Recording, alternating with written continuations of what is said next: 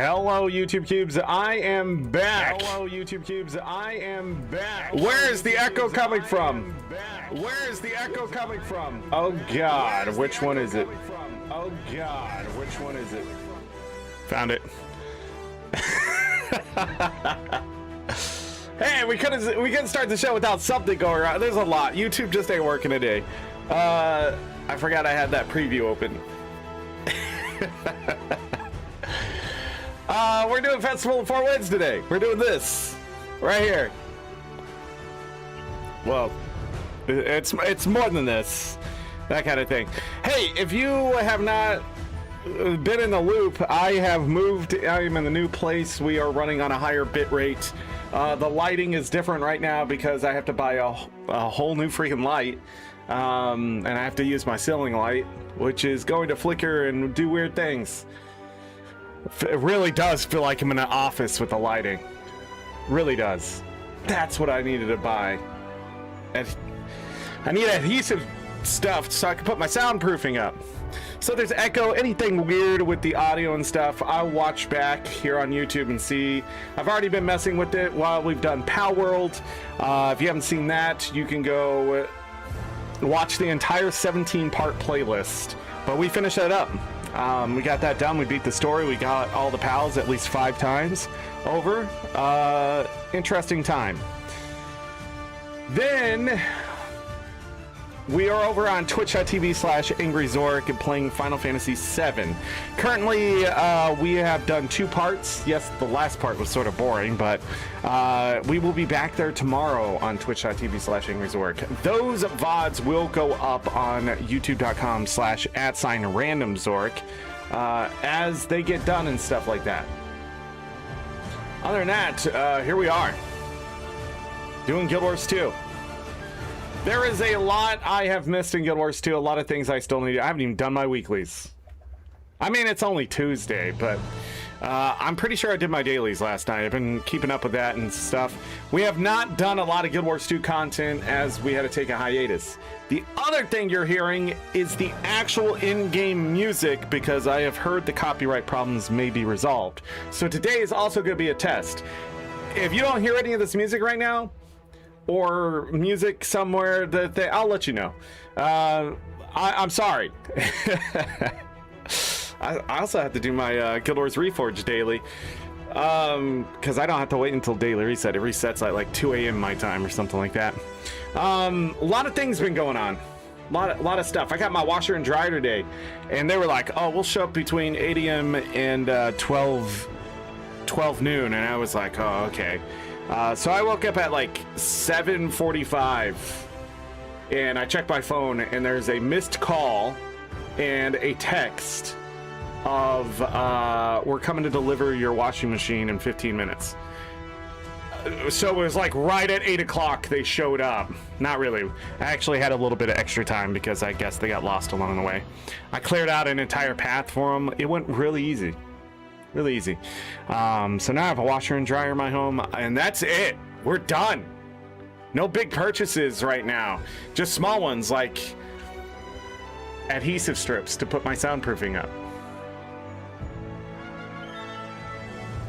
I actually subscribed to my dog's food. Dog? He knew I was talking about. I said food? You want some food? Okay, maybe not. I don't know. I wonder if he gets like Bo's like understanding like a certain combination of words. Dog food? Okay, never mind. I don't know. But anyways, my dog's food is now being delivered to my home because I ain't going nowhere. So, and we got to save money. And they're like, "Yo, if you just subscribe to this dog food, we'll give you a discount." And I was like, "Yes." Yeah, so their $20 bag of food is now only $12. Okay. You know, that's the kind of things when you own a home, you can start messing around. I still have a yard work to do. I still have a lot of yard work to do and things like that, if you're curious. I am not going to sit here and listen to this music forever, so we're going to go ahead into Arborstone. None of this music gets hit by copyright, by the way, usually. And we got to get started. But I do. You guys see that they send out the Guild Wars 3 music and logo? Did you guys see that? Can I be honest about the music a little bit? Not a banger. Not hitting me in the face like Guild Wars 2's music. That da da da da da da da is just it's right there. You know it's Guild Wars 2. Even when you go to like Guild Wars 1, Guild Wars Reforged, excuse me. Even when you go to that, like the music is like right there. I just feel like the first 50 seconds they could just cut off the beginning of that song. Now, I watched the thing where they go through the stuff. There's a lot of heart put into it, a lot of effort going into it. I'm not going to sit there and discount that. I just don't think it's strong.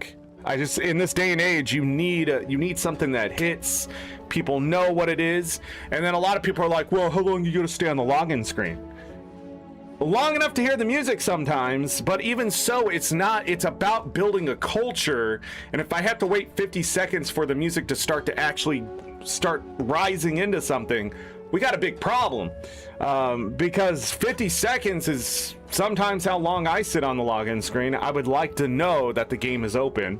But if I'm sitting there just hearing background music, because that's what it sounds like to me for the first 50 seconds, it's just background music. It's not anything that's trying to be loud or anything like that. And I don't know. What? Somebody about to die? No! I'm sorry, tornado warning for somebody in my alliance. Stay safe out there, okay? But anyways, yeah, so if you want my opinion on the song, I just find it's weak. This is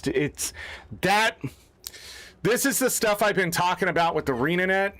I feel like they're sort of getting out of touch of, they're trying to pull in all these players, but I feel like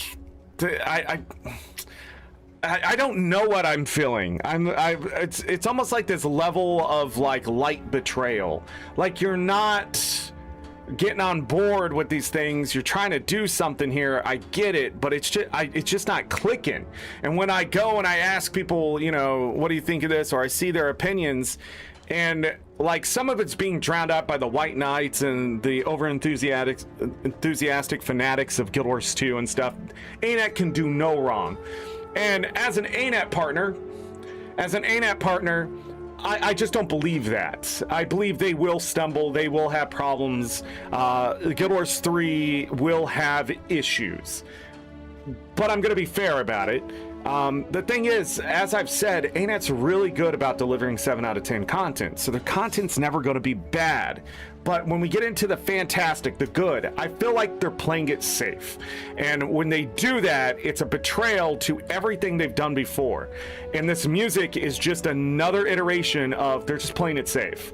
It's not a banger, it's not bad, it's just somewhere, it's like they're trying to get close to like just mid as possible for some reason. And I don't know what the lukewarm attitude towards Guild Wars is, but it really does feel that way. It really does feel like seeing that song just sort of just spells it out. That's the fucking issue right there. That's been my issue with Guild Wars 2 as we've gone into Visions of Eternity. Is Guild Wars 3 a good idea? And seeing this stuff is making me go, I don't think you should do this. You're taking a huge leap here, but you're not taking a full jump, and I don't know why you're so scared to jump off that ledge if you're going towards it anyways. Because if they don't make the jump, I don't know what the future of the company will be. And it's my biggest worry reading things and how the market is going right now. The market ain't good, and by the end of 2027 it's not going to recover.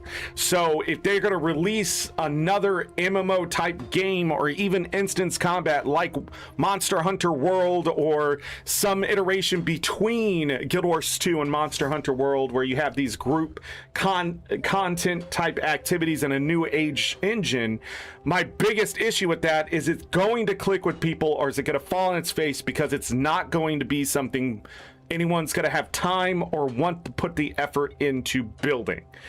as a gamer, as a community.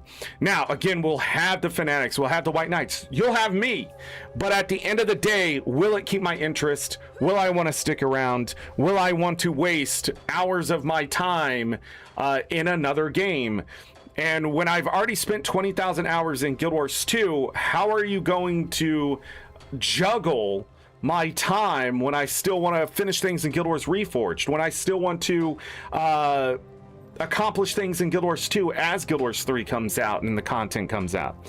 It is a huge leap, and if ArenaNet doesn't go full throttle into the release of Guild Wars 3, it's not going to be loud enough, and then it's just, the mediocrity cannot lie where it is. People are interested in how you're making the game. Don't get me wrong. People are interested in how the game is doing. People are interested on what you're going to do. But if none of that is impactful from the get-go, you are stumbling already before the jump, and that means you're gonna fall. And so the song, to me, is just an indication of a red flag. It's not hitting hard enough where everybody's going, yeah, Guild Wars 3. It just sort of said, oh, that's cool. And is that the kind of noise you want? Is just sort of a whimper? I feel at this point, there was more conversation criticizing the song, not so much even criticizing it negatively, but just sort of saying that's it. And this thing has been plaguing us since the last expansion. We can't go through this. That's it. It always feels in this industry right now, we're missing 20%. I just got done with Palworld, and it feels like we're missing 20% of the game. We're missing the polish. We're missing the oomph to the game where it makes me want to keep playing. And there's so many AAA studios out there that continue to deliver that kind of content that I'm just at the point, Guild Wars 3 just seems like it's just going to be another one. And you can't be another one in the day and age of a dying industry. You have to revitalize that industry. You have to make the competition. And I feel like right now everyone's playing it so goddamn safe that it's the lack of risk that is causing it to fail. If nobody's willing to try the new jet fuel, how are we supposed to make a faster jet? Right? If no one's willing to try the new tires, how do we know the cars can't go faster? How do we know the cars can't be better? How do we know if we don't try the new seasoning in the food and see if we can come up with something different? And ArenaNet's been so good about that in the past, revolutionizing how games can introduce things and be crafted and jerry-rigged even. But over the last few years, as they've given us all the quality of life and things, that's great, but then that sort of died. I feel like the spirit of ArenaNet has been crushed somehow, and I don't understand why that is the song, even though I like it. But the problem is I don't love it, and that worries me, because I love so much of, like, Into Dragon's music. Whew, I have listened to that so much, and I still love it. And that's just it. We're in the day and age where everything's been so great. If you start to slip behind that, you become mid to the gaming community, and your stuff will die. It's a hard industry when it's oversaturated. And now it's become even worse because it's owned by people who do not care about the video games. They don't care about the MMOs. They do not care about the game developers. And when the industry is owned by those people, it's a huge risk not to go full throttle. Especially if you're not one of the bigger top 5 dogs in the industry. And that's just sort of how I feel when I heard that song. It's just like, that's it. Again, it's good. It's great. Sure. I'll listen to that song again. Oh, man. Galka, hello. Welcome. But anyways, I just wanted to get my thoughts out there on the song. Other people have given their thoughts. It just doesn't feel like video game music, actually. I think that maybe that's the problem. We've gone too much into cinema.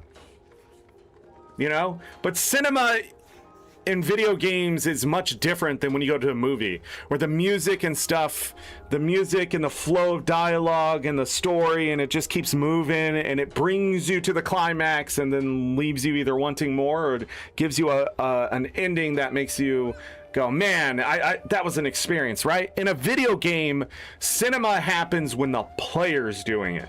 And anytime you try to get away from that, which a lot of video games are doing, where they're sort of just making the player watch something or listen to something, or they put way too much investment in the dialogue versus the player causing that dialogue as a reaction. Nothing's better than when you're fighting the end boss and you do something that's messing up their plans and they react to you in such a violent way or whatever. And that's the experience. That's when cinema hits, because all this stuff is happening. Enter Dragons is a great example. You're getting to the end. You're like this extremely overpowered character, and you're going through the dragons into this finale against the Void. And it was such, again, I feel like Enter Dragons was such peak content for Guild Wars 2. Were there problems with the expansion? Absolutely. But when I talk about Enter Dragons, the reason why I talk about it in such a bright light, I feel like that was like, boom, ArenaNet hit a stride and they were just going. Was remote work the answer for that company? Did they just not work well in the office? Like, you start asking questions like that when you start seeing these new expansions and things. Like, what is happening? What is happening? I just feel like the gears are getting just gooed up and they're just not able to get them moving the same way that they had. Of course, money and investment and all that stuff matters, but I don't know. It felt very lackluster to you. The speakers are shaking, your seat in the cinema changes things than listening to headphones or home speaker. No, I'm not talking cinema going to the movies. I'm not talking about that. I'm talking about cinema in the idea of when you experience something in your chair. So, like, going to the movies is its own thing. It can also add to whatever. Like, if you go watch a 3D movie, it adds to whatever. If you go watch it in an IMAX theater movie, what I'm talking about in movies is that the pacing of the movie and stuff is made by all the moving parts, while a video game is made by the person playing it. So, and I think that's where a lot of game devs have sort of lost their way in new age AAA games, where, like, you know, the best example I can think of is when you're doing a puzzle and then NPC gives you the answer after like 5 minutes, right? You are not playing the game is playing you. And that is not video games. Video games are, you find a way through the level that is easier or awesome, or you find the secrets and that kind of stuff. Those are the moments that you should live for as a gamer. If you're sit there and you just want to watch cutscenes, go watch a movie. If you want to sit there and just read good dialogue, go read a book. I mean, the thing is, video games are interaction, and I feel like that is dying in this day and age. So if ArenaNet gives us Guild Wars 3 and the NPCs are just playing the game for me, or they're the ones just moving everything, then what's the fucking point? Like, if the music isn't smacking me in the face of, we're going, let's go, what's the point? And I'm not saying like the dialogue, the music and stuff aren't part of the system. I'm just saying the most important part of your video game is the player. Whether you want it to be or not, that is what video games have always been in this day and age, devs. I don't know how you lost your fucking way. I think what it ended up coming down to, like, I think Netflix has the right idea, where they now have these interactive, like, it's sort of like a video game, but they're not, and you get to make the choices of where to go, and then it moves to the next part over and over, and you sort of make your own, like, television show or whatever, short visual novel type stuff. Like, that kind of stuff, I think, is good new age things for people who don't actually want to play the game. And I think that's fine. There's got to be those players. But when it comes to, like, MMOs and things like that, it's about the player. It's about getting them to interact with the game, with other people, and that kind of thing. And again, I think that's why Enter Dragons was so good, because that was their focus, was to get people to play together. and it just made a lot of great content. Now, like, if I go play the story with somebody in Visions of Eternity, I can't even help them get achievements. They have to do it on their own. And what the fuck is that? Where's the spirit of the MMO? And that's what worries me. They're trying to make cinema, but it's not a video game. It's, oh, listen to this great music. Oh, look at these great graphics. Look at this. Who gives a fuck at the end of the day? Those players aren't going to stick around. They're going to play it for fucking 2 hours and move on. That's what those players are looking for. It's the next $60 drop on something that they can drop here in a month. And without a subscription cost, you know, and even with it, how are you going to retain the player if the player does not feel like the focal point of moving something forward in their game? Players are the progress. Players are the progress. And the music needs to reflect that. If I open the game, I want to know I opened the game. I don't want to have to wait forever. How long? No, Galka, you probably missed some stuff. It's not your fault. I'm just saying a lot of stuff here. But anyways, when I played through that music, wow. When I watched that video over the music, and I sort of want to dive into it a little bit deeper than that, get some specific things. But yeah, they did the same thing with Into Dragons, and it was cool. I watched all this stuff. That's where I became a fan of McLean, you know, like, wow, yeah, I really like his stuff. That's what we've been listening to since all the copyright stuff is just all of his. So music is important. I say it so lightly. It's not true. Music is extremely important to how your video game is perceived.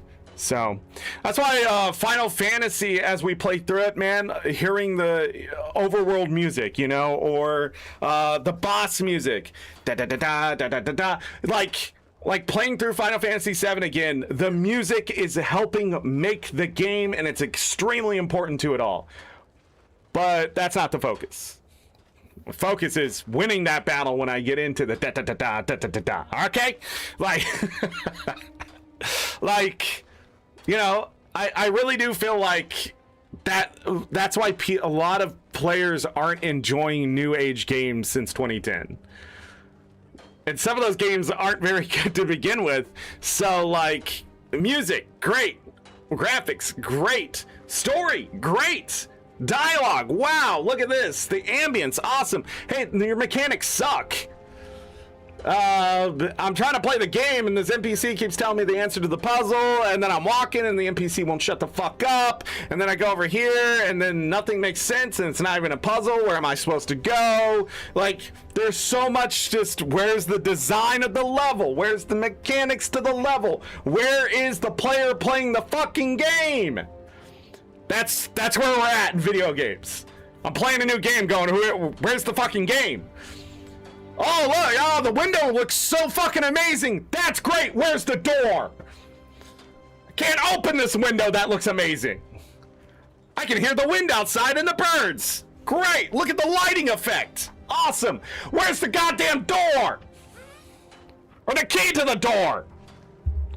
Don't you know you can search behind the painting? Oh, it's a clue. The key's on top of the window. Like, Jesus fucking Christ. Ah! It's a cold Dr. Pepper. I'm sorry, everyone. I have all these yellow jackets outside my house, and they're about to die to one of these bottles.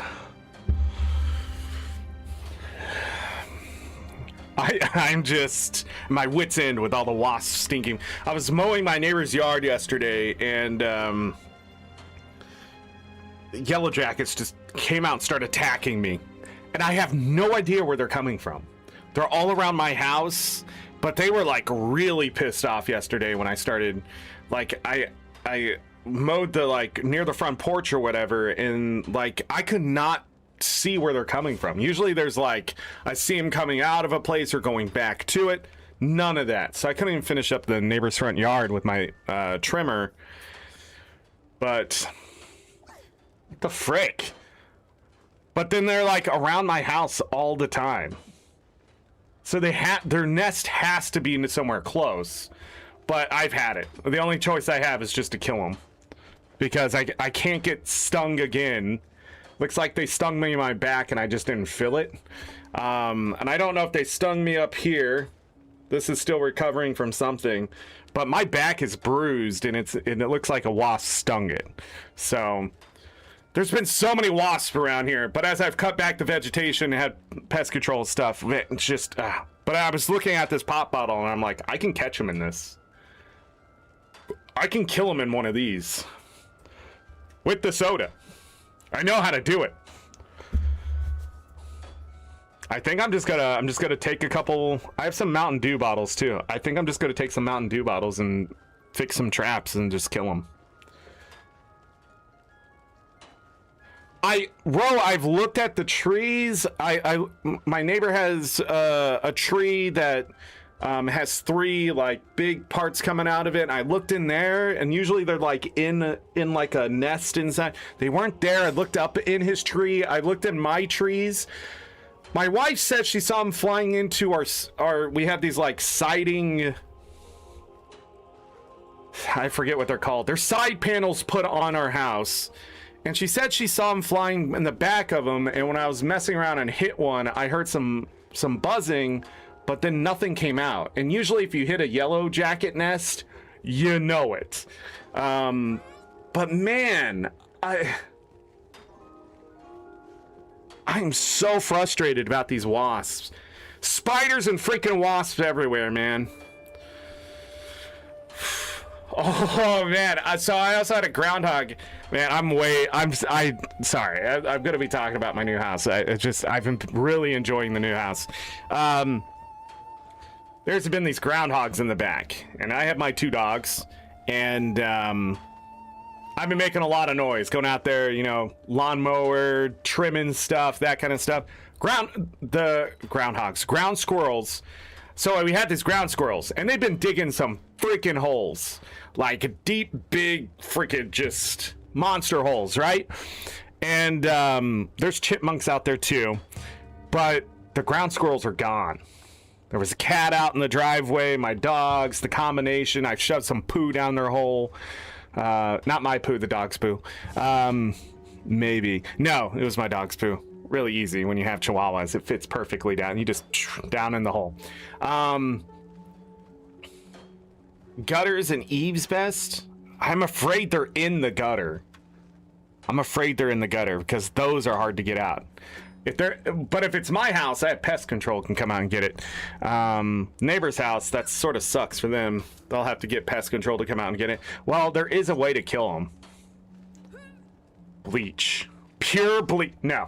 Anyways, so these ground squirrels were back there, and they were living in the siding of my garage. And I saw one. It came out and just stared at me, and then ran back inside of its little hole. I haven't seen them for days now.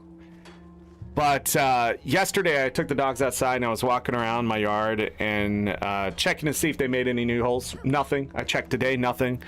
So there hasn't been any updates to the ground squirrels. So we had this cat that was over here. The birds have been out and about since I cut back the vegetation because all the bugs are exposed and they're just having a heyday out there. So I'm attracting predators, which is exactly what I want. But yesterday I saw a fucking huge ass hawk. I was just standing there and all these birds were just chirping. I just heard all this chirping around me. And there's been these chipmunks now that have been running around. And man, I saw the shadow go over me and I looked up. Just a huge fucking hawk. And I'm like, that's why they're probably gone. This guy has moved into town and he was just hunting. And it was really low. So obviously, like, he was either going in for a kill or whatever. Now, before somebody goes, oh, he's gonna go after your chihuahuas. Predators usually do not go after other predators. Okay? Yes, I've seen the picture of the eagle killing the alligator. Okay? Eagles are huge. If you don't know, eagles 6-foot wingspan. If they came down and grabbed you, you deserve it. Okay. But for the most part, they don't go after pets. They don't go around people. Birds of prey do not tend to want to go after people. You know what will go after people? Turkeys, fucking pigeons, Australia, magpies. You know what I'm talking about? Pecking you on your fucking head. Little fucking grackles and blue jays. Yeah, they'll come down. Hawks? Nah. Eagles? Nah. They're just not going to mess with people. They know another predator when they see it, and they're not going to mess around with it. Even small dogs. I have yet to hear someone from their mouth say, my small dog was taken by a condor yesterday. Never. Usually it's a coyote, a wolf, or something that is already a dog, or a mountain lion. I've heard that.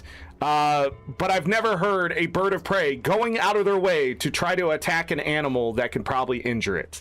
Okay? Little rodents don't stand a chance. They just, boom, dead, because they're going to grab that motherfucker and they're going to just tear it apart. Right? Dogs are too risky. Dogs can tear them apart.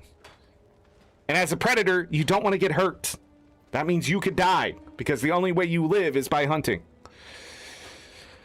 Ravens will go after people only if you piss them off. Anytime I see a crow, raven, and pretty much any, like even grackles going after people, you've done something to them usually. Or you haven't done enough. Because let me tell you something that makes grackles go away. A shotgun. One good blast and a kill of one of them, and they're outie. You won't see them around for a long time. And if they do come back, they're stupid. There's something wrong with them. Yeah. I knew a farmer who was having issues, and somebody's like, just go out and shoot him. He went out there with a freaking 12 gauge. A little overkill, if you ask me. Or 10 gauge. That's what it was. If you've never heard a bigger shotgun go off. And he just blasted, and like 2 of them fell, and the rest of them are gone. Never saw him again. We could not figure out why they were there either. He didn't have like a feedlot. We went out to see if like they were eating stuff, but they were just congregating there. That was the weirdest time ever. It reminded me of the movie of the birds. They were just in the trees and everything, and then like a lot of them left, but then there was like, man, a good 40 of them just sitting out there. Just we came back the next week, and he said they'd been there all week long, shitting on everything. They would fly out, come back. Weird. Birds are weird. They know things about the world, you know? Anyways. If crows are going after you, you're a fucking jackass. Crows are so easy to befriend and just leave alone. You never have to do anything to them. They just move on. They only show up where there's food, and they only stay where it's safe. So you can easily make friends with crows simply by feeding them and giving them things they need. And they'll protect you too. So like if you do that over time, and then like somebody tries to hurt you, like another human or an animal, they'll attack it. They'll go out of their way, because if you're providing them things, they see you as a source of living, of survival. So they don't want you to get hurt either. Don't do it though. You don't want a hug from your grandma to turn into a trip to the hospital. Grandma lost an eye. My crows did it. But the key is just don't mess with them. And if they're blue jays, they're just assholes anyways. Did you know, fun fact about blue jays, they're not actually blue. That'll blow your mind. That'll blow your mind.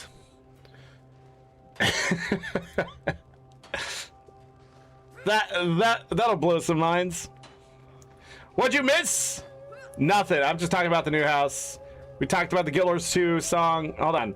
I got one more thing to do here. Give me a moment. I weirded myself out by doing this, but hi, Remy. Boom. Boom. Boom. Boom. Boom. Dang. 5 gifted memberships. We're doing it again. Sorry, Bobo. Boom. Boom. Boom. Boom. Boom. Wow. Midnight, Morpheus, Tominio, Matthew Huffman.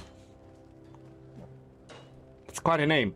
Finrian, Jughead, Jolly C, Chaznificent, Mew1, and Family Love. LP? What does that mean? Enjoy your gifted memberships. Yeah, Chaz got one. By the way, if you would like a gifted membership here on YouTube, make sure you turn on that setting. That includes all channels that you want a gifted membership from. If you don't turn on the setting, just look up YouTube gifted membership setting, right? And go through that. Make sure you turn it on if you would like a gifted membership. I send out 10 every month, usually at the beginning of the month, but we had to delay because I moved into a new house, and then I forgot.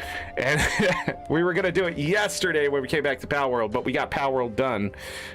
So I was on Twitch, so we had to do it today. Usually I don't like doing it this late, but you know, whatever. But there it is. Gifted memberships. Done.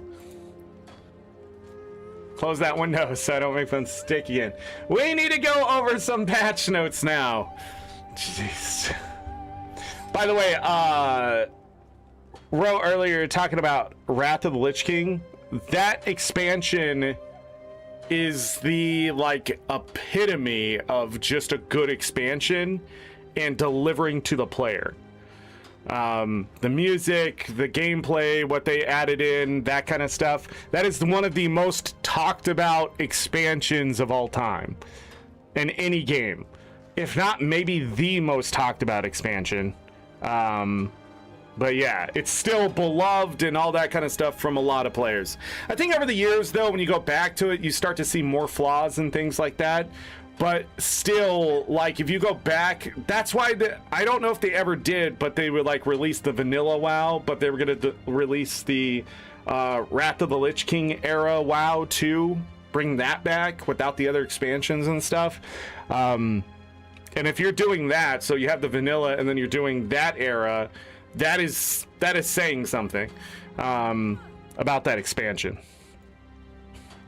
A lot of people, I think a lot of people fell away during the Panda one, or after the Panda one of those. When they added Pandoria or whatever it was. There's one song that was not on the soundtrack. You have to find a YouTube of it. There was a Final Fantasy 14 Ultima Weapon song when it first came out. For the raid and when you fight it during the story or whatever it is. And that song is phenomenal. I still go back and listen to that one. But I remember when that song came out, whatever expansion that was, or I don't know. But then Square Enix went after everyone that put the music on YouTube, and it was gone. I could not find it. And then somebody brought it back. Pandas was the last he played. But then he got into Guild Wars 2 and made the good decision, never have to pay a sub again. But now you're stuck doing 40,000 achievement points. You're almost there, Remy. I believe in you. Let's talk about the August 11th, 2026 patch notes. Don't forget to shut off your third-party stuff. I got to go through this. Because we gotta get into the game and get stuff done. On behalf of Queen Jen and Crowder, the Captain's Council of the Lion's Arch, you're cordially invited to participate in the return of the Festival of Four Winds. For some reason, I thought it was Festival of Four Winds for a little bit this morning, but it is the Festival of the Four Winds. I have no idea why I just thought it was Festival of Four Winds. High atop the labyrinthine cliffs, our Zephyrite friends have been working in tandem with Lion's Arch to host an incredible variety of fun vendors and events to entertain visitors from all across Tyria. A celebration of unity and peace between our cultures is more important than ever before, and we hope that you will join us in the festivities. In the spirit of cooperation, Queen Jenna has personally overseen the reopening of the Crown Pavilion, featuring a variety of challenges for Tyria's finest to test their mettle. Transportation of the festivities couldn't be easier. Special hot air balloons are now stationed in each nation's capital city. Visitors can also sail directly from the ship in Lion's Arch. We look forward to seeing you at the festival, Captain Ellen Keel. Complete the annual Four Winds custom meta cloud turgaroos. I don't know how to say this word. Jeez fucking Christ, Dana. You just come up with random shit. Oh shit. Hold on. Why is it even picking that up? Holy fuck, now my entire shit just failed. Hold on. I gotta go back over here. OBS, you fucks.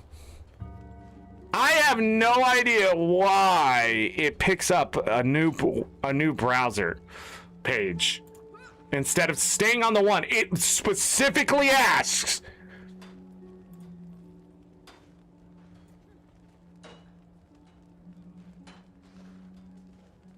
Huh?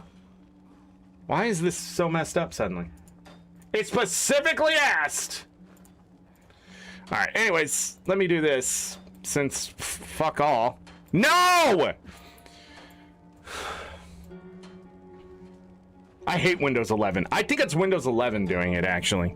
I blame everything on Windows 11. It is a terrible operating system. It's probably one of the worst operating systems. The Snap 2 effects, like, I like the Snap 2 effects until they start taking over any control of any window the moment you start moving a window. And then suddenly, like, it's half a window or it just gets moved somewhere. And it's like, leave me alone. Where's the button to shut you off? Like, where can I hit you in the face, Windows 11, so you stop doing stupid shit? Fuck. Anyways, what was I gonna look up? Oh, how to say this fucking name. I don't even know how to spell it, and I just stared at it. Yeah.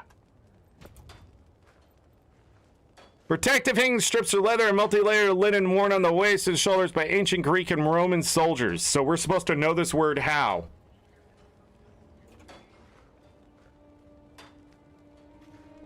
Somebody...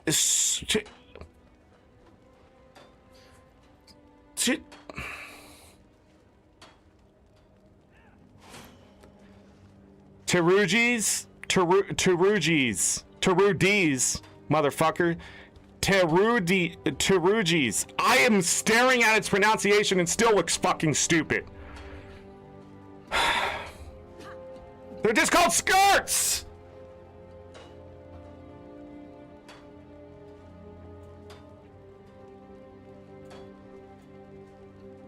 How do I get you to play it?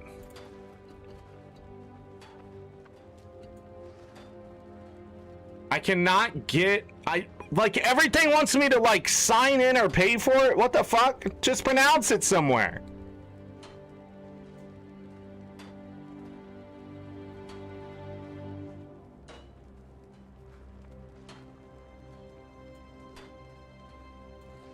Okay, can't do that. How do you pronounce... Pterodactyl? No, I know how to pronounce that.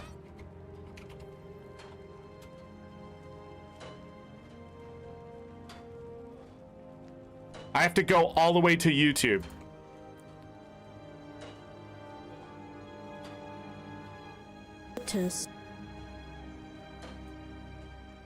That's not even the right word!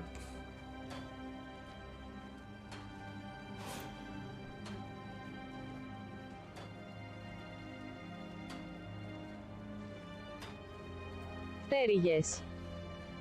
What? Πτέρυγες. Πτέρυγες.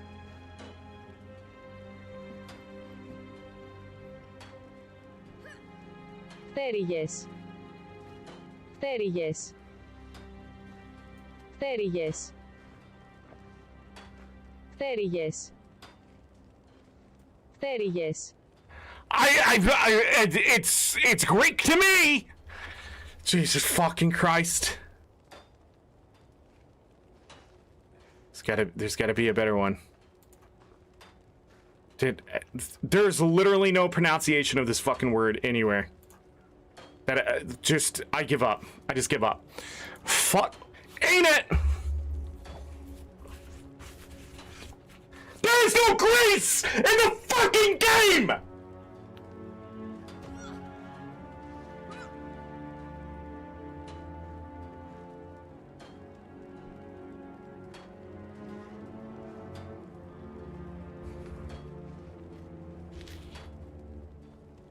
I feel like just...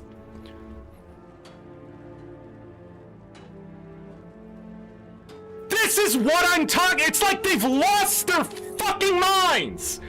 Can you come back to Earth? Can you sit with the people?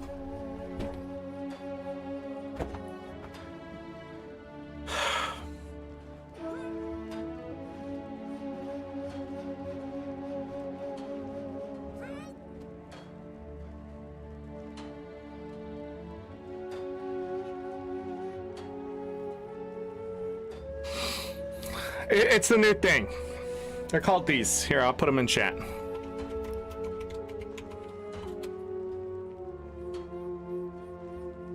It's just a skirt. I feel like I'm just giving up on anything. I mean, I already have a hard time speaking English as an original English speaker. But then, like, you start throwing in just random culture words, you're fucking wasting your goddamn time. Like, I'll be honest, that has to be put in every other fucking language, too. Right? And I don't know if it's going to translate well or whatever, but if you have Greek as your fucking standard language somehow in Guild Wars 2, you're in fucking heaven right now. But even so, nobody wears these anymore. I understand it's a fantasy fucking game, but it's like every time I see somebody put a fucking Falchion goddamn rapier in any goddamn fucking game anymore. It's a goddamn fucking sword. I understand there's a style of sword, but if you're going to make it special, you give it a special fucking name that gives it the description and what it does, right? So if I have a fucking goddamn epi sword, I'm not gonna call it that anymore, am I? Or EP or whatever it's fucking called. You wanna know why? Because I speak fucking English. And I'm not gonna sit here and be like, English is the dominating language of the world, but Jesus fucking Christ, it's a cloud skirt. Let me look it up on the wiki real quick. I swear to God, if this is just a skirt of fucking storm... Oh my God. It's not there yet. We're gonna have to go. We're gonna have to go in game. They've just been doing this. Plaid shirts and fucking leather pants on the fucking goddamn gym store. What is happening to this game?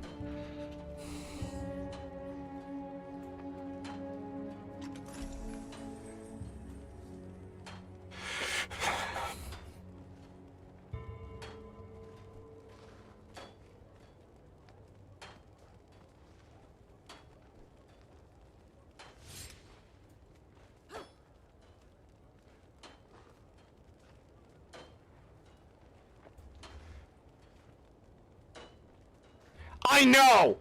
I feel like ArenaNet. No, I feel like the people who come up with the names and the concepts and stuff like that have gone to too much education, right? And they're trying to relive their college days or some shit.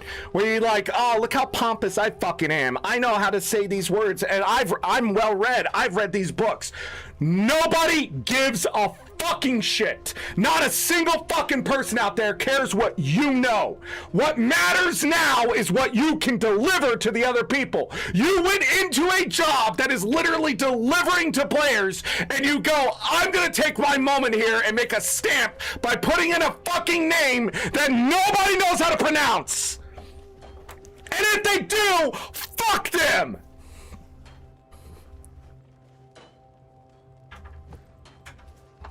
How'd this happen? Hold on. How'd this happen? Oh no, it did that. It did that thing where it makes a knot without actually making a knot, and I don't know how to undo it. Oh no. Shit, that ain't gonna work. Yeah. Hang myself on stream, that would be a thing. I almost just said something. Oh, I see what happened there. Okay. Stop! God! It's great seeing my face again. Thanks. I'm gonna go turn my air conditioner on. Really quick. Fuck it, I'm just gonna get up and walk away. There's nothing you all can do.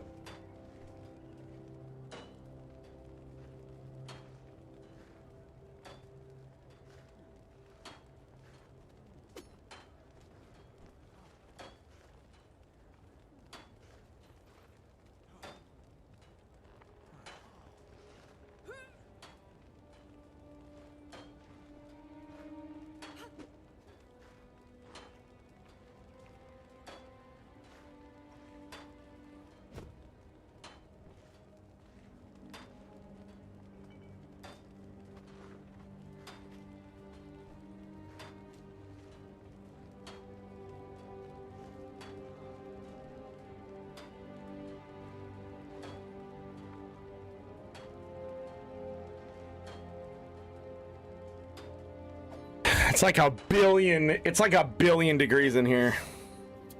It went from being a little too cold in this room to like 1,000 degrees because the sun came out.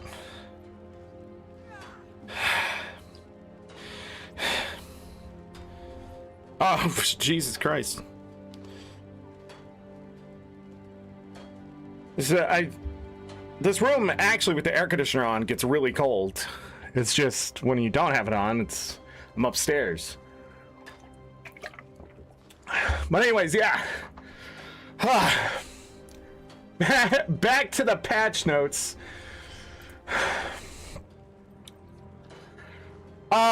Your cloud skirt.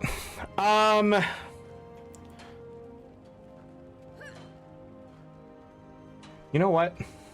I know for a fact.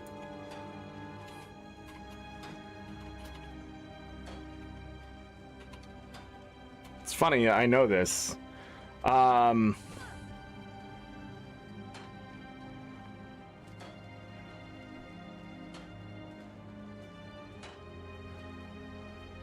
They're called tassel skirts. I don't think they're called lappets. I think those are more,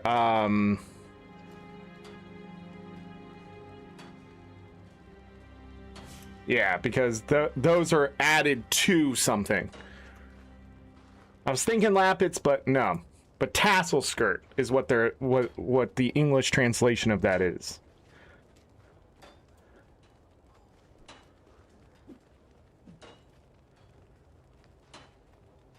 And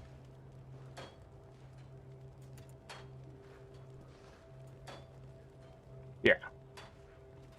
Nowadays, I guess maybe they're not called that anymore for style reasons. God dang. But it's pretty much any straps that hang off of a skirt. These are very specific because they just took the literal Greek skirt and then just put it in the game. Probably to capitalize on what's going on, maybe? I don't know. And then we already had this, the cuirass. Anyways, I'm already over this festival. For adventurers looking to fine-tune their fashion, both of those fucking things can be found to unlock the alternate skin amidst their cloud effects. A new Spellwork weapon set is now available, reprised through classic Clockwork weapons. You receive your choice of weapon by progressing the annual 4 wins and the weekly. Last year's Leviathan bone set can be acquired from the weekly festival vendor. A Clockwork spear has been added to the Clockwork weapon set. Everyone's other favorite dragon, Plush Krauky, is now available from the festival rewards. Does that finish that collection? We'll find out. A new mini lightning crystal has been added to the festival vendors. Deflahar is sitting here waiting to just ruin your life with more decorations. Canton Trader Cart, Canton Merchant Stall, Canton Merchant Canopy, Canton Merchant Stall open backed, and the plush Krauke. Special objectives now available in the Wizard's Vault. Various issues have been fixed for a safer, more pleasant festival for all participants. The Festival 4 Winds will be available for 3 weeks until August 11th to September 1st. September 1st is when the Wizard's Vault was supposed to end. It has now been announced that Visions of Eternity's next episode will be September 15th. Code of something. Doesn't matter. We still have until September 15th. So that means we should be able to get Final Fantasy VII, Kingdoms of the Dump, and Final Fantasy VIII done before Visions of Eternity. If we're not done with 8 the time Visions of Eternity comes around, we will pause, finish Visions of Eternity, then finish 8. That's what I plan. Or maybe not. I don't know. Yes, I do. Well, that's how we have to do it. God, this figure hurts. Is it in there or not?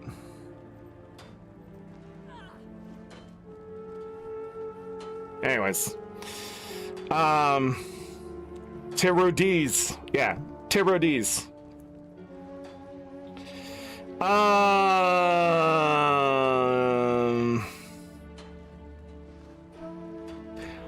And by the way, Remy, I do watch people talk about ancient armor. I am that level of nerd, but at the same time, it's more about, oh, that's cool, and to never make it myself or have to wear it. I would literally, if I made a video game and made that object, I would literally just call it whatever material tassel skirt.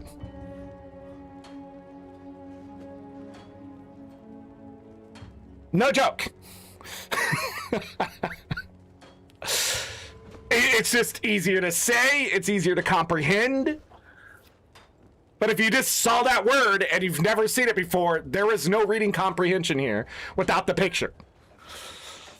There is nothing to translate there for a person without seeing the object.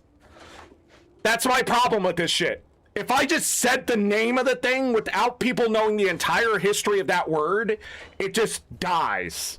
Like, ArenaNet keeps making a game for 14-year-olds that are trying to be edgy, and then they add in all this, like, 50-year-old adult nonsense. That's really how it feels. Like your dad came in and added something to your video game. This would be one of those. They just continue to do it. And it just comes out of nowhere sometimes. Oh, look at his great legendary gloves. Still cannot remember the name of the fractal legendary gloves. So you know what I call them? The fractal legendary gloves. Or the quick play legendary gloves for fractals. I already forgot their name because it's just so unforgettable of a name and stuff. Now, it's not going to be that for everyone, but if the majority of the people, if I was to quiz them right now and start asking them, what is this, and give them the name, most of them wouldn't be able to get most of it right. It's because the names are dead in history. Like the generations before, or even now, millennials can't let go of the past, but the generations before millennials seriously could not give up the past. They will continue to dredge up names, things that are dead to history. Like, completely. And they'll just bring that name into something. Or they'll bring that history into something, right? Even though the history isn't that important, it wasn't like a changing thing, it was just a time. And they feel like it's just important to bring it up. But at the same time, I'm playing a video game. If you want to make a game around a point of history, sure. But if you want to start pulling names out of ancient Greece because, I don't know, somebody at the company just loves ancient Greece, I would think twice. If the entire game is centered around ancient Greece, then I have no choice but to learn it, right? But this is Guild Wars 2, where literally there are weapons in the game called Iron Fist. If I asked you what weapon is Iron Fist in the game, what would be your guess? There's no fist weapons in the game.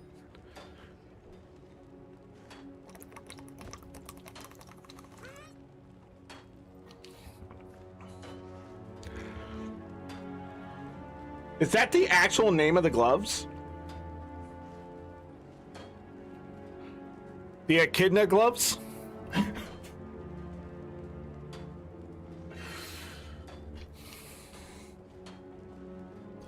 Didn't I look up the pronunciation of those gloves too?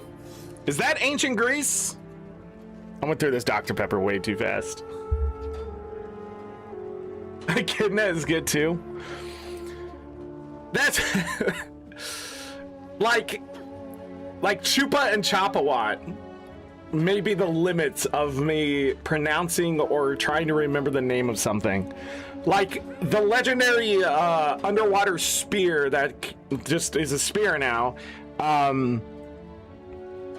Like that name is derived from a very specific culture, and I just can't remember how to say it.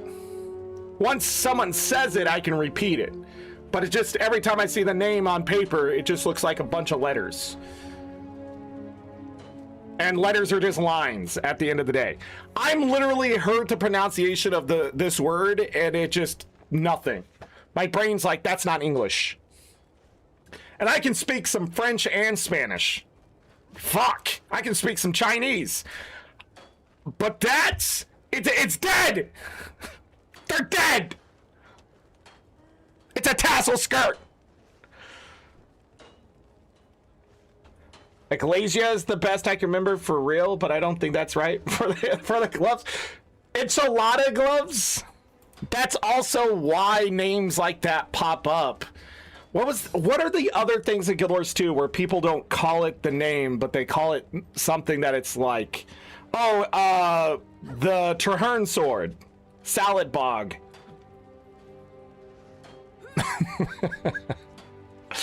It's not the name of it, but you called it something nobody wants to pronounce. Yeah. Salad bog. That one. Anyways, September 15th is the next episode of Visions of Eternity. We will be back for sure here on YouTube in Guild Wars 2 for September 15th. After September 15th, as long as we're done with... so just to show you the timeline, right now we're doing this today here on YouTube, Guild Wars 2. We will be back on... Did we do Guild Wars 2 last week? I feel like we did it last week or something. Time is just moving. I spit on my desk. So we're doing Guild Wars 2 today. We're back to Final Fantasy 7 on twitch.tv/AngryZorric. Tomorrow we'll do Final Fantasy 7. We'll be back here on youtube.com/AngryZorric for Kingdoms of the Dump. We'll be playing that. It's an RPG that I've started before, but it had issues. We're going back to it. It's like an action RPG-ish game. Sort of like a mix between Chrono Trigger and... not really. I mean, it's derived from Chrono Trigger and Mario RPG type stuff. So, you know, when you fight in combat, you have to press the buttons and stuff. We'll be playing that... When we're done with Final Fantasy 7, we'll be back here. Then we'll be going to Final Fantasy 8, end of August, into September. And then when we're done with that, we'll be going to Fields of Mystria. But depending on where September 15th lands, we will be back here on YouTube for Visions of Eternity. If I need to do Guild Wars Reforged, Guild Wars 2 stuff before then and stuff, we will do that. We may even do it in between some of that stuff too, just to cover stuff. So we'll see what happens. We also have the 14th anniversary of Guild Wars 2, so we might be back for something with that too. Titus Celestial Weapon in Final Fantasy X, so I knew it from back then. Oh yeah, they've been doing this shit in video games forever. I'm just saying it's overused. Mouth for the mouth of Mortramoth.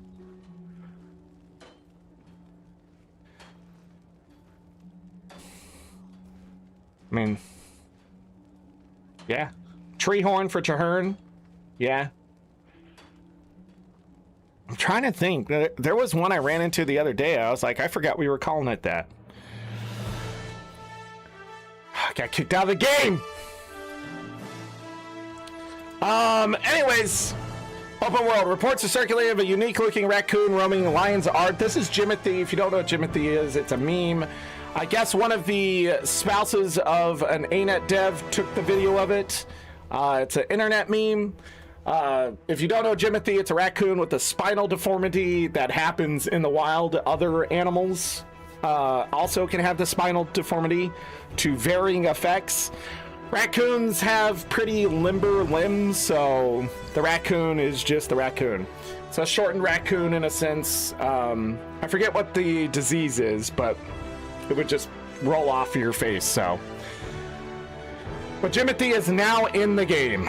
Interact with this critter to unlock a new miniature and add them to your homestead. Fixed an interaction and progression bug with the 12th hint of the spiritual child care. Updated the number of days remaining in the Wizard's Vault Special Objectives tab. Again, that should be September 15th now is when it ends. Updated the number of days remaining in the Wizard's Vault Special Oh, wait. Yeah. Black Lion vouchers will now only display options not owned by the player, preventing them from claiming something they already own. Nice. Updating the appearance of some extra life donation pets that were incorrectly set to default model. Updated the appearance of some extra life donation cats that were using a series of older models with new modernized versions. Fixed an issue that prevented the proper obtention of Artisan Zara's cape skin and Artisan Zara's hood skin through the guaranteed wardrobe unlock. Obtention? I have not seen this word in I don't know. I feel like I'm living in a different reality lately. Players who've obtained only one piece may retrieve the other one for the Black Lion Exchange Specialist vendors. Fixed an issue that could cause some conversations to refer to events at the end of Living World Season 1 before the player had completed it. Lol. World versus World! Fixed a bug that caused war score not to be given when killing Daliacs. Added placement. Are we back in a beta? Is that what's happening? Added placement-based skirmish rewards that become active when war score beta is enabled. Qualify these rewards by gaining world versus world participation. Rewards can be granted while offline. Match history now exists. Its dedicated match statistics tab and now shows war score stats when a war score beta is enabled. War score values no longer scale with enemy player count or objective type tier during war score beta. Guards no longer give war score. Camp supervisors now give 2 war score upon death. Capturing a century now awards 2 war score. Increase the war score gained through defensive player kills from 3 to 5. Defensive war score actions must now take place inside defend attack event area of the objectives during the beta. Objective UI, dialogue, and map tooltips now show capture progress and progress ticks, in addition to upgrade score values when applicable. Ranger, Poison Volley. The audio of this skill has been adjusted to fix the issue that caused frame stuttering. Huh. Interesting. Any new notes? No. Let's get in the game. We got a lot of grind. Festival 4 wins, I will tell you, is grind. I don't want this character. Not chronically online, so I just see deformed raccoons in person and I don't give them dumb names. Hey now! I think Jimothy is a great name. To a raccoon, eh.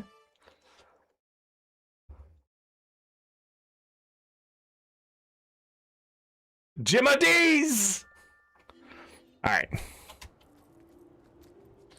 I shouldn't have yelled. I'm coming off the tail end of an arthritis flare-up. No money? Alright, what do we gotta talk about? What do we gotta do first? Let's talk about shit. Gym store, what do we got in there? Character slot expansions. Rose Monarch's crown skin. For 400 gems.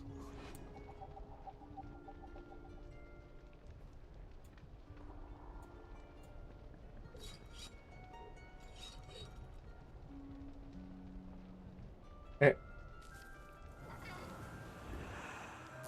400 gems. What is happening? What am I looking at?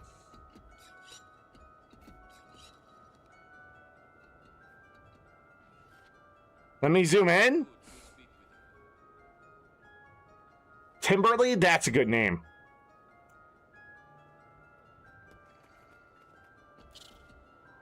I don't know how new. It says it's new. I haven't seen it. Rose Monarch's crown skin.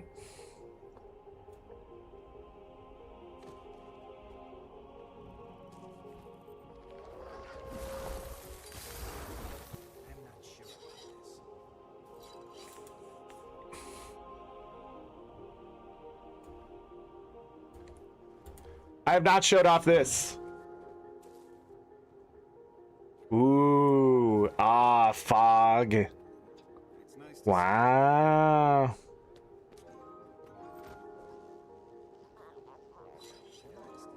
But for 400 gems? You think that's $5?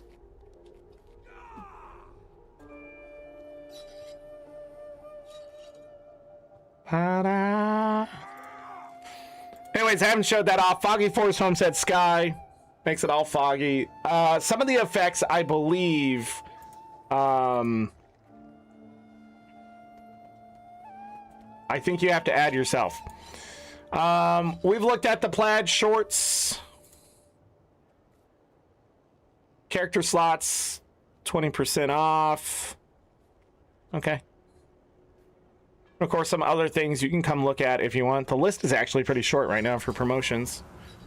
Anything else? No. No. Reset all your account stuff. What do you mean? What? What?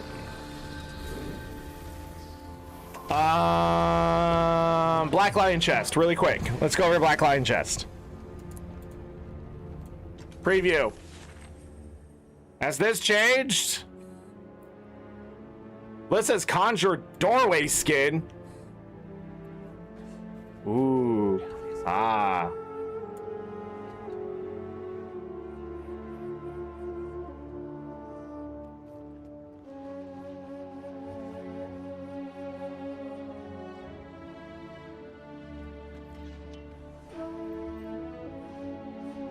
Huh. Looks pretty nice. What else is in here? Bubble wand? Oh, we got this. Yeah, we got the bubble wand and dagger. Bubbles.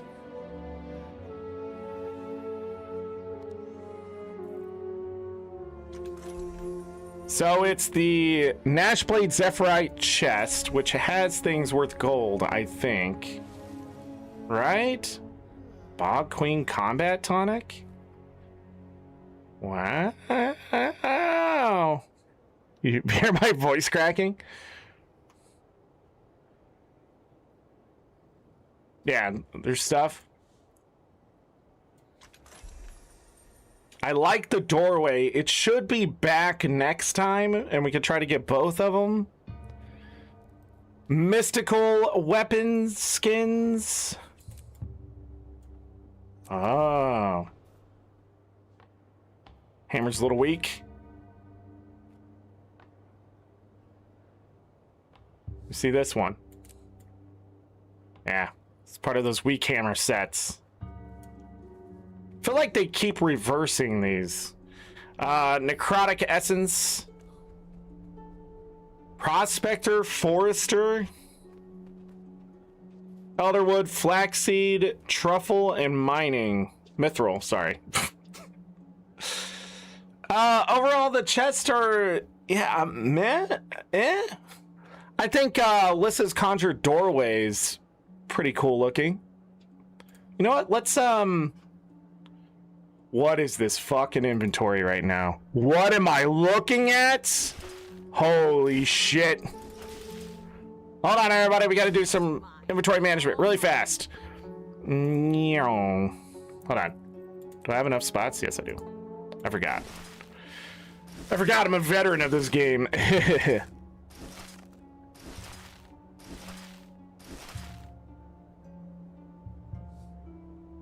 Salvage. Meow.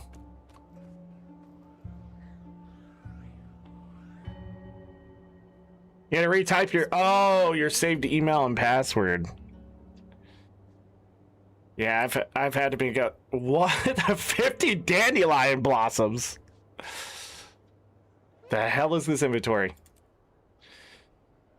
All mine.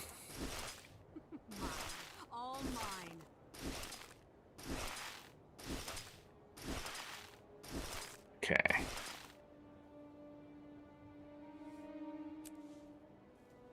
Meow. Oh no. Why are these sitting here? All shiny.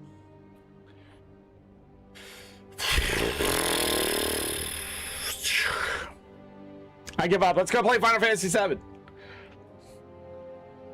Inventory management.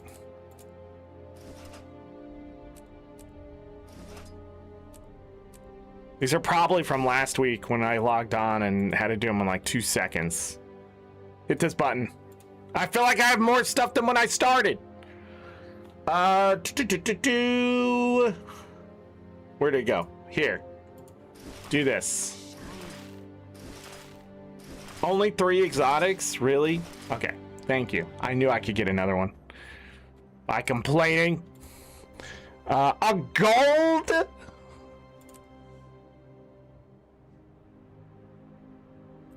Go, Ecto, go. Go, Ecto, go! Look at all this Ecto!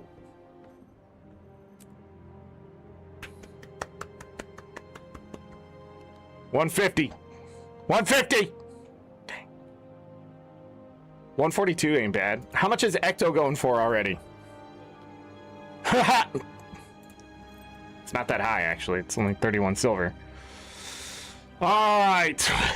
I don't know what that noise was that came out of my mouth. I'm just gonna salvage all that. Do this. Sell all that. So we can open up 25 Black Lion chests. How many keys do I have? 126? Yeah, we can open up 25. Put all of this away. We can keep the materials where they are. Oh shit. Luck.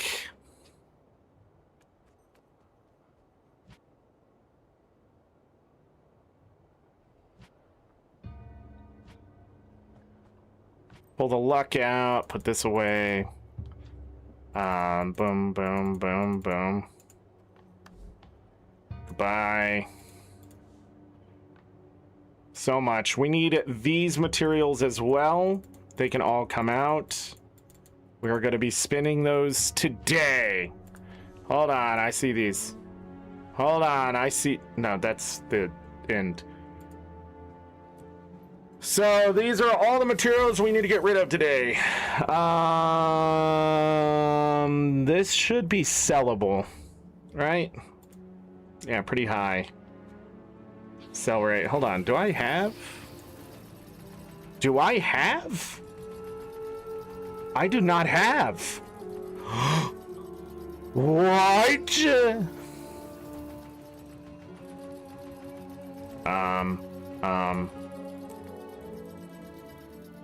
Okay. Now I have. And for the warp blade. It was for 2 collections. Wow, what a find.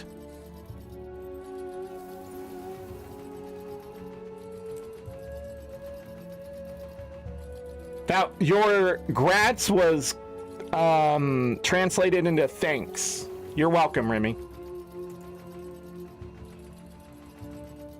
And thank you, YouTube. for translating Grats. We're gonna be fighting Grats in Final Fantasy VIII. I forgot about that. To get the Shumi tribe. Oh my goodness. I still have a stack of unidentified gear. I just realized. Oh my god. Where is a Black Lion salvage kit? All the way down here? Why are there just 3 sitting there? God help me. Just salvage them all. Mine. All mine. Okay. Alright. I'll take 7 ecto. What is the... Get rid of this. Who cares about money? Who needs gold in this game? Am I right? None of you? Yeah, I don't need it either. You can't wait for Final Fantasy VIII? I can. I don't think I'm ready. I'm not ready for this spaghetti. Your ha ha ha ha ha ha was translated from ha ha ha ha ha ha ha ha ha. What the frick? YouTube, what the frick? Stop translating random shit.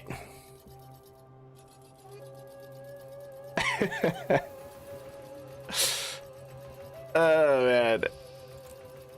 Mine. All mine. Oh god, we ArenaNet, can we just put the luck in a wallet? Can we just put the luck in a wallet?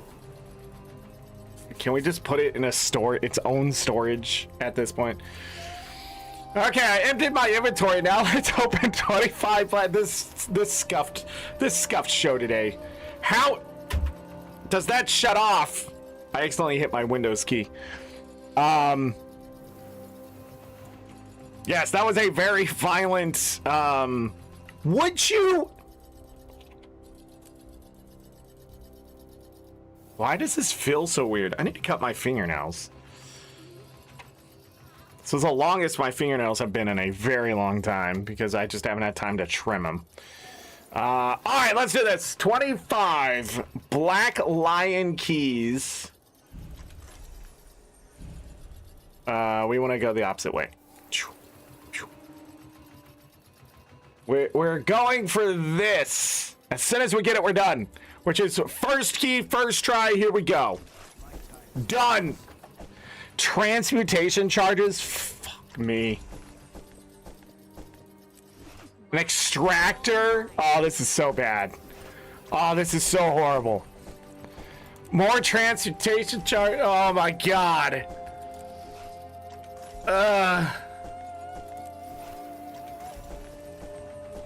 Okay.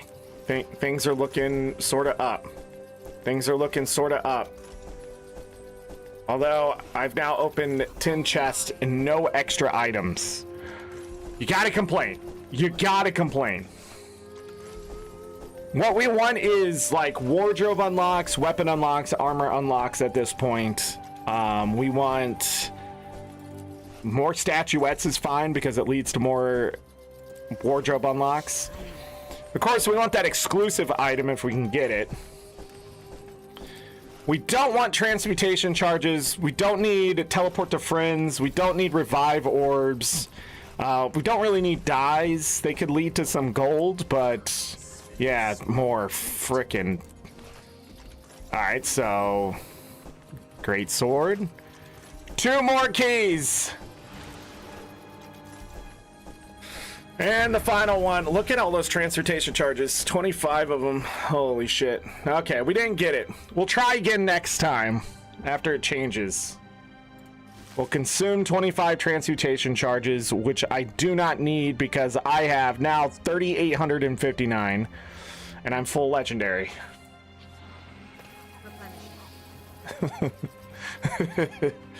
All right, so we got 25 transmutation charges, 29 Black Lion statuettes, 4 extra ones, bunch of dyes, 4 of the wardrobe unlocks, guaranteed wardrobe unlocks. I saw the weapon unlock, miniature claim ticket, 25 of those, Tyrann exchange voucher is also a good one. We got some metabolic primers here. And then we got 2 skins right here. Upgrade extractor, I don't need either. I'll take ticket scraps. All right, so let's put all of this down here because it just needs to go in the bank. We might actually use these primers.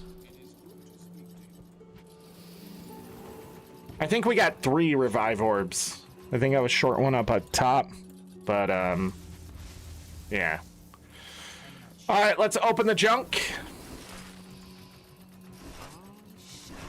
We will wait on these until the very end. Did I get a gold? No, I did not. All right, so no, where? Huh? Did I pass them? I passed them. Where are they at? Dies. Those. Am I stupid?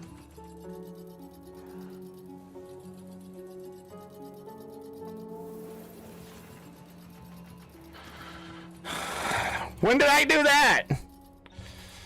I don't know how to play this game, and I'm here trying to show things.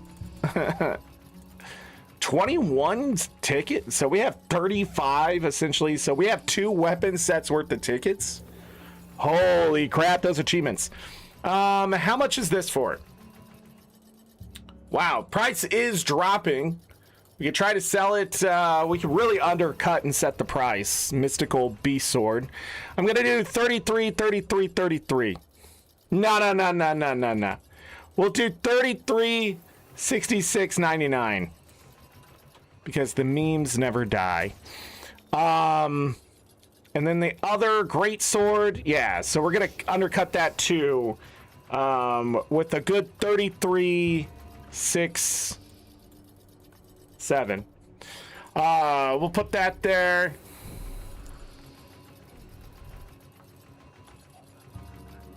All right, let's open these dies. I got 2 caustic dies. No! Jesus Christ.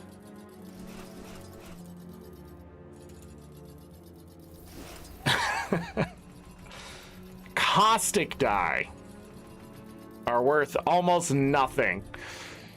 Cocoa die. Nah. Honey die. Wow. Lust die. Silver lead die.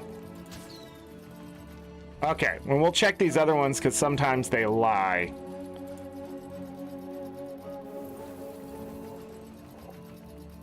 Okay, salvage. This is the only proper course. Did I salvage that freaking thing earlier with... I just realized what I did. How many statuettes do I have? Okay, we'll buy 1 then.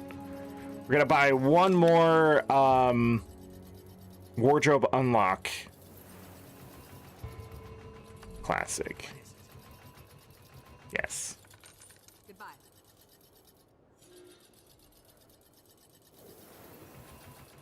Oh, we need to talk to this guy really quick. Did we get the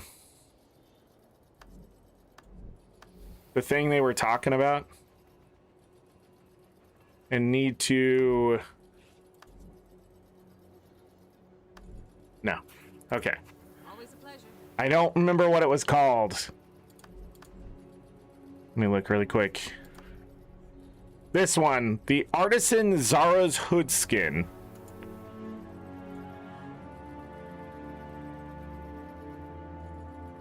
Okay.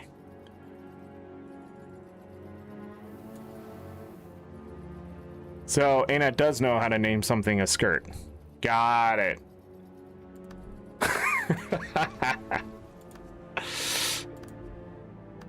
Sorry, not sorry. All right. Let's open the guaranteed weapon unlock. Tons of weapons to acquire. Let's hope for something good.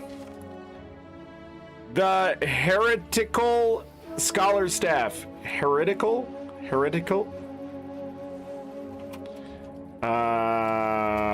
Scholar's staff. It was 600 gems, currently 480. I saved $5. Nice. All right, and then the guaranteed wardrobe unlocks can give me outfits, gliders, armor, mail carriers, weapons, probably weapons, and minis that I don't have. Before I do any more of this, let's not be dumb. Let's go to the wardrobe unlock analyzer and spend some money. Who don't want to spend some gold? Let's analyze up to 25 gold of sell price. All right, we got 4 things I need to buy. Thanks, the other better war. Love struck protector. 23 gold. Buy it. All right, next one. Tempest Warhorn. Yeah, under 25. Sun Scythe. I've been looking at this one for a while. It's been pretty close. I don't remember where you get it. Ley Line Scepter. Okay. I have everything else in the game that I can buy off the trading post or I need for the wardrobe unlock is either 25 gold or more.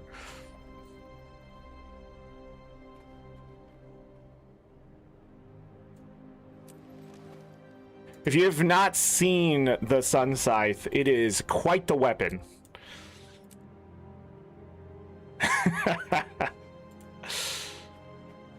Funny enough, it is a staff.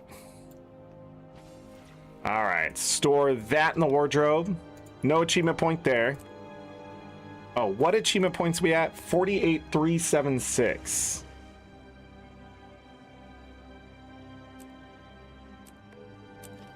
Okay, those are closing in. I ran out of Black Lion stuff. Get rid of that. All right, let's do this. Even getting something at... Nice. Even getting something at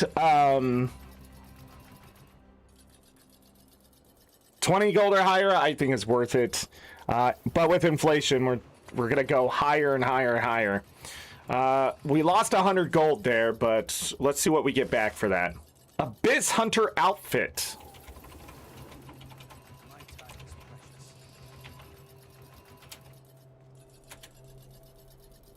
$700 gems.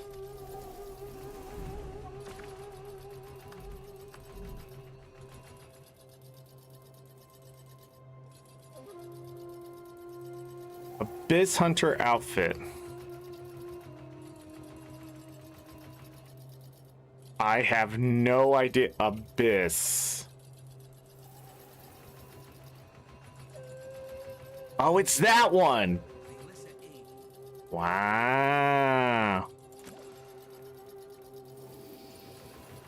Next one. Foxfire Spear. Could I have bought that one?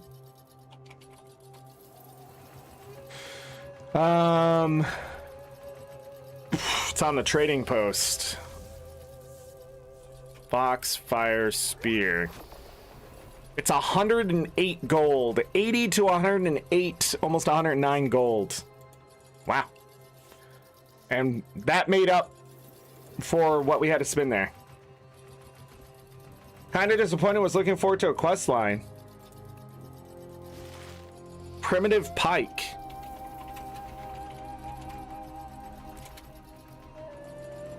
Primitive Pike, the skin.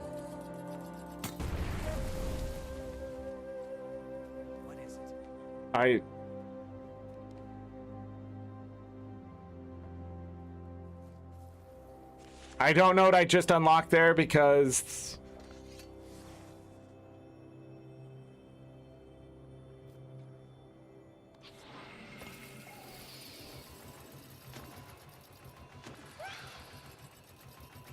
It was one of the discontinued ones.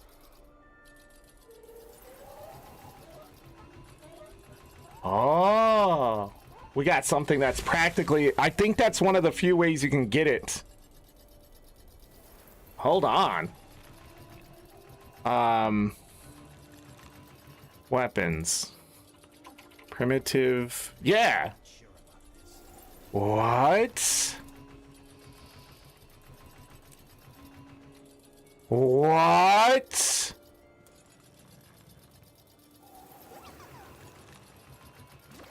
Is there a way to get this? Primitive pike.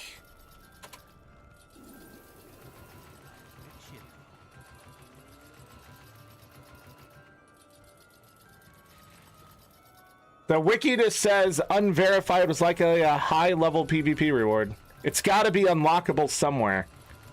I would think at this point. Fuzzy Hylicat.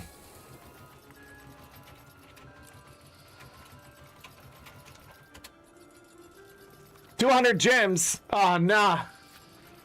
$2.50.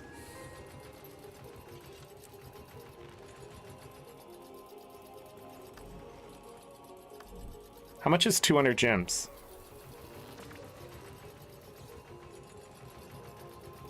If I wanted 200 gems right now. 72 gold. Okay, well. I guess it was worth it. Dragon Spirit Focus. And that was 600 gems. And it's now 480. Nice. All right. Lots of account value there. Okay. Let's open these. We're going to get these tokens. The festival tokens are what you use to buy a bunch of stuff. Let's open those 25. I don't know how much it's going to fill my inventory, but it's going to give me a bunch of junk. And oh yeah, I got to see if fucking hyphens, dude.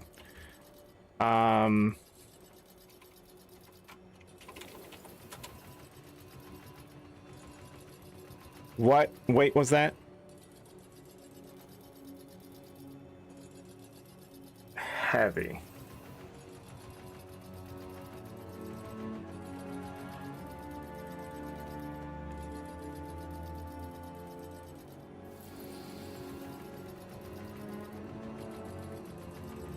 Do I have the upgraded version of that? We need to make sure we have all the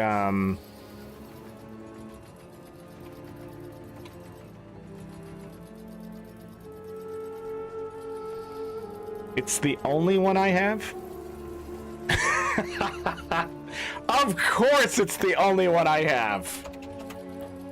What's the other one? Wind touched? I have all those. What's the other one?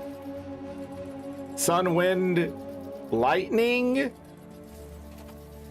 Lightning touched? I'm missing medium. Should probably get those done this year.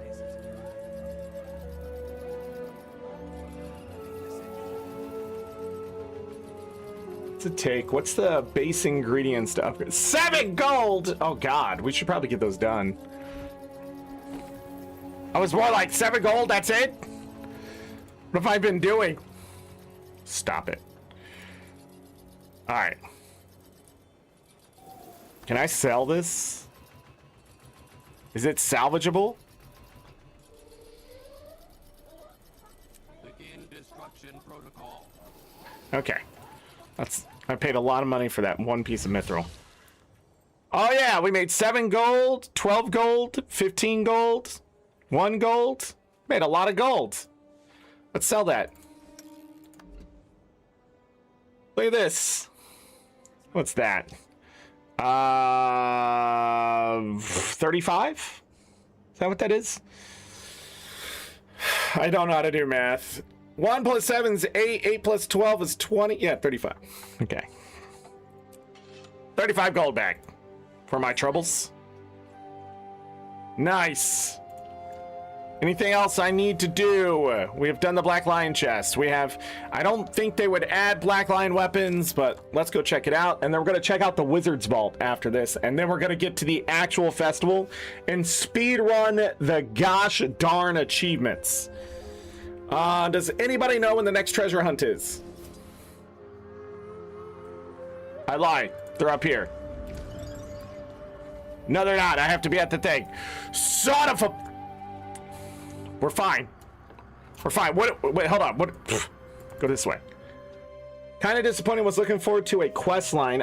What are you talking about, Midian? Midian, my mod, my friend, my internet sister. What?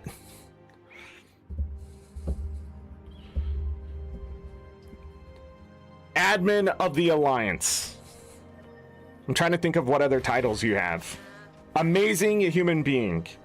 Oh, Jimothy! Shit, I forgot about Jimothy. I'll be honest. Jimothy isn't what I'm looking forward to.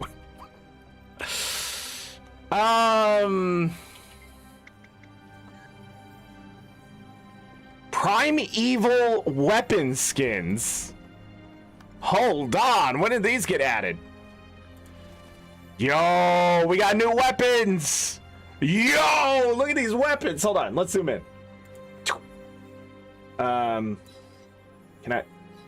Can I move my oh, I just locked it. Yo, look at these weapons. Oh geez. Yo, how these look? Yo, please don't let the hammer be shit. Please don't let the hammer be shit. All right, short bow. Short bow's as big as the long bow. Da da da da da. Dagger. Whoa. I'm sort of liking them. I'm sort of liking them, people. Focus. When do I get to hit someone in the face with this? Great sword. Pfft. Look at this great sword. Dun dun dun dun dun. Look at that. Look at the top of that great sword. How big is that great sword? Oh my goodness! And there's a whoosh, ghost whoosh effect. Hold on, you guys can't see the ghost whoosh effect. Hold on. Hold on. Whoosh, whoosh, whoosh, whoosh. Spear. What? This is so far away. The hammer. Oh, I realize these are sort of modeled off the tormented weapons. They sort of have that look. Oh wait, how big is it? Oh, it's dinky. Boo! Boo! Why are the hammers so sucky? Wait, why? Oh look, everybody, an amazing looking mace. Who would have saw that coming? Whoa! Look at this pistol. Rifle. Yeah? Scepter. As my buddy said, a scepter is a stick. Shield.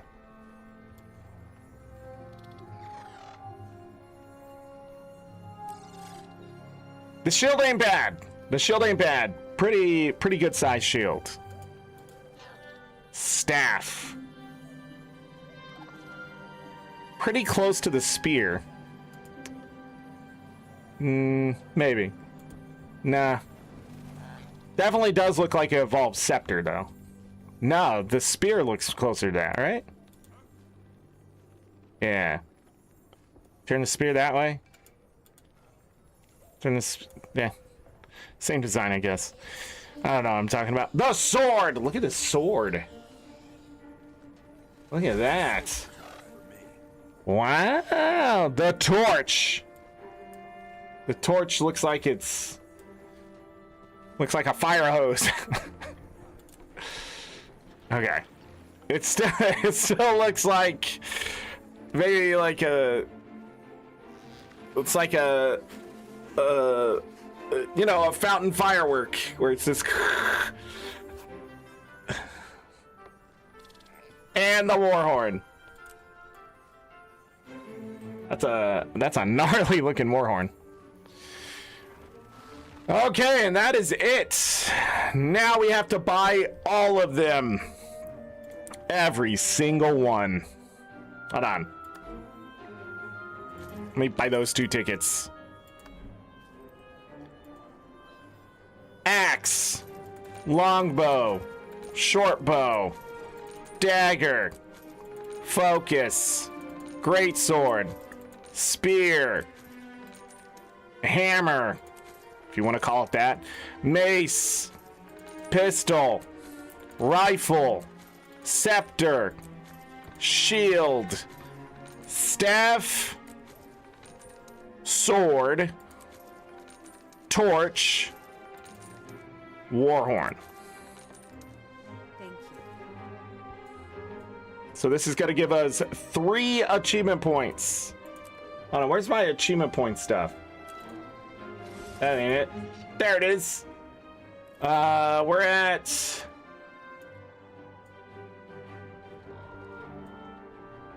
48,376. Double check. 3. Oh, well, we just got an achievement point. Hold on, and we can zoom back out.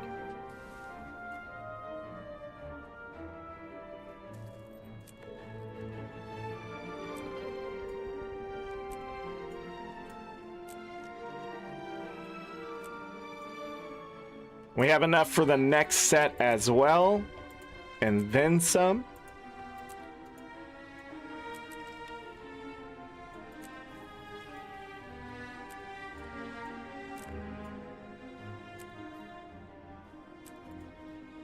All right.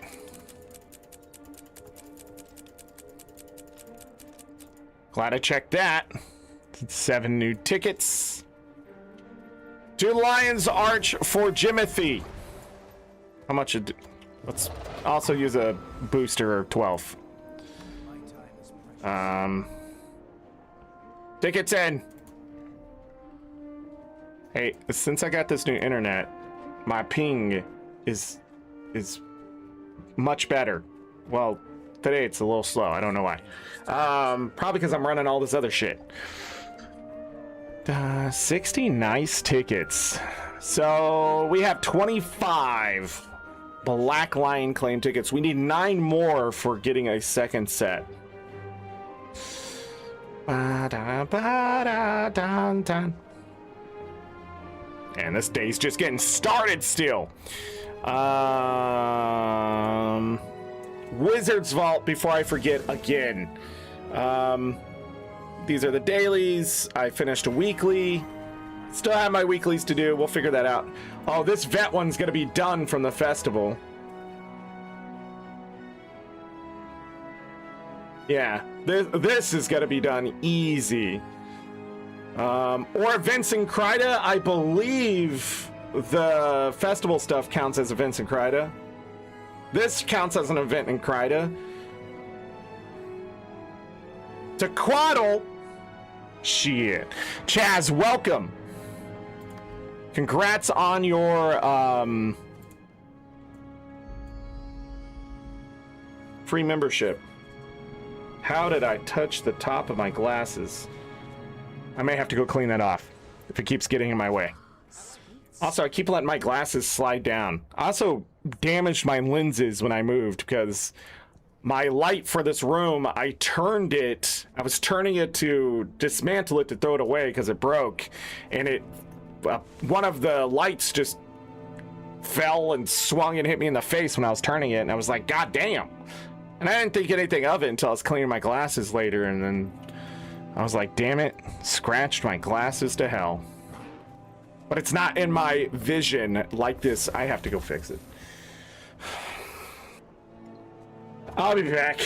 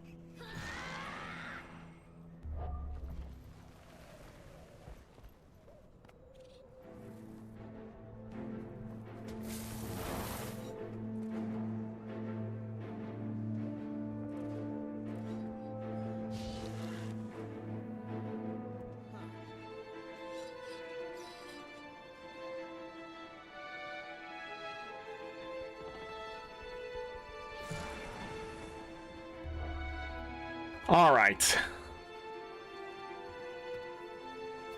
Yeah, it was only like 31 to 33 silver. So yeah.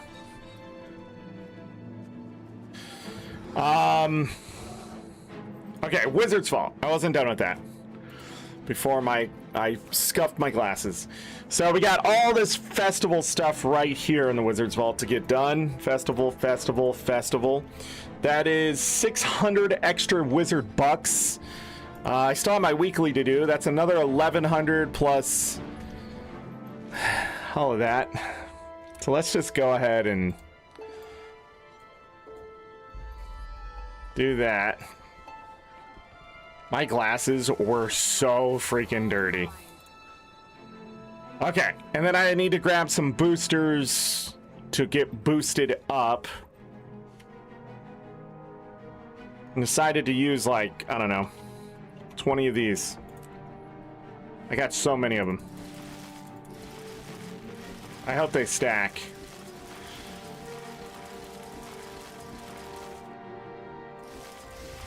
And we're just gonna eat Magic Find because why not? All right, so we're good for 12 hours. Yeah, it stacks. It's like using a celebration booster. I'm unmuted, right? I should probably check that. To Lion's Arch. Don't forget to buy your asses for the week and your ornate rusted keys. I already did it last night, so... Wait, did I get my asses?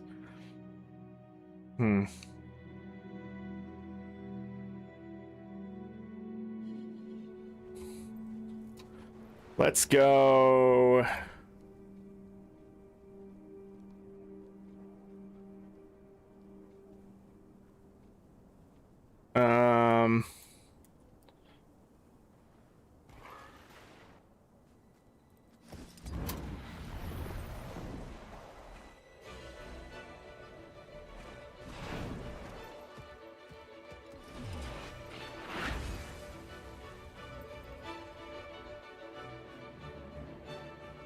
It's Jimothy. You know, this sort of just looks like a cartoon raccoon. It doesn't capture Jimothy's like Hunchback of Notre Dame look. You know, he doesn't have like a hump on his back, but it like the sort of movement of my spine hurts.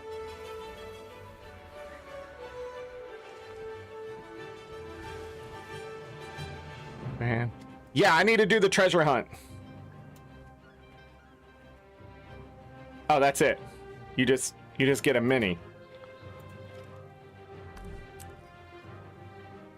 That's not Timothy. All right. Wow. Ooh. Ah.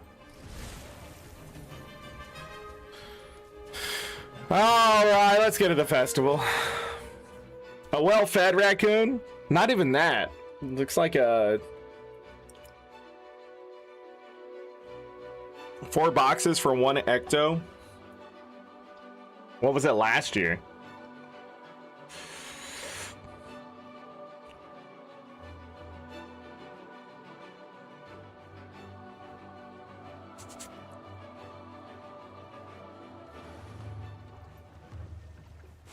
Treasure hunter begins in 50 seconds. Holy shit. All right, we're going to start right here. We're going to zoom all the way out. We're going to be on a sky scale to do it. I'll try to get a perfect, but we don't need a perfect. I do need to get 250, though. I have no idea what the annual is, but we're just going to go through this stuff. But this is the one timed part we have to get done. I don't have that autism. Gosh. Don't you know how to power up? Gosh, Remy. Can't even get the right autism. How much is the tier 6 dust for boxes?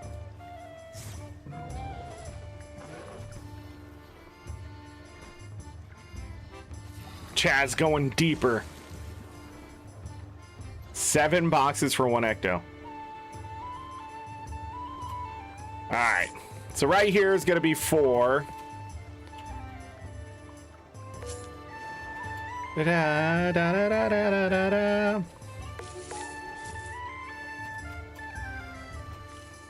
And we're gonna go over here. We're gonna drop down, and then we go all the way to the bottom because we suck. Then there's some tucked away on the back side here. We're gonna have to use our skills. And we're gonna come back this way.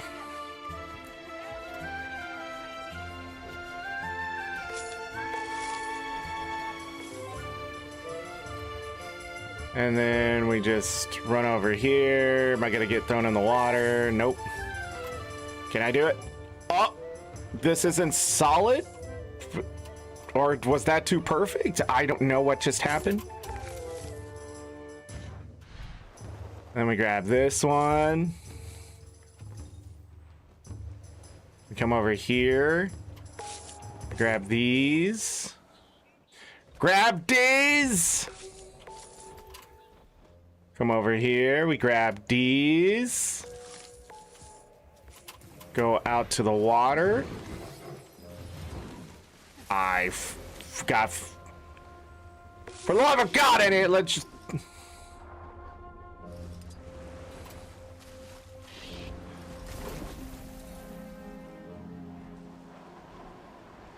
Are you kidding me? Can you just up those hitboxes just a little bit? ArenaNet don't play their own game. I'm convinced that ArenaNet has not played their own game in 8 years. There's just they leave it to quality assurance, and I'm pretty sure quality assurance is like Snow Crows and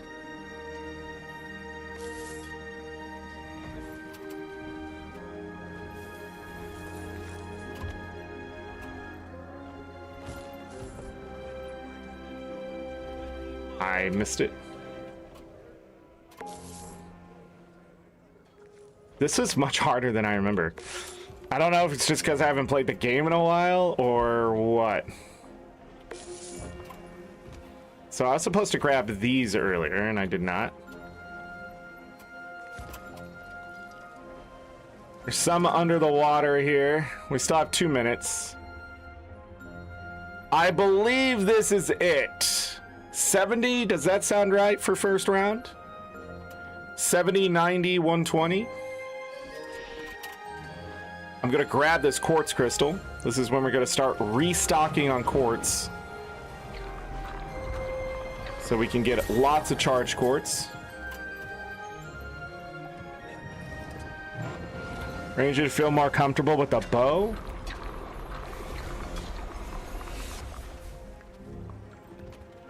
Salvage. What are you talking about? Get that Flahar. Not right now. Actually, right now. What do you got? Plush Krauke.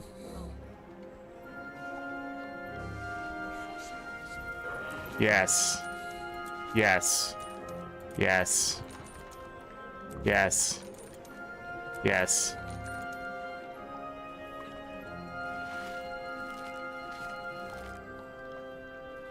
All right, all the recipes are done.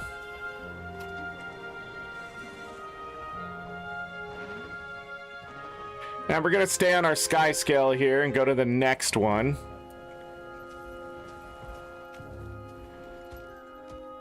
And I'm trying to think of where I start. I think it's over here. I don't remember where they all are. This is probably as hard as the last one. Can't use your yeah, the Palworld controls. God, I struggled at Palworld. You know what I haven't done today though is open my inventory. Try to open my inventory with tab. I don't know why I haven't done it today, but thank God.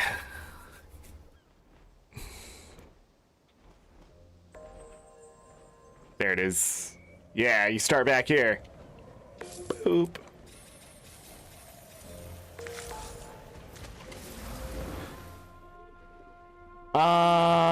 We don't want to go down here. I don't know why I came down here. Now we're just wasting time. Oh, shit. We're in trouble now! We want to go down, grab these, go up, grab that, this way, grab that one. I missed. Okay, I'm being terrible right now.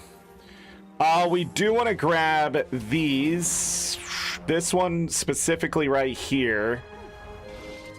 And then those over the water. I can do this. I can do this. Okay. And then we want to go up here. Drop down. Catch ourselves. Fly back up. Grab those. Grab these. Go over this way. Grab that. Go down.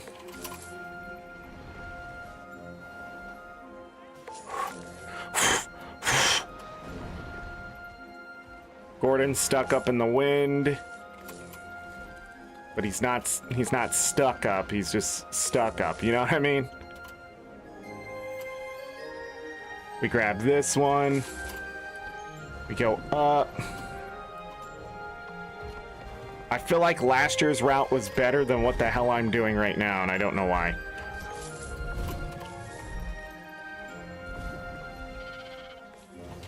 Okay, and I missed these.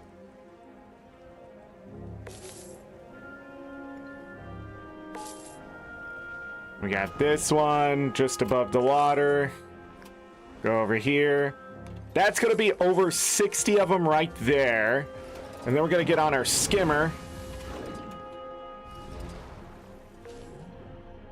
And grab the rest of these under the water.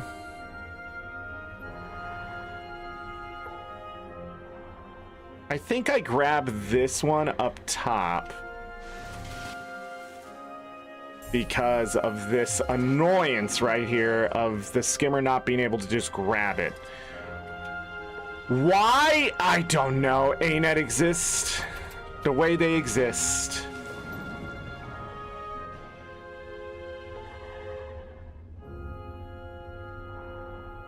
Just do your best. When we get to about 30 seconds, we do want to go back to the beginning of the next one no matter what. So just try to get at least 80 here. And then 100 in the next one. And this will be part of the daily rotation. So...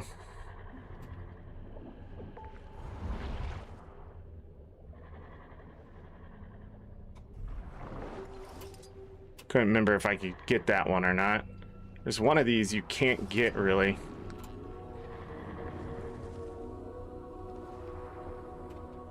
Is it this one? Yeah. This one you have to get off your mount. They didn't fix it from whenever they decided to do that.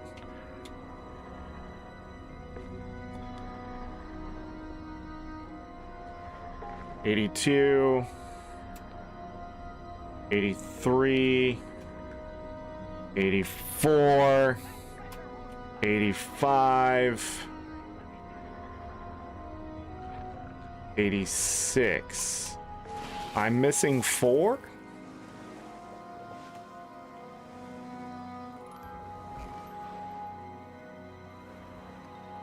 Oh.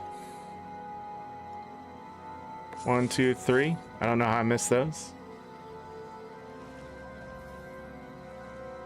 And this one. Oh no, we gotta get going.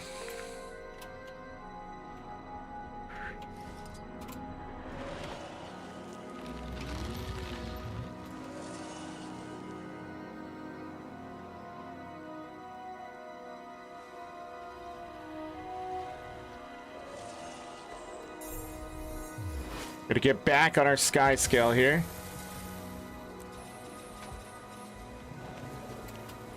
Gonna go 1, 2. Did I get all 90 there? Yes, I did. These waterfalls will knock you off your mount and life will suck, so be very careful if you're doing it the way I just did, because the way I just did it is insane.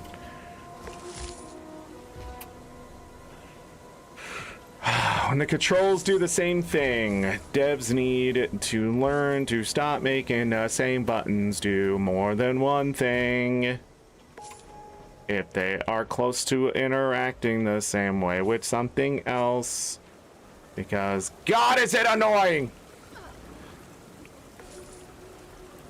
Okay, this one is never worth getting. I'm done getting that one. I won't, no, I'm not gonna get it perfect. I did it last year. If you want to look up Festival of Four Winds 2025, you can go get it perfect, okay? Because you're perfect, all right? I am not perfect. I don't even know how to say D's, okay? I don't know how to speak Greek. I don't want to learn how to speak Greek. It's a dead language to me. I've only met 7 Greek people in my entire life. AK, talk to them. There's a bundle down that way that's also shit that I'm not gonna grab. You can't make me. No, you can't. Shut your mouth. I don't want to hear your peer pressure. I'm pretty sure we got perfect last year. You just need a good route and not get stuck on things like I am right now because I can't fucking see.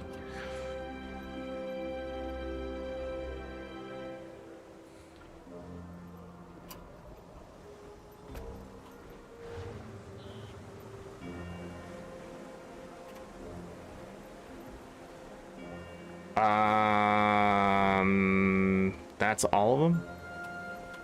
Oh no, I need to land. Nah.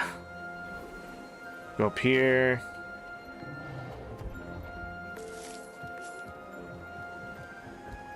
Grab these 4.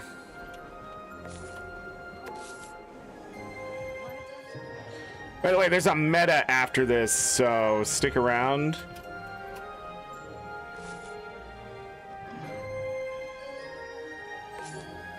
When you are done. If they just had a slightly bigger, I'm not even talking about a fucking full. What is happening? I'm not even talking double hitbox. I'm talking about like 25%. I feel like I wouldn't miss most of these. I don't know how I landed.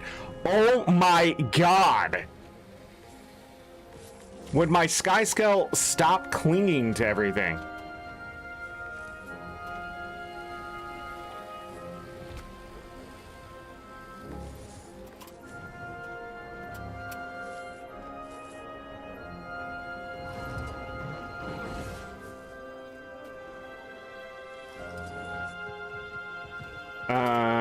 Where is it? Up here.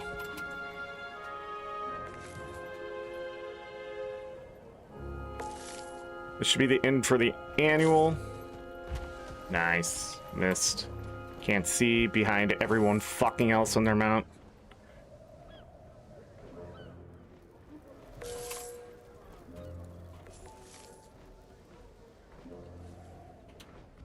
Oh, I missed this one.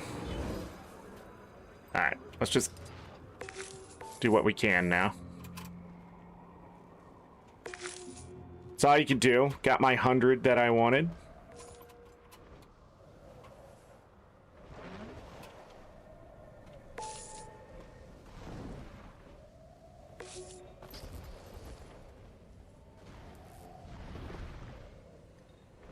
If I remember right, there's one down below, right?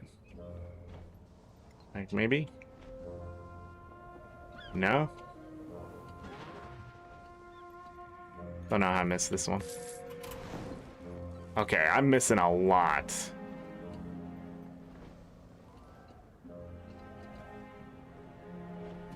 Oh, I see. That's okay. We got the annual done. That's all that matters. And now we can do the effigy. Boop. Where you throw water balloons. If you try to do anything else, you won't get anything. You can also throw a water balloon at Evan Nashblade, and it's hilarious. Maybe not. I don't know. I think once you have the achievement, maybe it doesn't matter anymore. The only buffs that matter here are alacrity and quickness.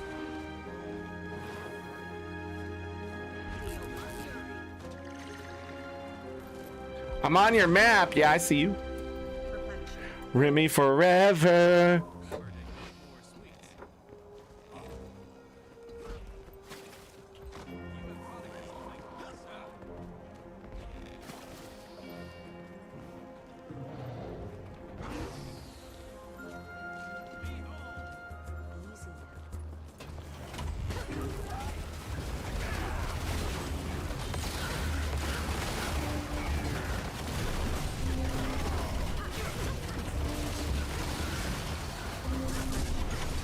People with engineers are. Give me the water balloons, ain't it? What the flip?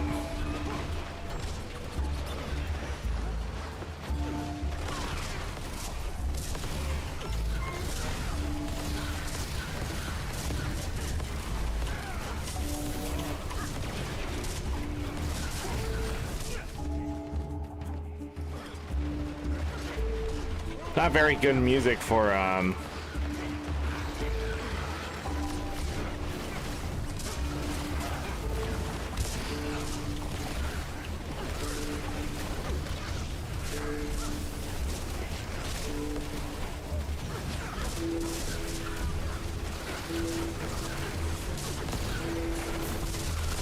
Yes, get stuck. Yes. Yes. Damn. Didn't hit him enough. Oh, I still have one more. Oh my goodness. Almost died. Oh, nah. Yeah. Another annual done. All right. Everything else that is on a timer is quick, so.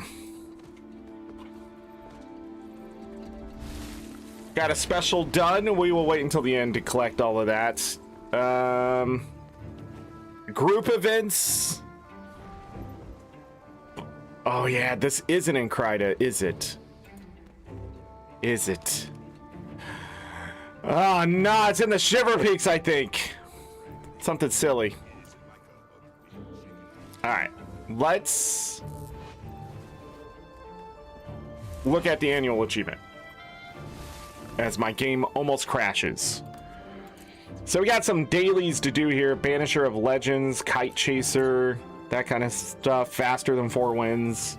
That's to do a race. We'll have to do all this today, so including beating up these guys. So the dailies should get themselves done. And then we got bonus rewards for doing the boss splits up to 3 times. So other than that, festivals, Festival of the 4 Winds, I have all my achievements done. The Crown Pavilion, same. Queen's Gauntlet, Kingslayer, Light Up the Darkness. I don't think I'll have time to do this year. This is 40 achievement points that if there was a way to cheese it, I should probably get it done. It would be great to get to 50,000 achievement points by having those done. Those are huge achievements to get done. Mystic coins for the festival dailies? Correct. It's specific ones though. Right? It's this, that. Then you got the tickets you combine for the stuff. Which I have a shit ton of tickets in my... Oh, I need to go grab those. Oh, there's a bank here now. That's right.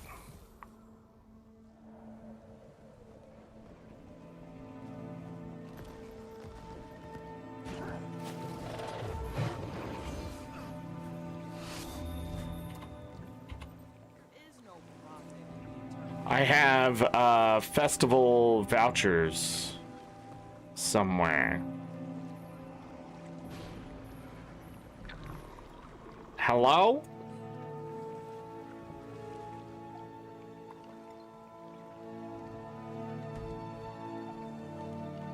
Right here. I have 135 favors of the festival, and I'm just gonna grab these tickets really quick. These tickets will end up just being sold after 250. But we got to get the gauntlet done so many times as well. But yeah, I have those. The bundles of loot can be traded over this way.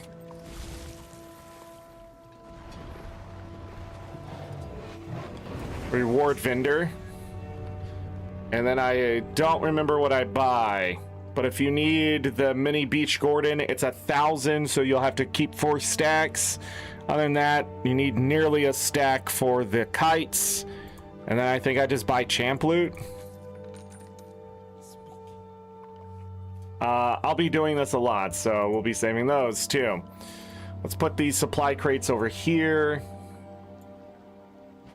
We're going through the supply crates later. Yeah, this is a great... So this is part of the achievement of doing events. Doing the treasure hunt will give you the 3. So doing the treasure hunt every day is nice. Okay. So... Yeah. Yeah, you got to do the specific ones. Let's go. Let's do some trading. So I did Def Lahar, bought those. Sparking Stone is a big giant ripoff, charging 4 gold for these weapons that look like this.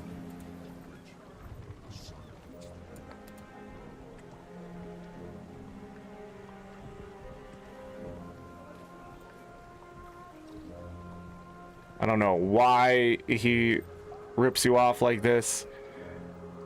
I believe you can still find these boxes and get these items in the supply crates.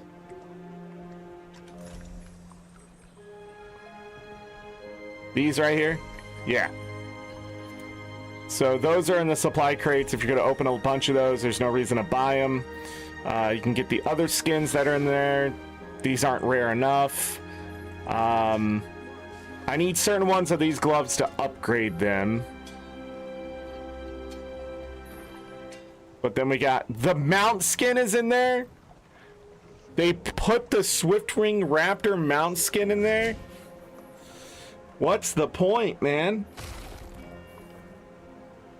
Did they put the bubble one in there? Yep, the chromatic bubble wand is in there.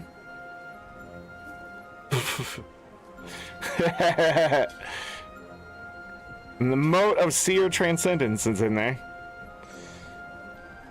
Okay. Anyways, the market's gonna fluctuate pretty hard here. I didn't actually go over the Festival of Four Winds. So here's the annual. There are 18 things you need to do in the annual achievements. Don't know how many are here, but they're all pretty easy. You want to beat one of every boss in the Blitz.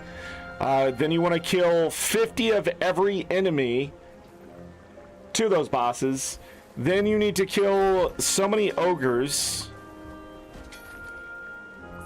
3 of them. There's like little clumps of ogres that you... there's either 1 or 2 or something like that.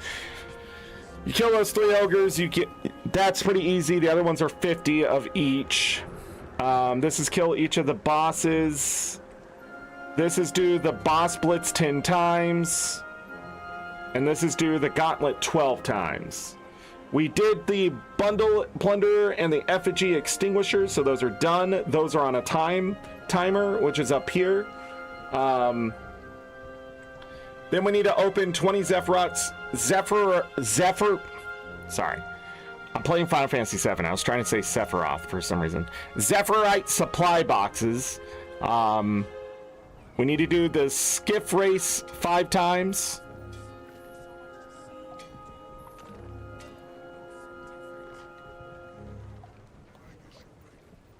This race sucks, right? Trying to think. I think I can skip that one. 30 kite baskets in the world. We'll see what we get done here. And then this is the new spellwork weapons. So let's take a look at those. We're not even gonna zoom in. Ooh. Ah. It's really hard to see the, Oh, the gears come out? That's pretty cool. The torch. Wow. The sword. Hold on. You know, these aren't bad. These are pretty cool weapons. The short bow. The shield. How big is it? Ooh, pretty big. Hold on, we gotta go to the hammer. They made this hammer with that effect. Look at that. Oh, what a beautiful hammer. Still a little small, but... Wow. Yeah, somebody knows how to make a hammer after all. Scepter? How big is that scepter? Rifle. Pistol. Mace. Longbow. Huh. Are you going to beat the king this year? I don't know. I don't think there's any cheese for me to do it easily, and I might not have time to figure it out. Great sword. Focus. Dagger. And then, of course, the axe. I like the effect of the gears coming off of it. Pretty cool skins. I will eventually have to collect them all. Weapon Enchanter is just the person who, if you've gotten the other skins... Spear's not in here yet? Okay. It just makes them look cooler. So the sun-blessed ones. Festival rewards. We got the new plush Krauky backpack. There we go. We gotta buy that for... And I already have the favor from previous festivals, so we're gonna go ahead and buy that. And that does finish the collection. So 10 achievement points there. So we are done. Don't know if I have the other stuff. But there's that back piece. This was last year's reward.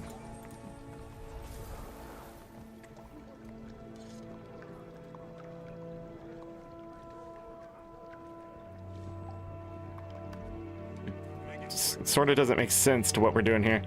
Wasn't there a new mini? Mini lightning crystal. I mean, it exists. How much is it? A ticket and 800 more. I have 22,000 festival tokens, by the way, and mini tickets. So let's go. Just unlock it, ain't it? Just unlock. Why else would I? It's account bound. All right, and we should have everything else.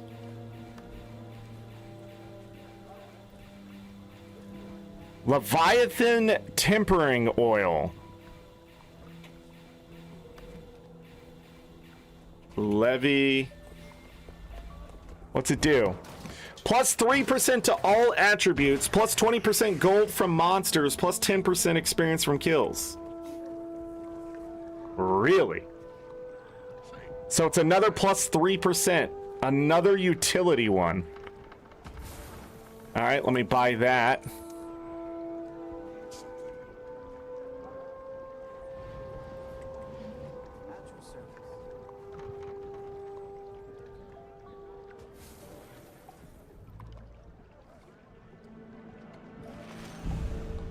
It doesn't tell me. There's a way to look it up though, right?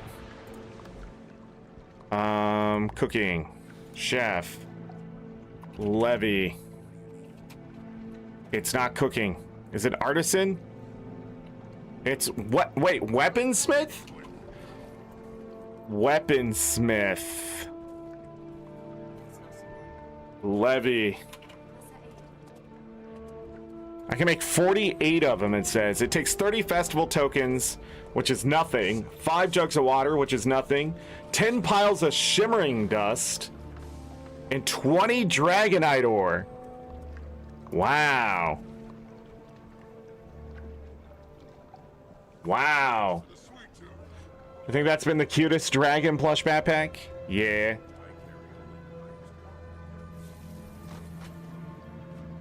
Okay. Does that stay that way? Ah, Jesus Christ. That's an interesting recipe. Weekly! Let's talk about the weekly. I got a crap ton of tokens. I'm pretty sure I need these. And it might be my best. 5,000 tokens, though.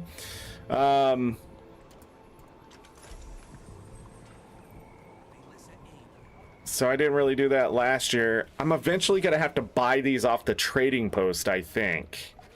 It's what's going to be the deciding factor. I think we already had to do...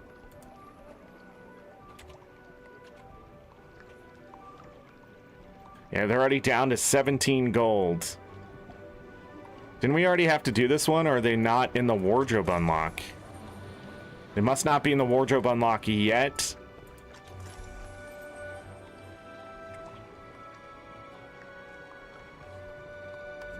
Let's get a way to earn money. I think sand swept. They're only 12 gold for the sand swept. And then levy bone.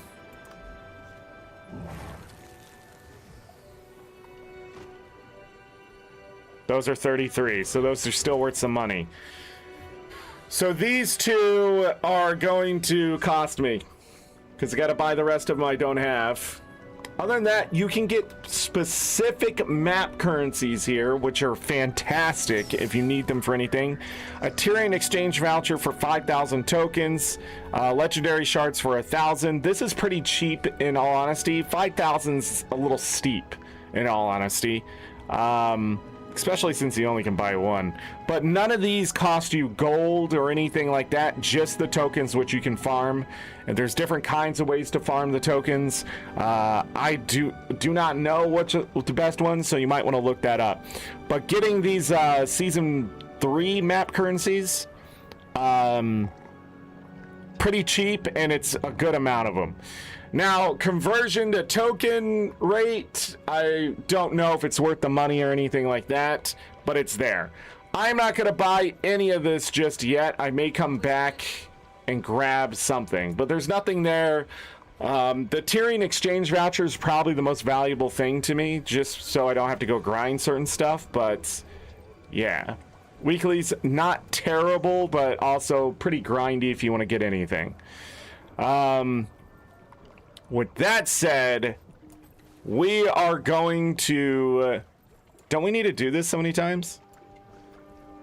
We are going to get the trading stuff done. I got a bunch of stuff. I'm not giving up my Ecto because I need it for other things. 4 boxes for 1 Ecto. I don't see the price of Ecto going past 40 silver.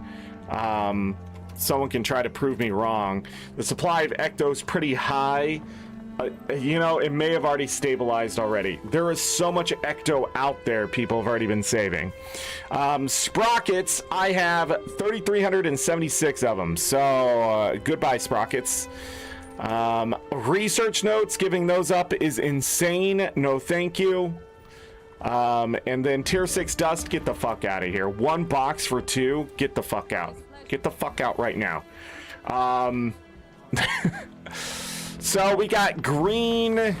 We gotta watch my numbers here. I don't want to give up all my materials. We just want to knock them back down to something more manageable.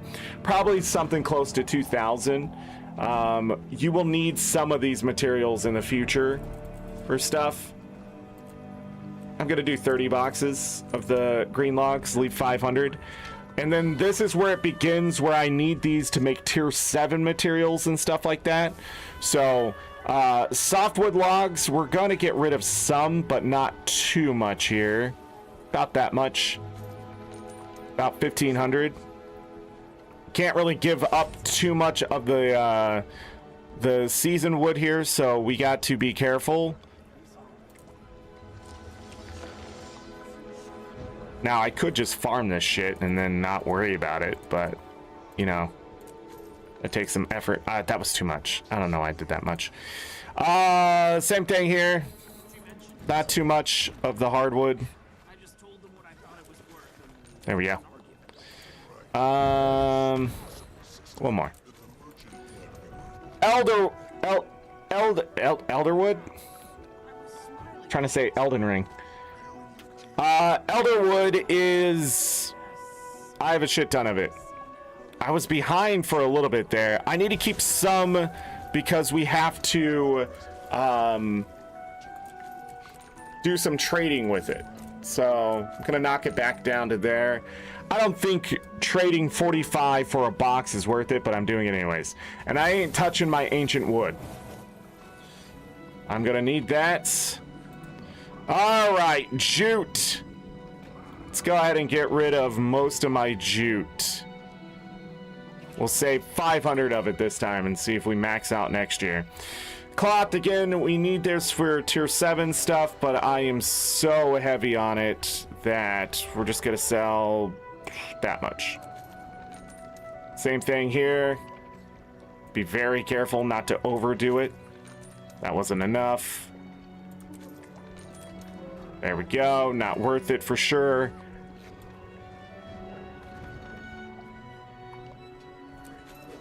That looks good. I think I knocked him down to 1,000 last year for cloth. Might want to do that again.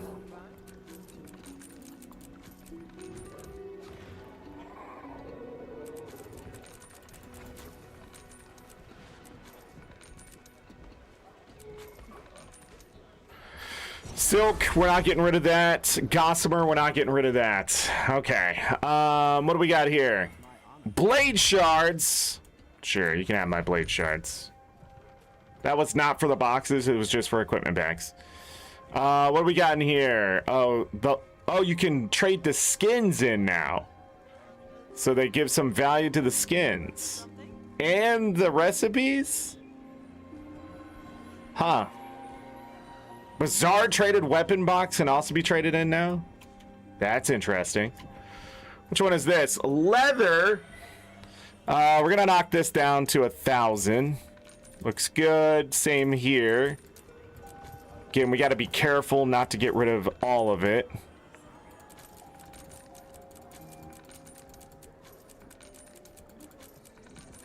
Can also just make tier 7 stuff and not have to do what I'm doing.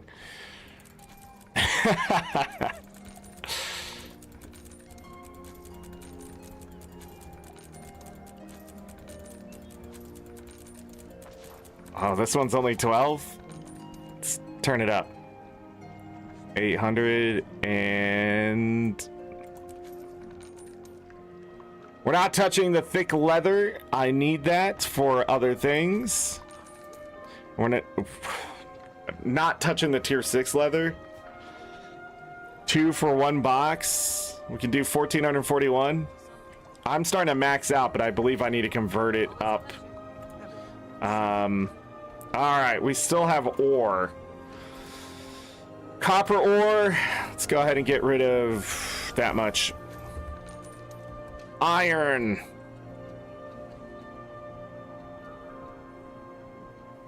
We'll do 1,500. Wow, you can get a lot for iron.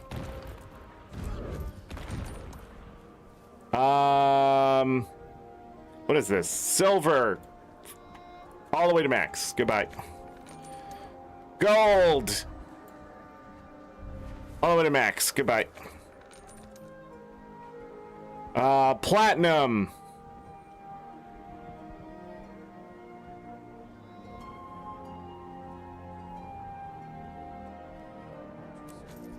That much. I could get rid of all my platinum and iron, to be honest. Metal, goodbye. Okay, not all of it. We still need some to trade. And then we're not touching our orichalcum.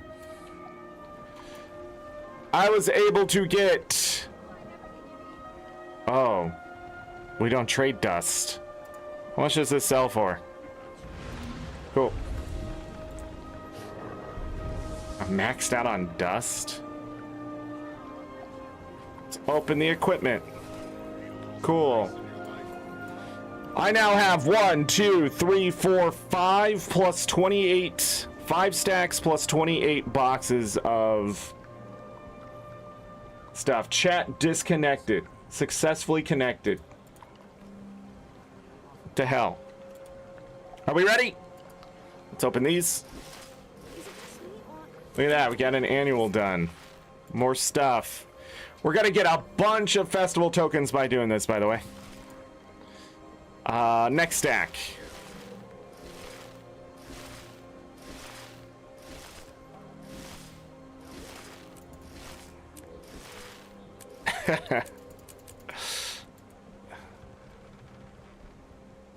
Is it heavy? Why did they keep giving me sun-touched heavy? Alright. Another personal victory. I think it's funny that these keep popping up. Okay. So there's some equipment. We're getting a bunch of quartz crystal. That's going to be stacked up in my inventory for a while. Next one. Just one more confirmation of how great it's mine. All mine. Finally, some charge quartz.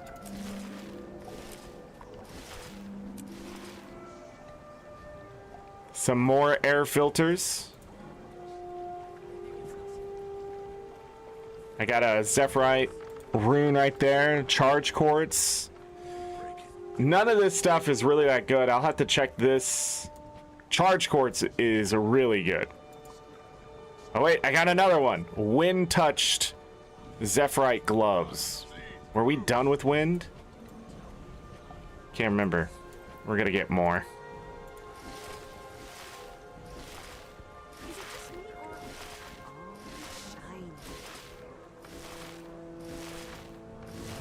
2 lightning catcher skins. Wind touched again. Some of the lightning catcher skins.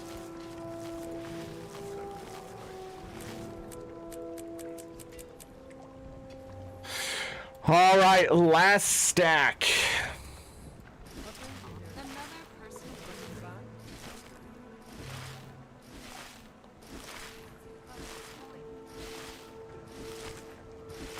How much do I get for this? 20 more?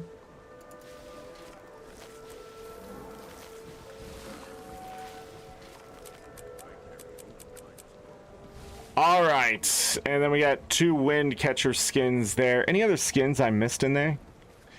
A bunch of junk back, including some other crafting materials, some Zytaffy. This is calculated into what I want to get rid of and what we should be getting back to next year. It doesn't really matter though, because I'm just gonna get so much crap anyways. No infusions, anything like that. We hit that button. I have too much tier 1 dust. I need to get rid of that. And we're gonna hit this button, and there it is. How much are these worth? Nothing at all. Still more than the research notes. I need to go back to a bank really quick. Chat disconnected.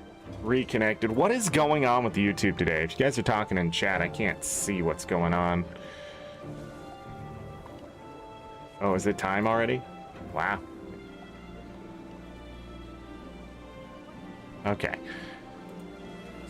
Let's go down this way. I need to go let my doggos out. Paisley's asking to go outside. In fact, I'm gonna just go to this screen really quick. I will be back in 5-6 minutes as I let my dogs out. BRB.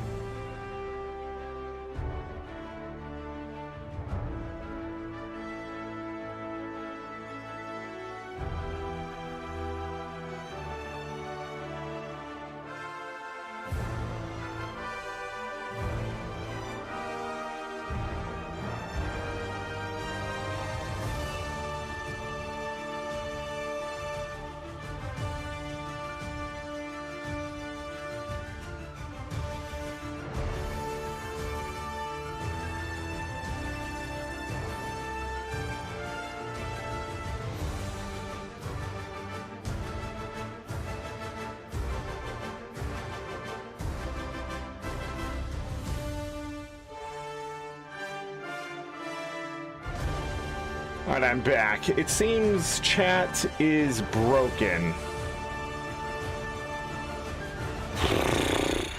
Whatever that means. Dun, dun, dun, dun. Bum, bum.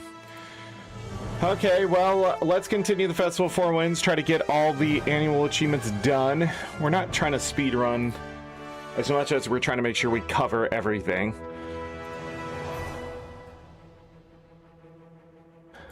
Thank you for the welcome back, Galka. Well, that worked. I have disconnected at 2:16. Reconnected. Disconnected. Came back, it's 2:17. Disconnected at 2:21. Reconnected at 2:22. Disconnected at 2:23. Came back at 2:23. The frick is going on? What the frick is going on? See, here's my plan to capture these yellow jackets that are attacking. I take bottle. I cut this part off. I flip it. Boom. Put bottle. Down. Tightly. Shove it. It's wider up here than it is down here. So it should spread out and close the gaps. I leave soda down here. Depending on how far this goes. Which should be about, you know, here. I leave soda down here. Pretty close to the entrance. Not too close. You want about that much of a gap. Wasp comes in to get the sugary goodness, right? Wasp does not know once you are in, you cannot leave. Because Wasp's stupid. Wasp stay in bottle, die in Mountain Dew. That's my plan. Got a bunch of those too. I'm guessing you're not talking about the yellow jackets. But the chat messages? Huh.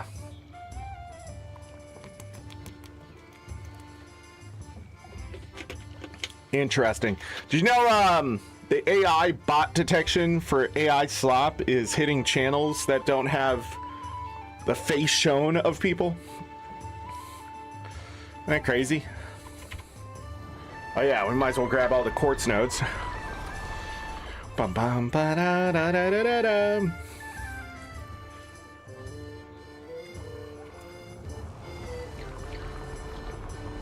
Chat, not wasps. Yeah, I hope nobody else is dealing with wasps. Alright, let's do this. I'm going for speed. I'm going the distance.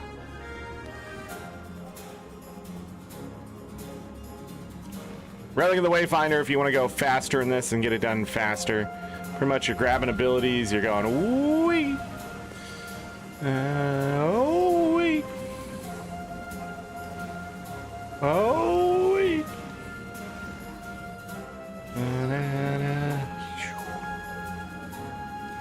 I forgot to grab. No, it was right there. God damn it. We're not trying to break any records. We just need to do this 5 times, I believe. Bum ba dum. Dun da dum. Gotta wait a second. Wait a second. Wait a second. Go. Da da da. Grab the lightning. Jump. Dun dun. Dun dun dun. Jump. Grab this. Boom. Go. Fire. Stop. Jump. Go over here. Fire. Fire. Jump. Yeah! We gotta do it in 2 minutes. I did it in 1:24. 44 overall. What's my lifetime? I'm on the leaderboard. We hit reset. Do it again. Yeah, the Festival of Four Winds had so much stuff you have to do. Since there's like 2 parts to it and all that kind of stuff. Also found out in my backyard I have crazy ants. Just now. I was walking and I saw a weird little dirt patch and I stomped on it and there they are. There they are.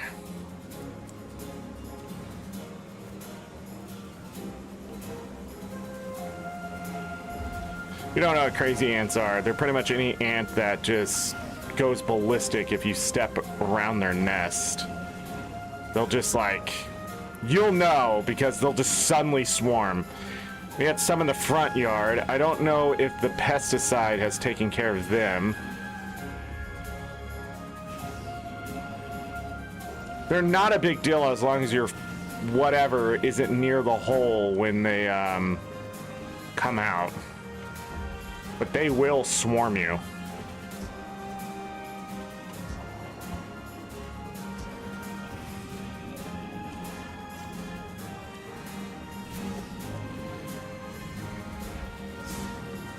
Bam.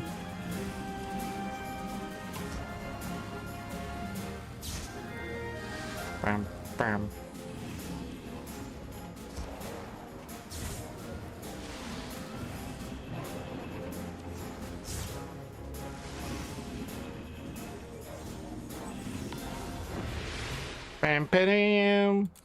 118, 880. Not too bad. You can do these races also every day for some extra tokens. How many tokens? Good question. I'll tell you here in a moment. It takes a long time to load back down to the bottom, more than I thought it would. Come on, ArenaNet, keep those files loaded up. 36, 32, 31. I don't know if that's random. Oh yeah, I needed to deal with this stuff, didn't I? Alright, the wind catchers and stuff I don't need. If people are trading them in now, they'll gain a little bit of value. I'm gonna go ahead and sell mine just to get them out of the inventory. I know I don't need the sun-touched heavy gloves, I'm pretty sure, but we'll double check. Sorry, my underwear was digging into my leg. Must have caught it weird on the chair or some crap. But man, it, like, oh. I'm like, what's going on here? I'm still the Deliac. Alright, so sun-touched. Yeah, so the heavy we already have, and that's what we have, right? Shit. Sun-touched heavy? Yeah. We can either sell it or we can break it down. I don't know if this breaks down anything good. Ecto? Better than selling it. These, I think I'm just gonna sell. And cut any losses on those. So wind touched, we have heavy and medium for the wind touched. I'm pretty sure I was done with all of them, yeah.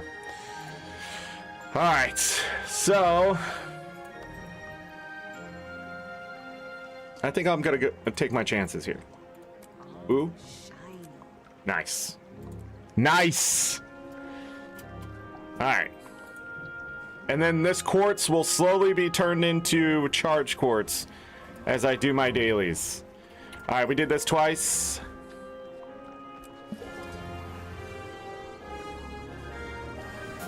Bum, bum.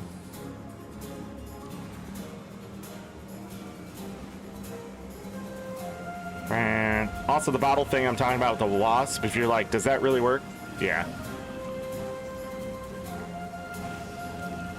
Especially if you get them in the liquid. Anytime a wasp gets submerged, they are pretty much dead.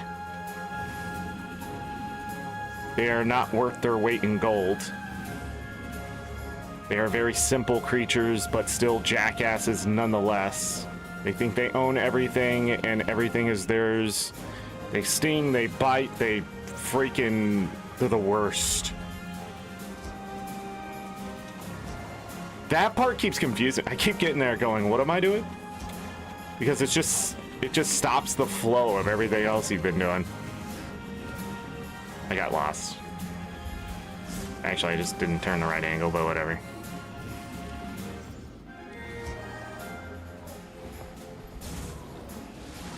Dum ba da dum da.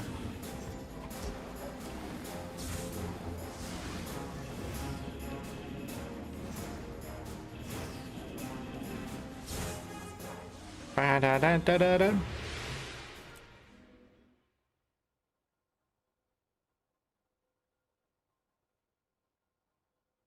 That was your solution? That's a pretty good solution, too. My fear, though, is using bug poison and killing things like bees and stuff and the bumblebees around here. There's been a lot of bumblebees and regular bees. The bees haven't touched me. They haven't cared. That's the way bees usually are. As long as you don't hit them or anything, they're usually off doing their thing. And I notice a lot of the wasp traps and stuff when I was looking up, people are like, yeah, kill the bees. And I'm just like, no. If you have a bee problem, call someone to get them moved. They have to be coming from somewhere within 5 miles, usually. Bees good, wasps are the worst. Now, I will admit that wasps get rid of a lot of annoying bugs.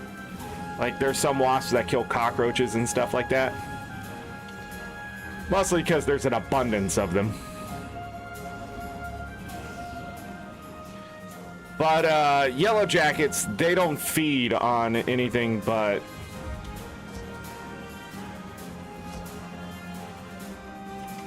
pretty much human grade stuff anymore. That's how I'll say it. So like if you're growing fruit in a garden or whatever, they will eat it if they don't have anything else that they desire as a better food source. I ramped a little bit there, which was pretty cool.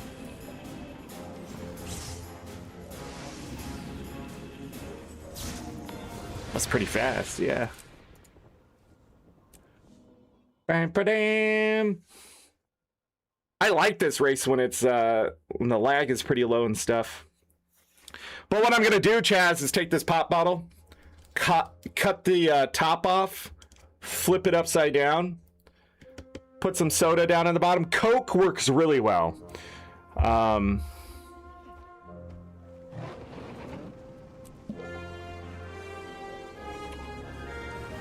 And that's it. They'll get caught in the bottle, fall into the liquid, and then die.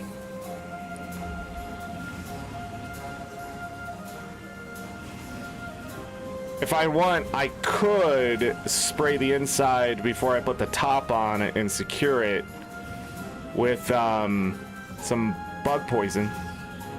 That way, if they're just crawling around inside, they'll die to that. But they usually just die of dehydration because the inside of the bottle's going to be hot from being outside. That's how they're going to know the soda's there. Sugar travels on the wind, by the way. As the water evaporates, the sugar's in the water. You can also just use sugar water, but I don't know what kind of yellow jackets these are and what they're eating. Every region, they're eating something different. And if it's what they need, they'll continue to eat that. So if I introduce something that they don't need, they're not going to touch it. That's why I don't want to buy like expensive traps without checking to see if they're after the sugar or they're after other things.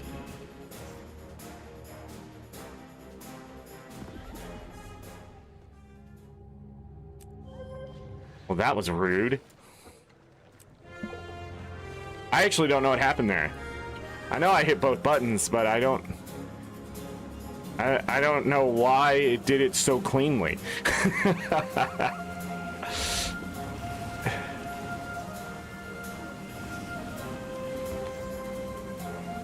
But I just need to lower the population of these things around here is what I'm saying. They're not the only wasps. There's been some like the nasty blue ones around and some of the smaller ones. They are just absolutely attracted to my home in the area.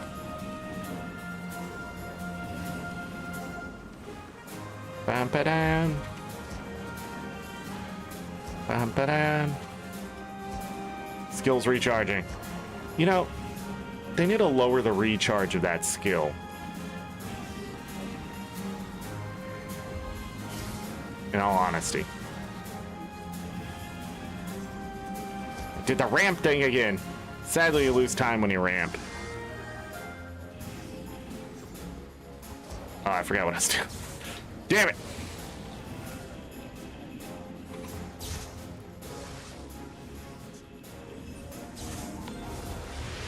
Hey, that was still pretty fast, even though I messed up a few times. It's that they nest in the ground, so one wrong step and it's like F you. I don't think these are in the ground. There's too many ants and other things happening in the ground, too. They could be in one of those... I just can't find where they're coming from. If they're in the ground, I have a great way to get rid of them. I have a perfect way to get rid of them. Was that the annual achievement that I got? Yeah, okay. So that one's done. What else do I need to get done? The skimmer. Let's go do that one. 4 races.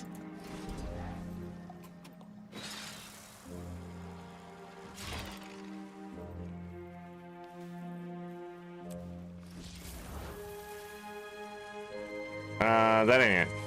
Where's the race? This way. This way.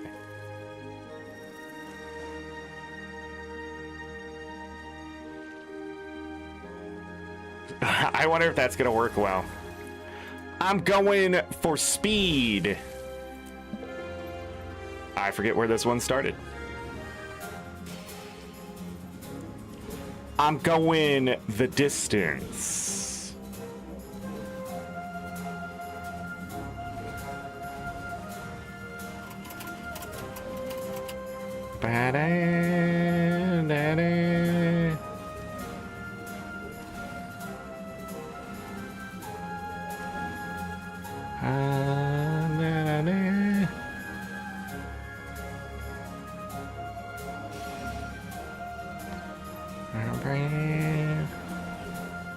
I am really curious to see how much Slipstream actually makes this go faster now.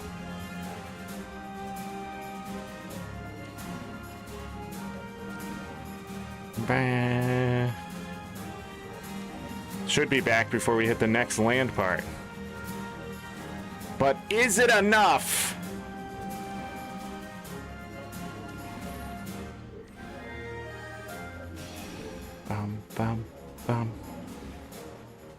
Oh my god! This is the worst ability in all of Guild Wars. Why is there a skill that puts you on ice? I understand it's called Slipstream, but losing control of your mount is stupid. It's absolutely idiotic. It's almost just counterproductive to why you would be on a mount. It's fucking terrible. Just make me go 20% faster. Duh.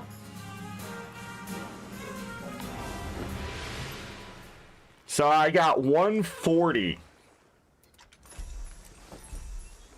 What's the fastest I've ever done it? 132. Remy, I see you. I'm still in the top 1,000. That's crazy. All right.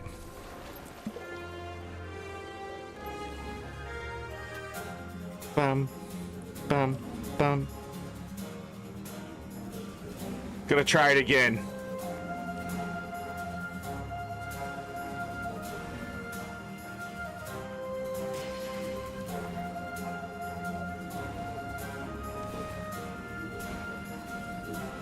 Luckily, it doesn't affect you as much on the water, if at all.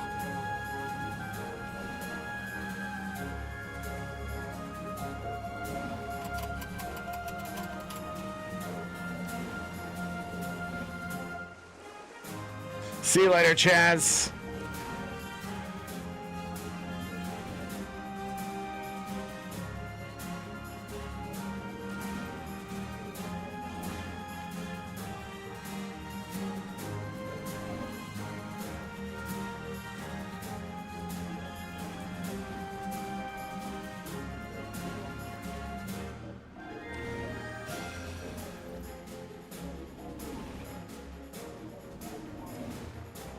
You just gotta let it do the slide there.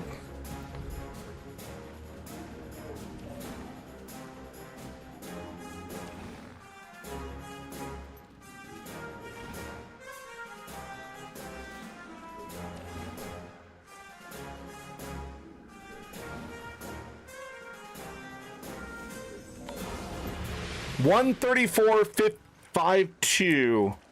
Huh. I'm really close. Whatever that means.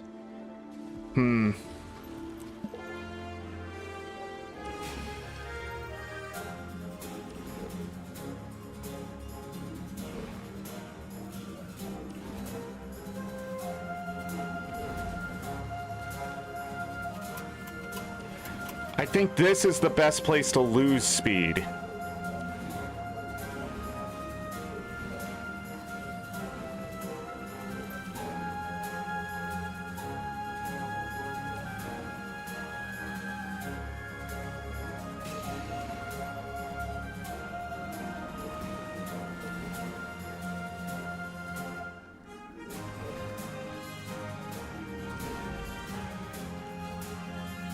Ta-da.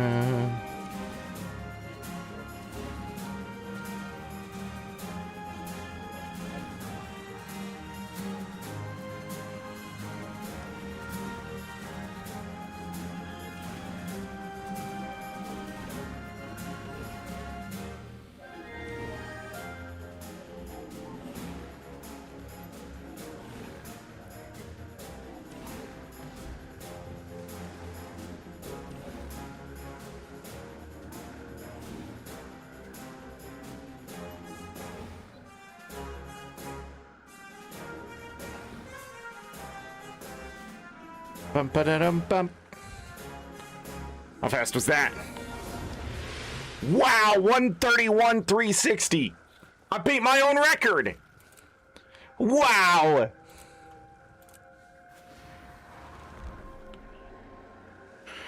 Okay, so we go.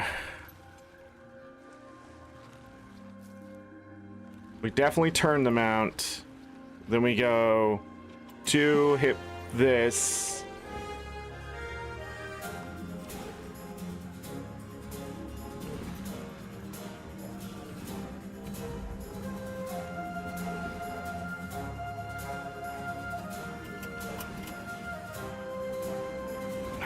There's a way to get that a little faster, and I'm not doing it correctly.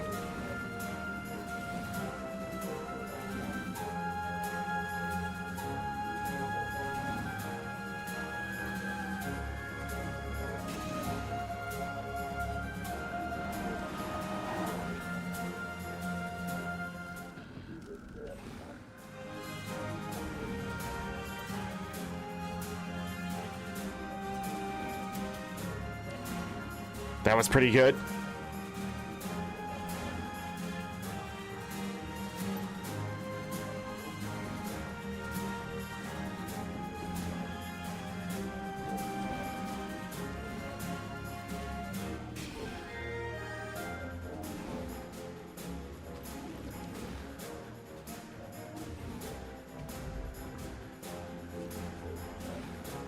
Bum bum ba da dum ba dum ba da.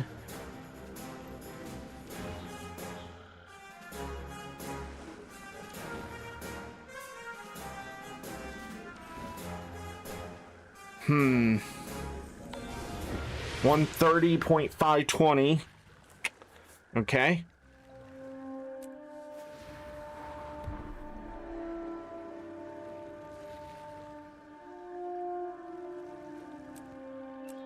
Moving up.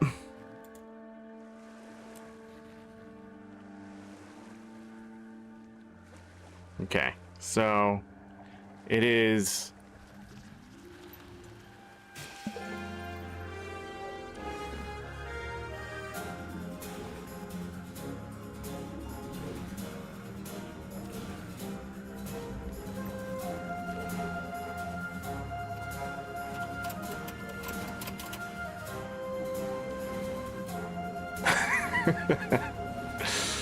Paisley doesn't like how I'm hitting my spacebar. I don't know why she always thinks she's in trouble. Probably because she's used to getting in trouble.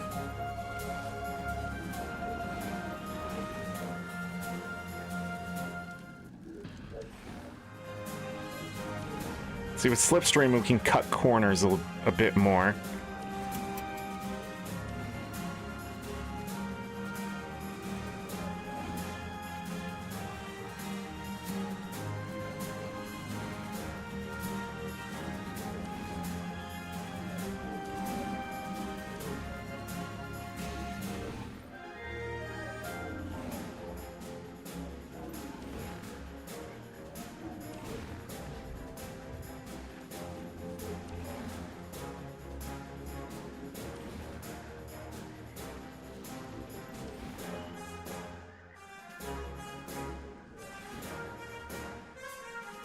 Da, da, da, da, da, da, da, da. Oh, so close to sub 130. I don't know if I could go any faster. Oh. That was the last one of those two. Hey, top 500 again.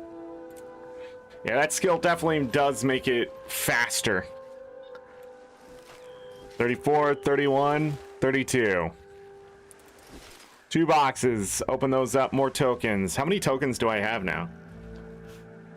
Festival. General currencies? Where's the festival currencies? Festival currencies?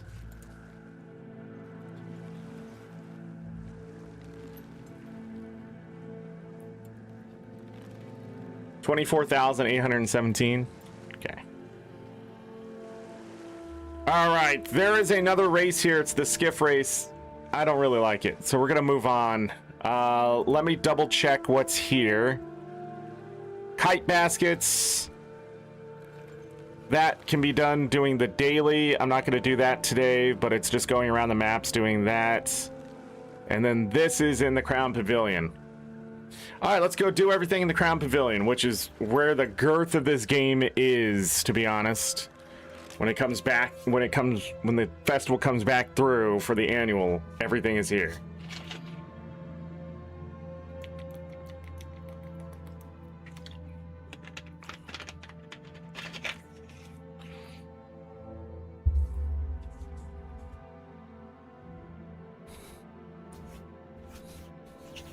Ba-da-da, ba-da-da.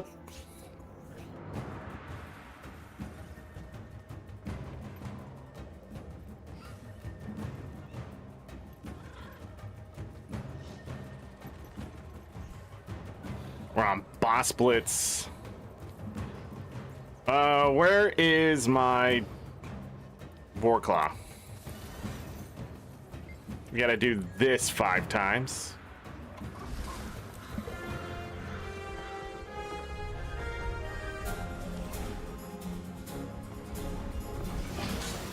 Hold on. I gotta get in on this.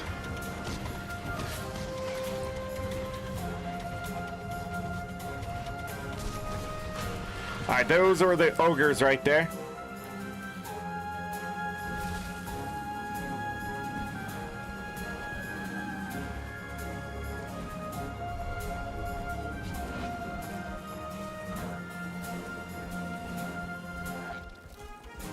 Bam-ba-dam.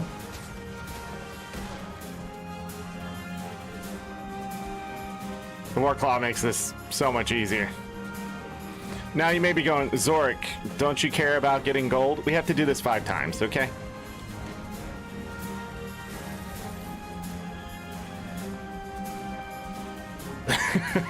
Calm down.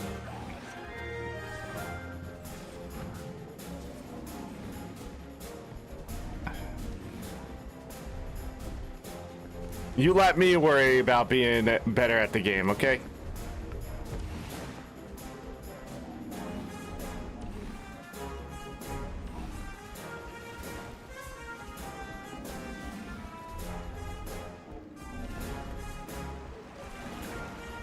Don't care about gold. I was talking about the gold place.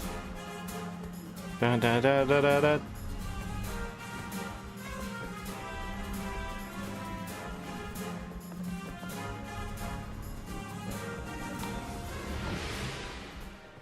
We were 6 seconds off because we stopped and killed those ogres. Okay, the fastest I've ever done this is 1:27.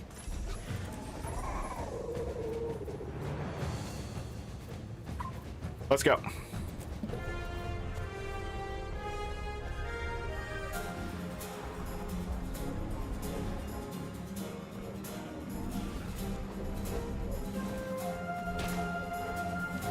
That sucked.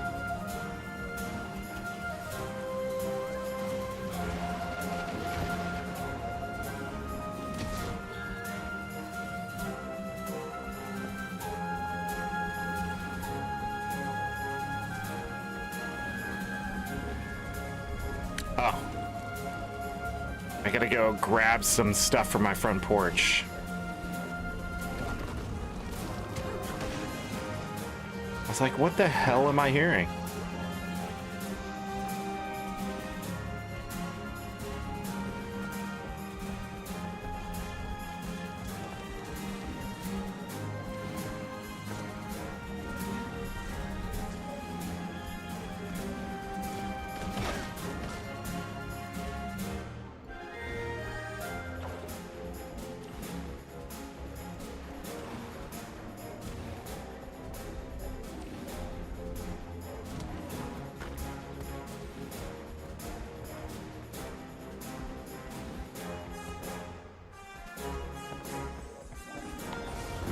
A minute 23. Wow. Nothing's updating. I have to go grab that stuff off my front porch. I'll be back in like 30 seconds. A minute. Give me a minute.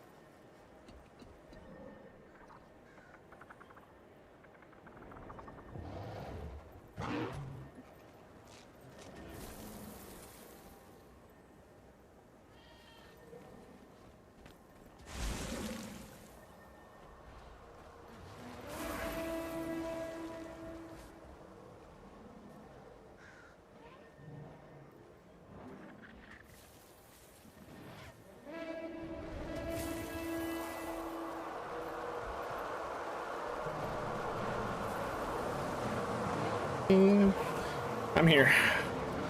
Oh no, everybody's doing the bosses. What am I gonna do? Let's go do a boss. Who are we gonna start with?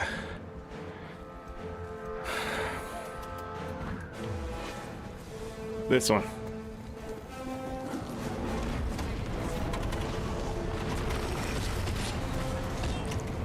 Should have gone Scourge. Should have gone Scourge. For this reason right here. I'll be joining you soon, buddy.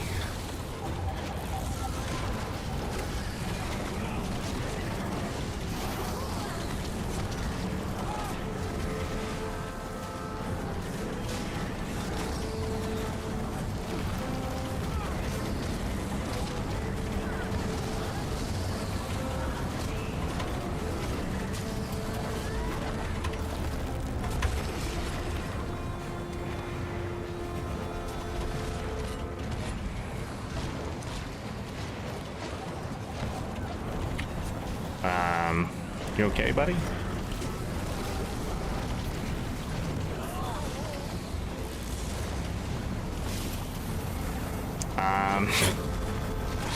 I guess that's one way to break his bar.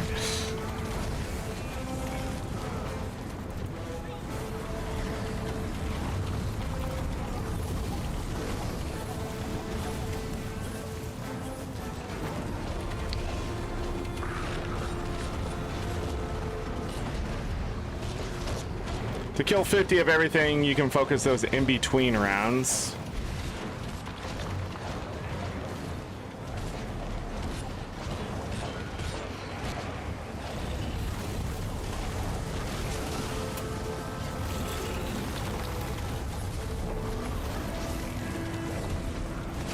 That's gonna really suck here in a moment.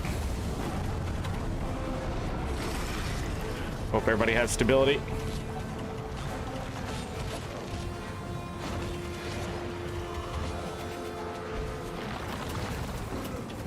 It's okay to Zerg this now. They made it much easier than they did in the past. It's been that way for a few years now.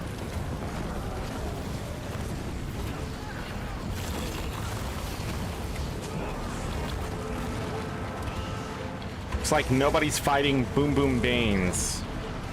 Someone get started on Boom Boom. That's you, Count of Monte Cristo. Oh shit, getting my ass kicked by centaurs.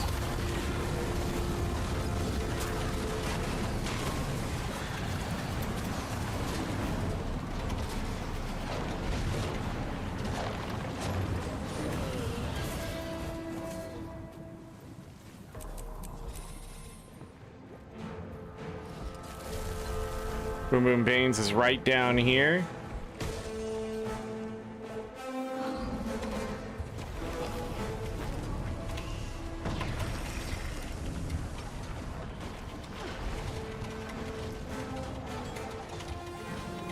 Whoa, we may not actually get gold in this one. We weren't spread out enough, doing a little bit of extra damage. That's all right.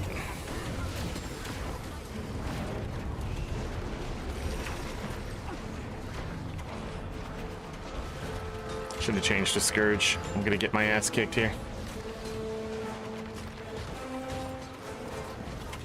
Hi, I need you. Come here.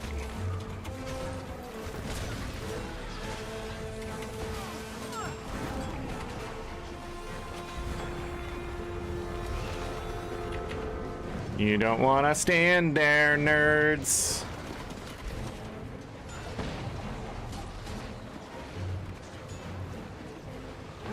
So she summons a turret that will protect her, and you got to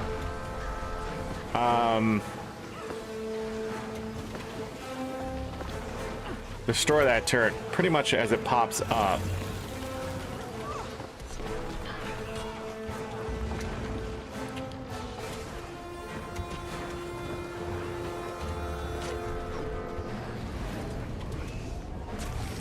There it was.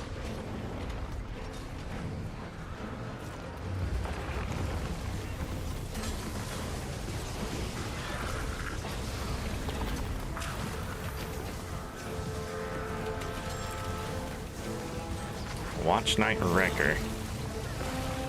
The daily. Oof. All the blind, dude.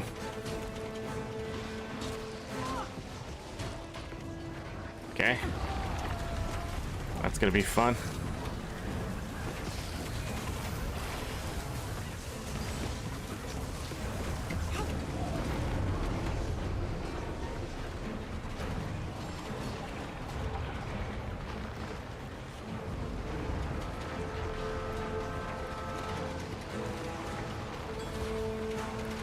Oh yeah, we're definitely gonna get it. Alright, so that's Boom Boom Banes and that guy. I think the next one I'll do is probably Hableon into here if I can. Try to get 2 more in the next round. Let's finish up the race.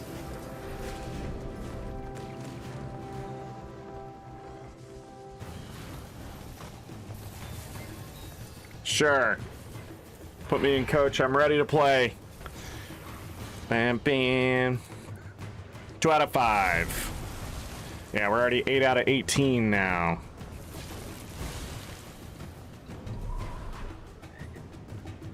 Bam, bam. Boss Blitz meta events. Additional progress from gold and silver ranked victories. Okay, so you don't have to do a full 10. Cool. Should be pretty easy to get this done. Four rounds.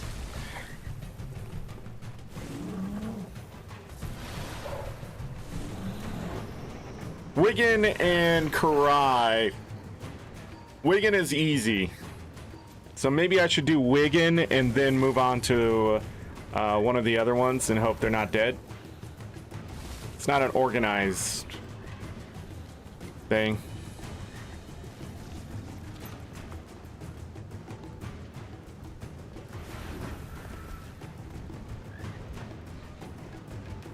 Don't kill Havleon yet. Man, that guy really wanted control of the map. That guy really wanted it. One of your favorite books is The Count of Monte Cristo. I know it's Cristo, but...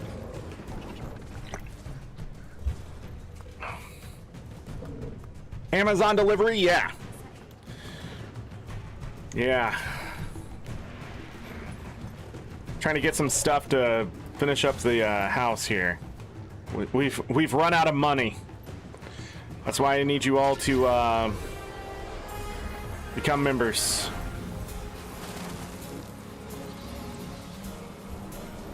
When you buy a house, it takes a while to get everything organized and what you need.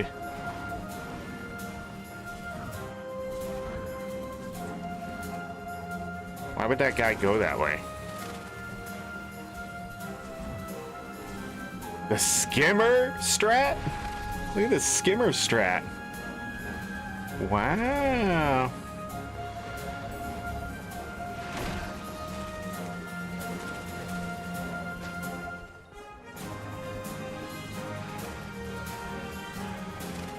Is skimmer that good now? What the fuck?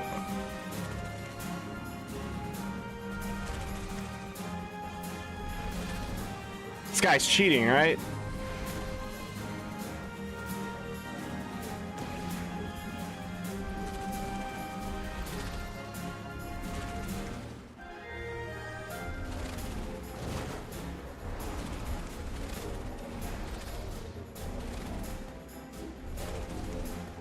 This guy's cheating, right? The skimmer?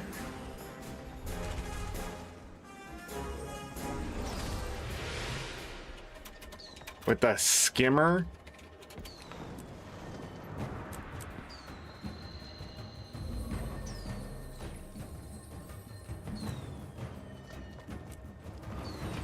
Oh, and that's it. We're done.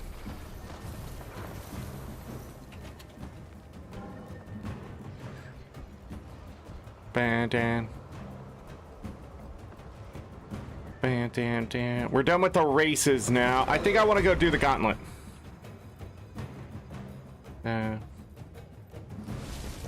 You know how to use it?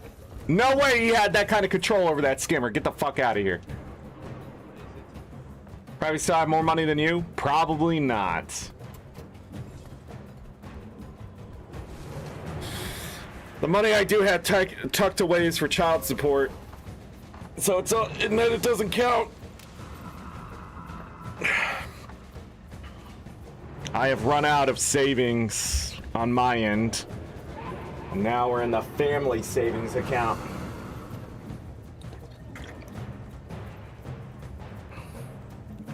All of our big purchases are done though, I think. I have a 10-year plan for the house. Dun, dun, dun. I think I want to do the gauntlet. That do the beetle races. It's probably one of those you don't know one thing about this mount, so therefore it sucks to use, you know?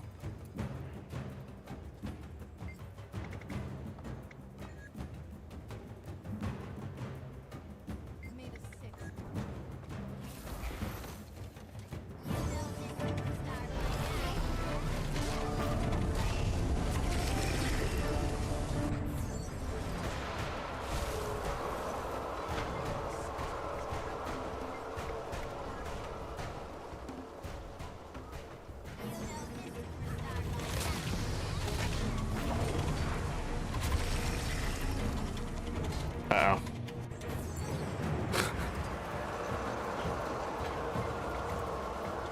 So all I'm doing is just fighting this guy over and over.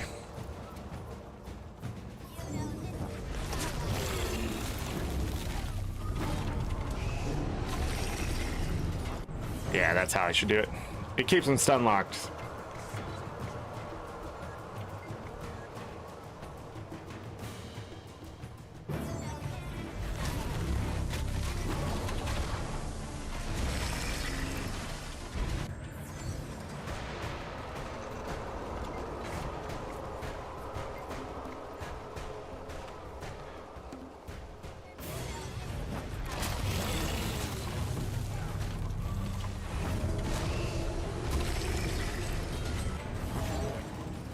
Let me out of Shroud. God damn.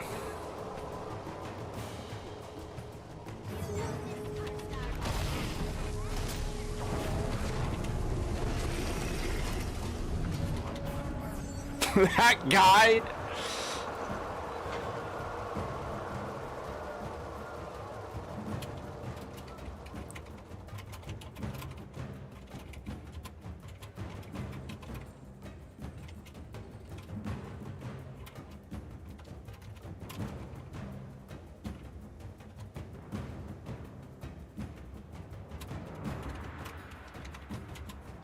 Got him. Got him.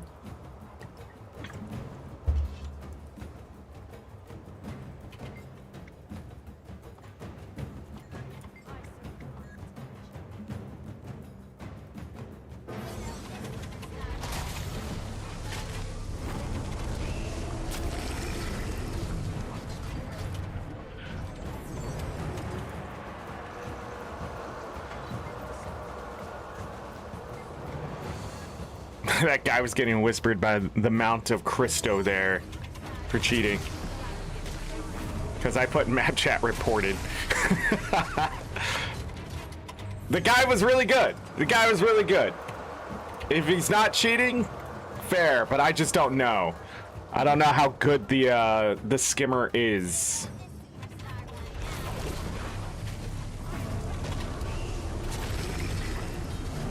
Mounts aren't my favorite part of this game, okay?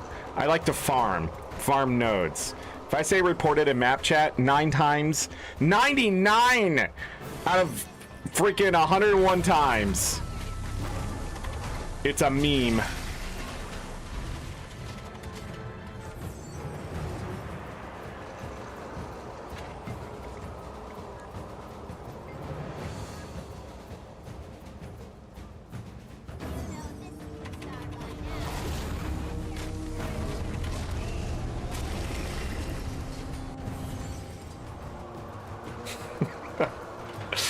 Yeah, this is what we're doing.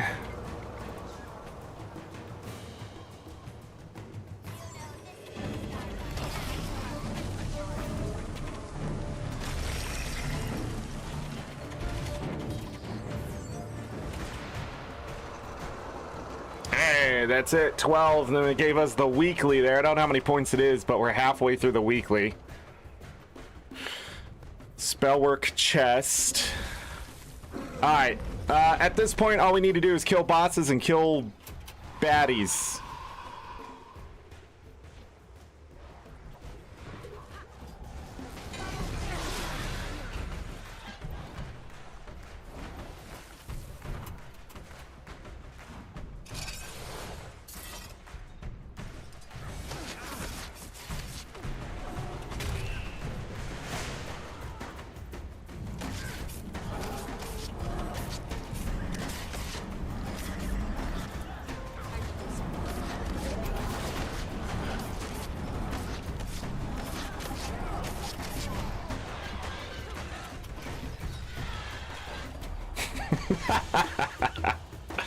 Hey, this is one of ours.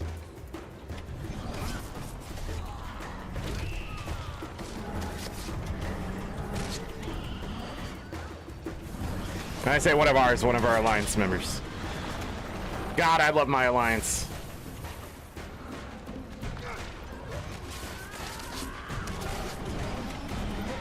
Can't wait to have time to do World versus World again.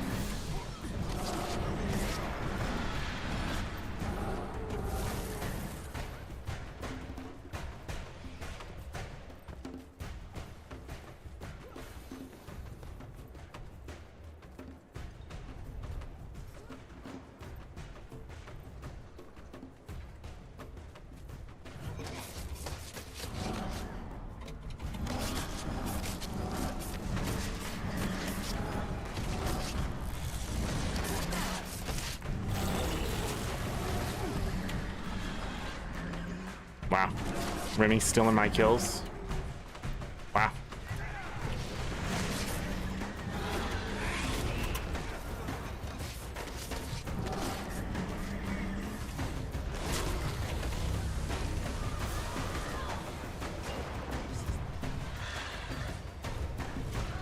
You're biased. I'm just glad. Oh my goodness. 3 silver, 99 copper drop. I forgot we get good silver drops here that people think don't exist. By killing things in the middle of the boss blitz, it moves the bar. So if you don't want to spend money, go kill things. Also, you get loot.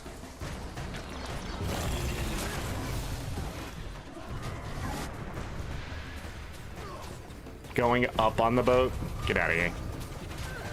Who does that?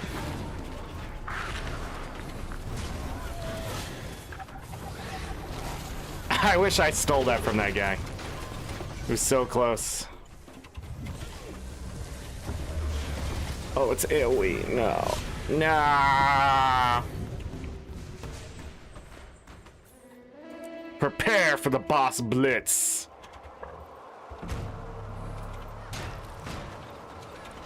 Oh my god, this pirate's kicking my ass. Wait, do these count?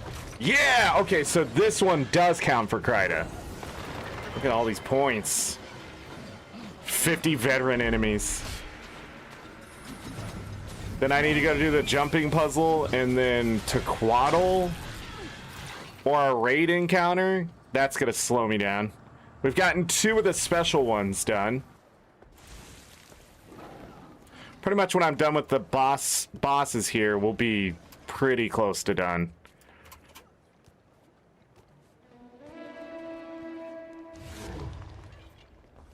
Oh, I wanted to go Scourge, quickly!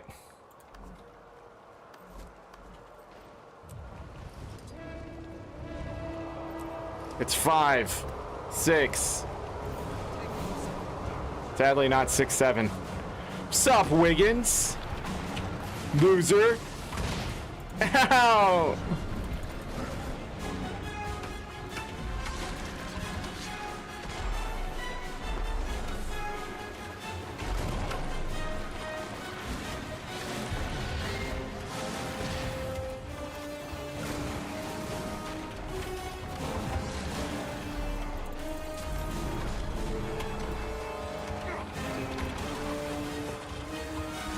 I'm not supposed to do the most damage. I'm just supposed to keep people alive.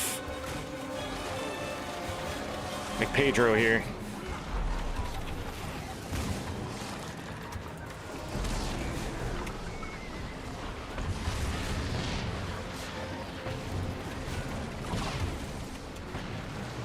So I have my pick of Hableon or Pyraxis. Pyroxis.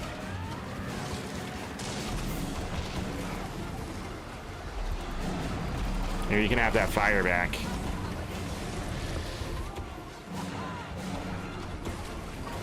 I also give out a lot of alacrity so people can use their skills over and over and over.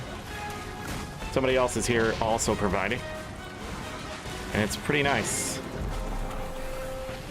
Oh, no. Oh, no. I missed everything.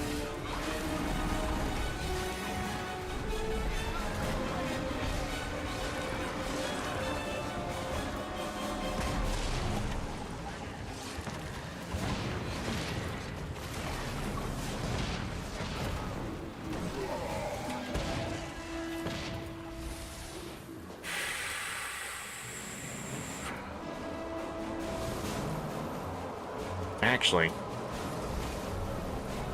I'm gonna go kill Karai here. Whoa, I'm going the wrong way.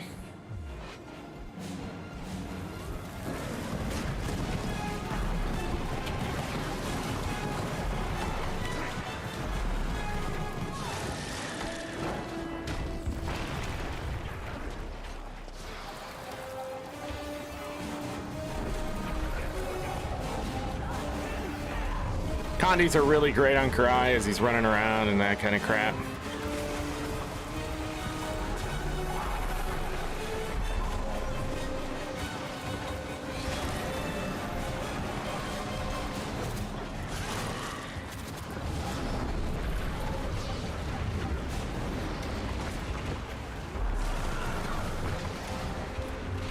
Not doing a very good job on the rotation.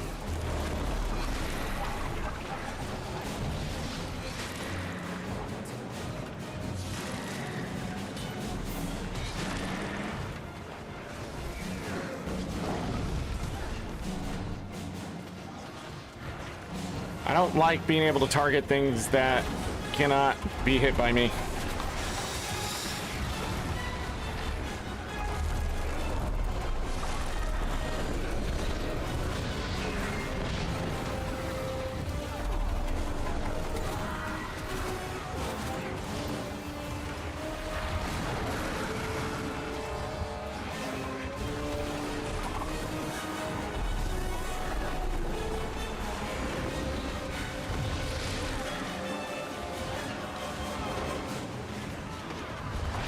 Can still make Hableon.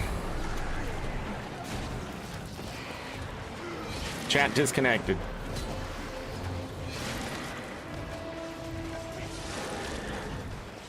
Maybe. How unlucky that was. If I lose target on this fucking champ one more time for veterans I can't fucking kill. Paisley.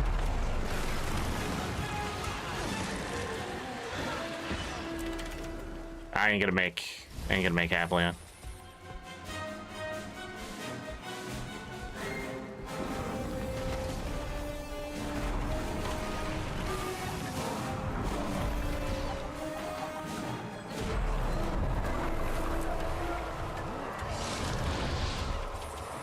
We got gold again. That's crazy. Oh, I might be in some trouble here. When they start doing that.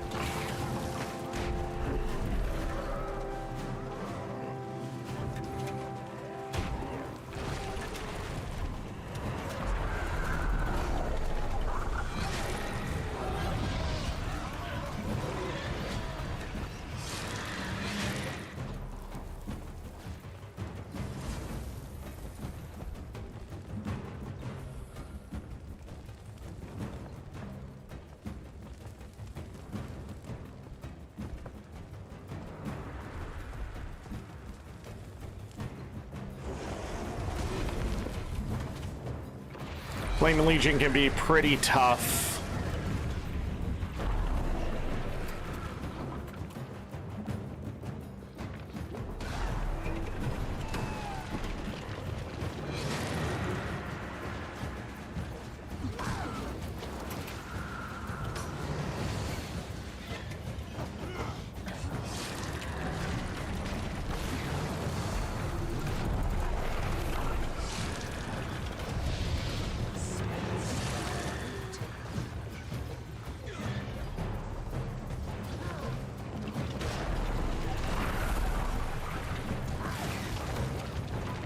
Went the wrong way for Avalon because I got confused, sad face. I was going the right way and then I decided to kill Karai.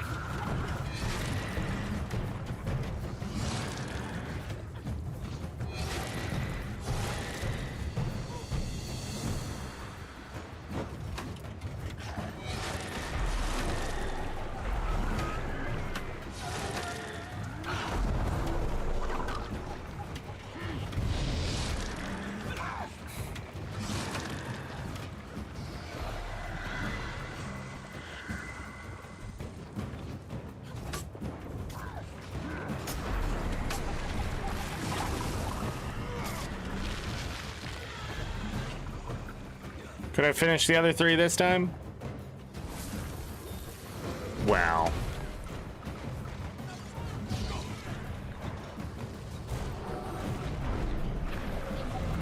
I forget, these bandits are probably the toughest one in the goddamn game. Whoosh. Fuck you.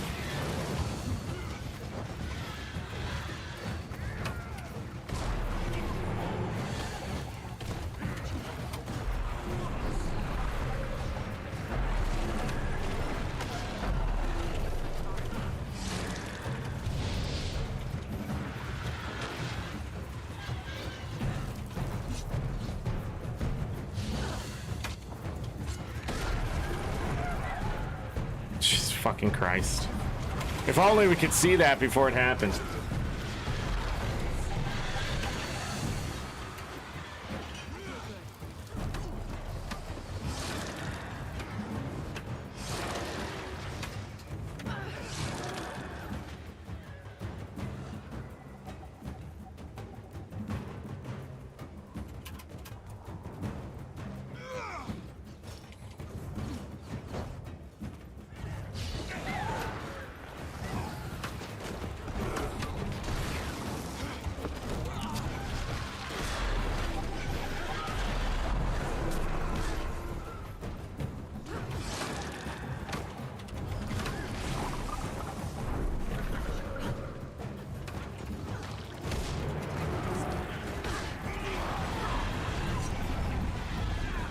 Fuck me, dude.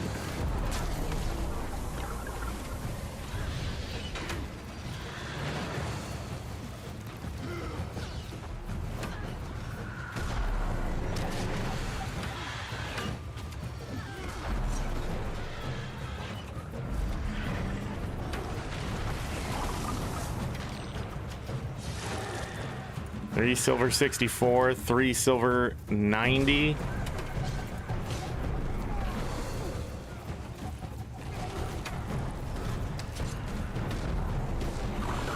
How far does that blast? Come on, man. Look at that. That's silly. Ain't that? That's fucking silly. Without any indicator of how far that's gonna fucking hit.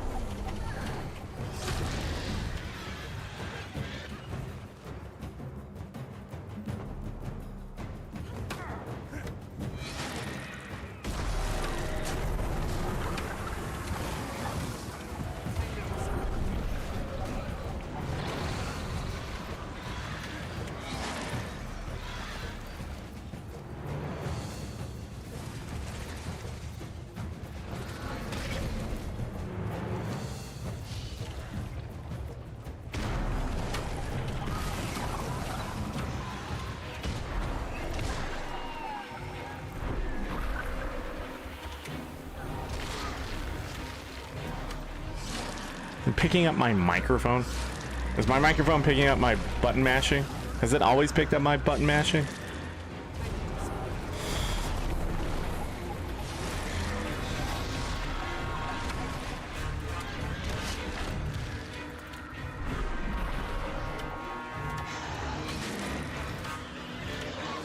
Can I hear my button mashing? It's my microphone keeps getting activated, and I'm not sure why.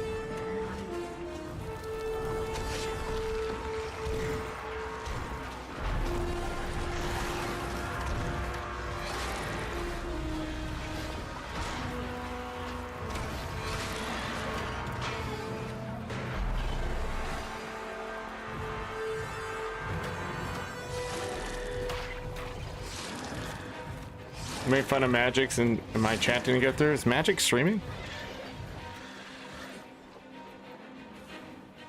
Oh, you made fun of oh, I see what you said. You're making fun of Magic's in my chat. Fair game. Fair play. Where you can hear every single key push.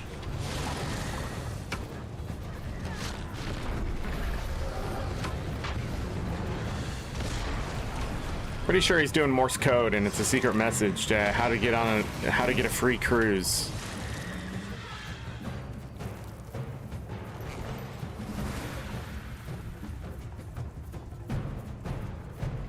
Dun, dun, dun.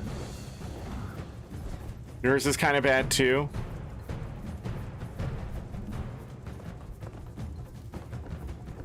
There's no enemies here.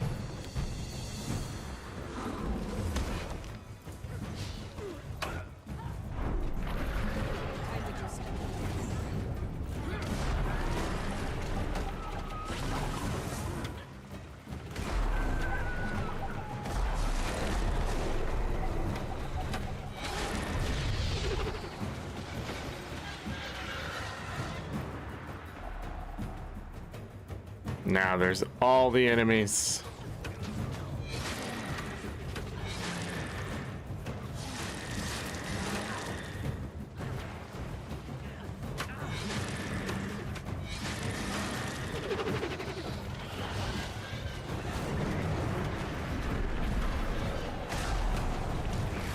Chat disconnected and reconnected.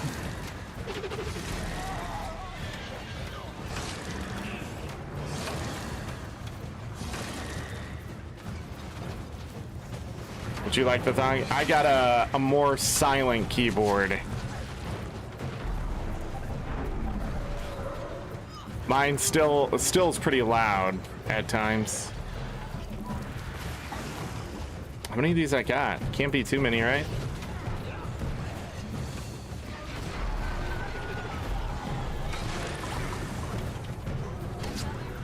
There we go.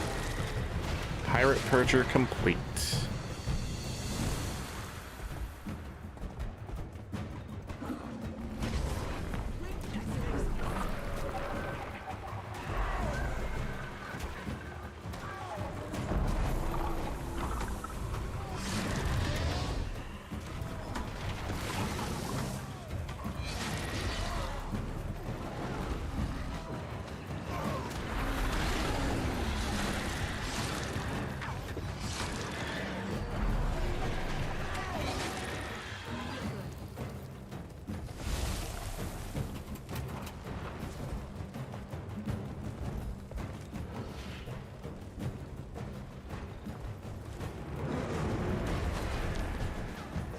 God damn it, ArenaNet.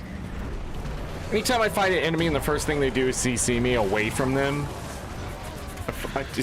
it's fucking stupid. What terrible design. And they're not even a ranger 9 times out of 10, they're just some dude kicking you in the face.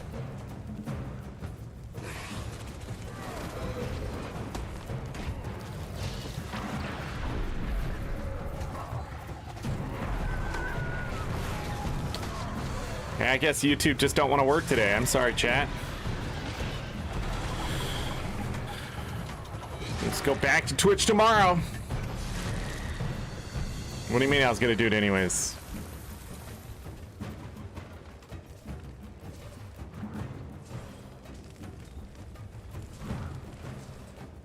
Uh-oh.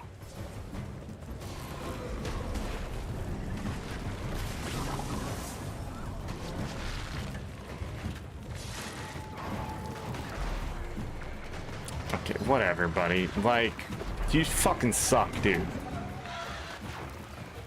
I'm done here.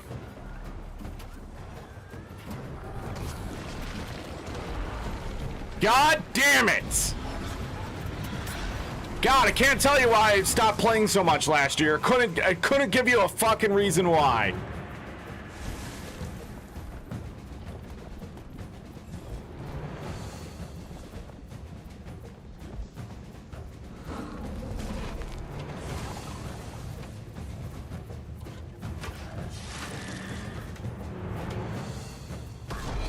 ArenaNet has some of the best combat here, ruined by the enemy design. They're not dangerous, they're just fucking annoying. Every fucking enemy in the game has CC. Why? They're not like a giant or anything, and you're telling me my character here that's super awesome at fucking combat is just gonna get fucked knocked down because somebody wants to kick him? It's so dumb.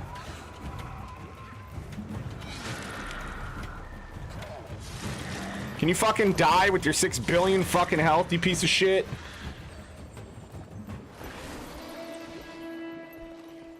Alright, we need to get over to...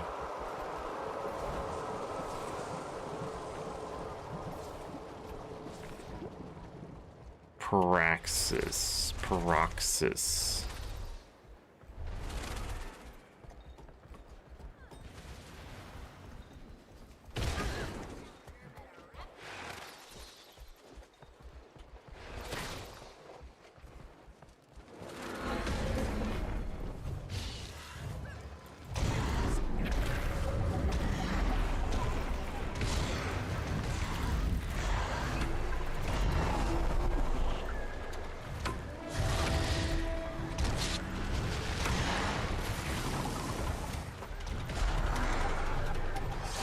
Chat disconnected.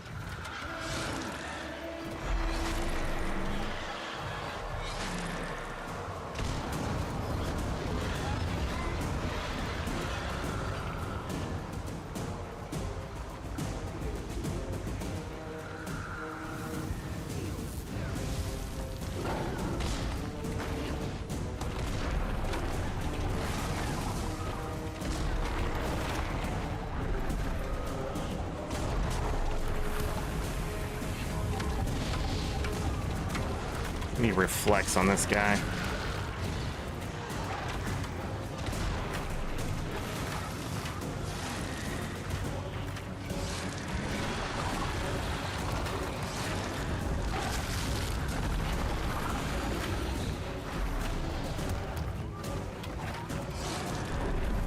Ow.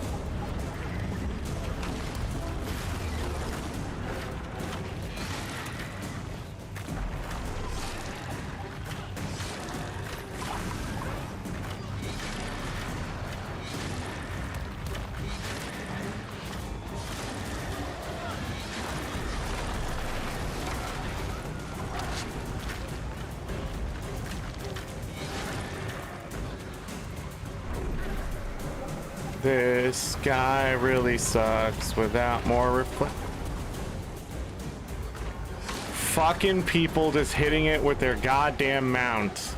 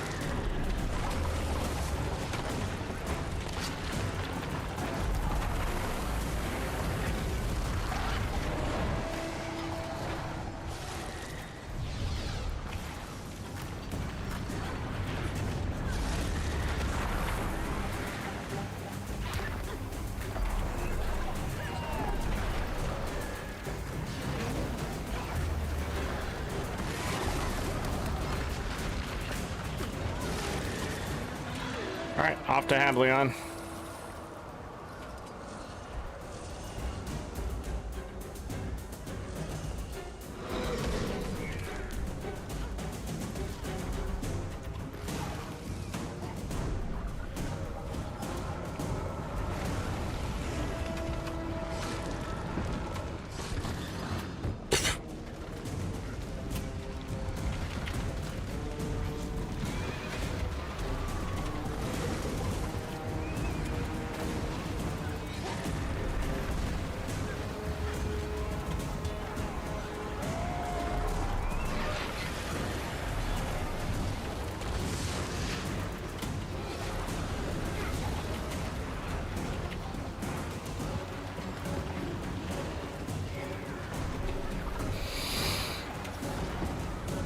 Bam, bam, bam.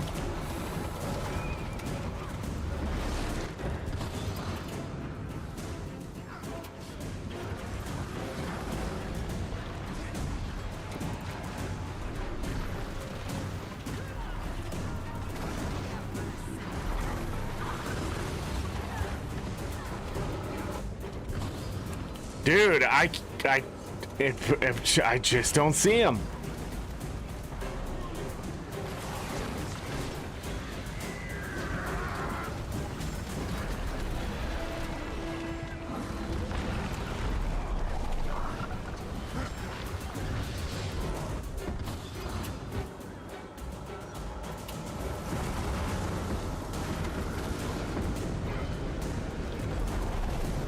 The next festival at this will be Halloween.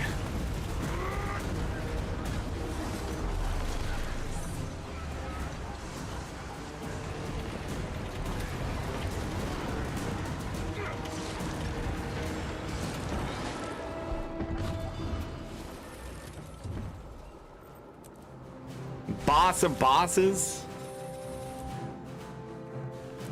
All right, where are we at? That is all the bosses defeated. Now we have to kill bandits. We have to kill destroyers. And I need one more, don't I? And then we'll probably just do the boss blitz one more time. I have another package that just showed up, so I will be back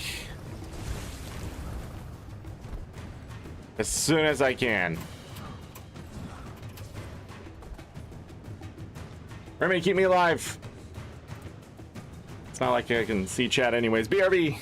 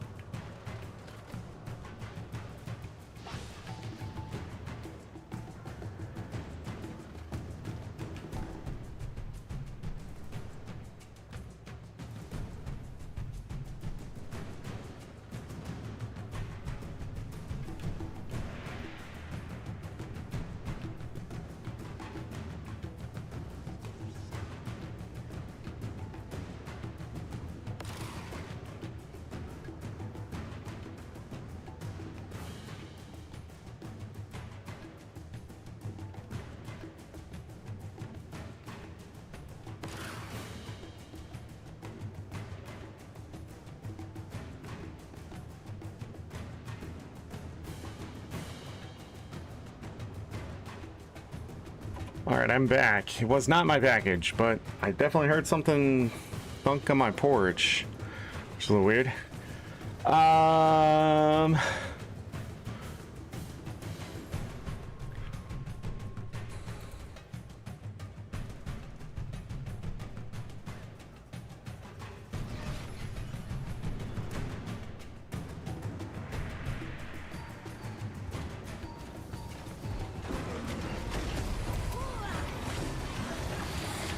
Yeah, I don't know.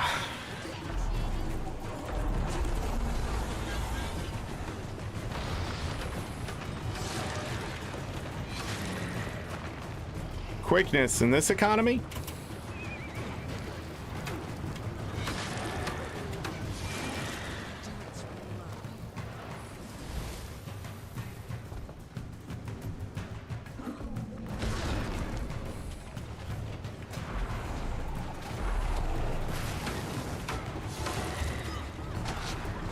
Yeah.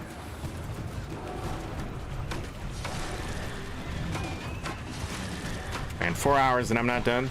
Probably because I spent an hour talking. I'm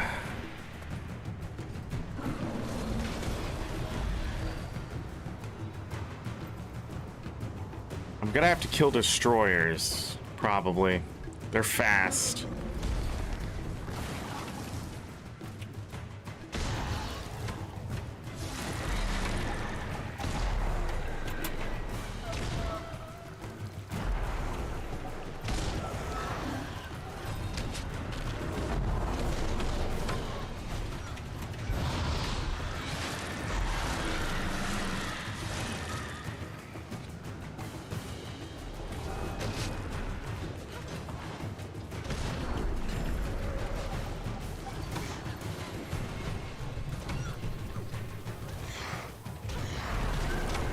I've lost you.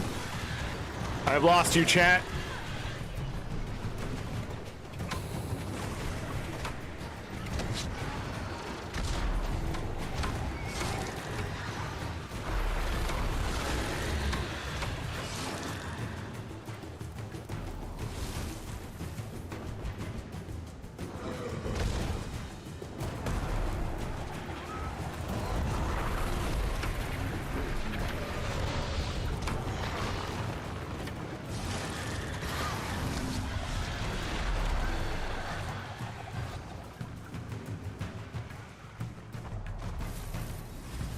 Are the other ones alive or dead? They are dead.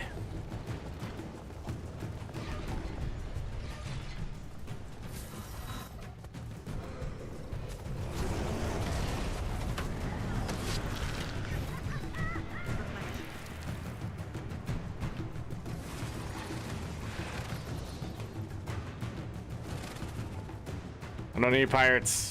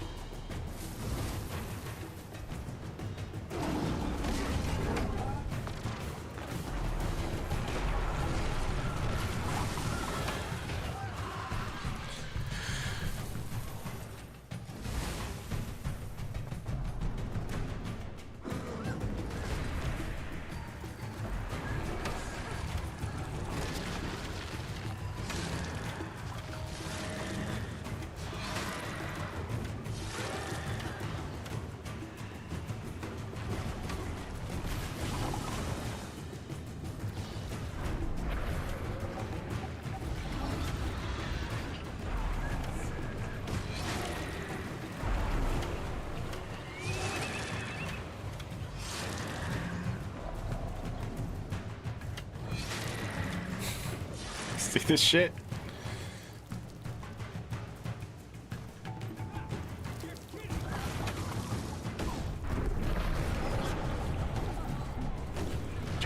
Chat's just broken in general. This has happened before, I think.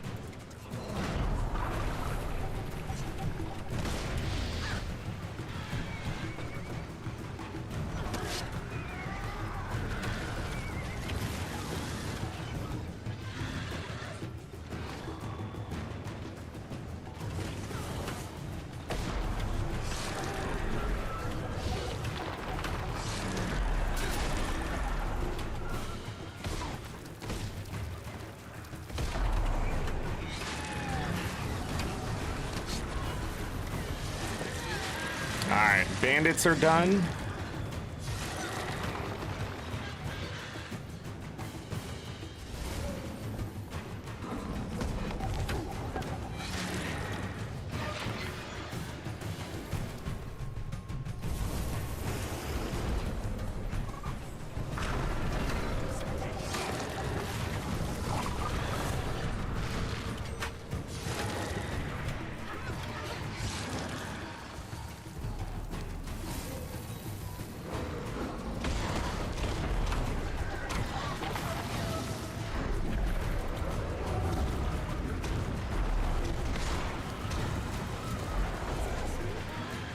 Destroyers are done.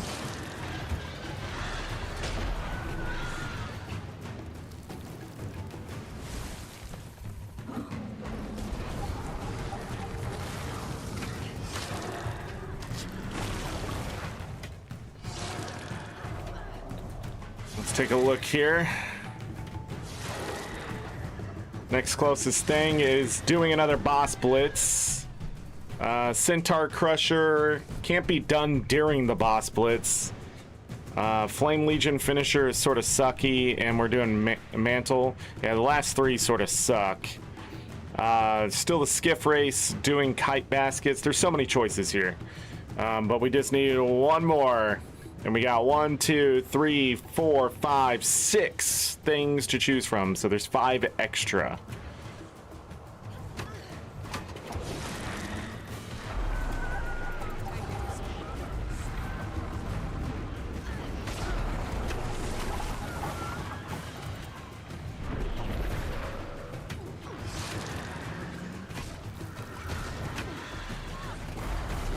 Aren't my marks unblockable?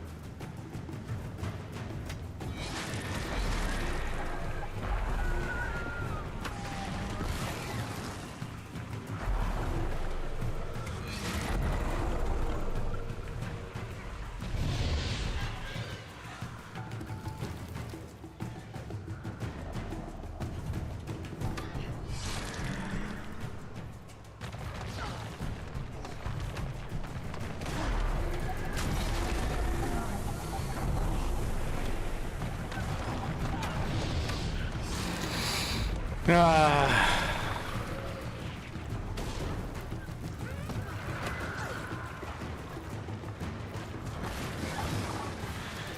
he attacks the what? I feel like these people come from an MMO that you do not share anything. This is how it really feels. I always attack the thing that I haven't been attacking.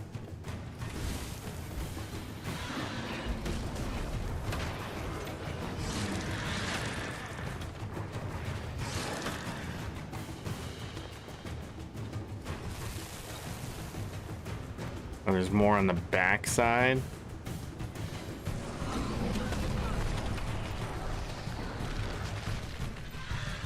feel good.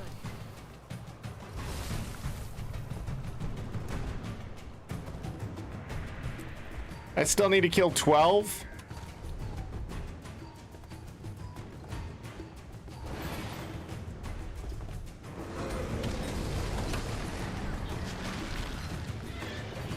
$11.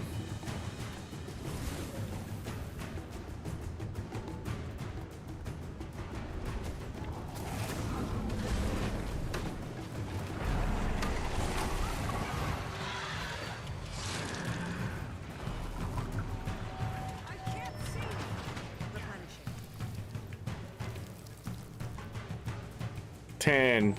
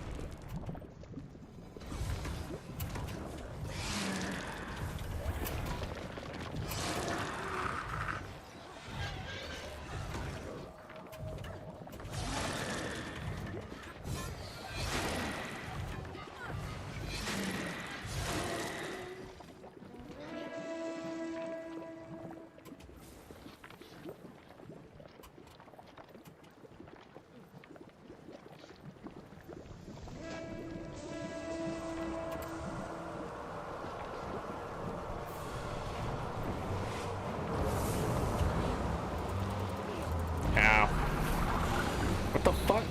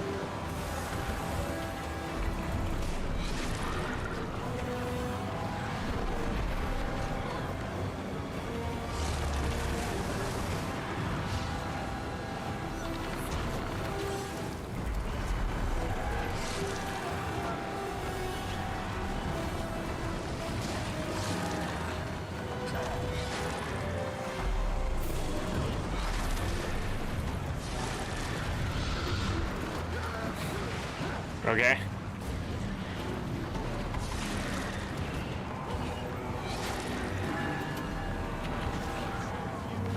This guy's silly. He just killed himself. The reflect bubble went up and I just waited for him to take himself down. All right. I don't know.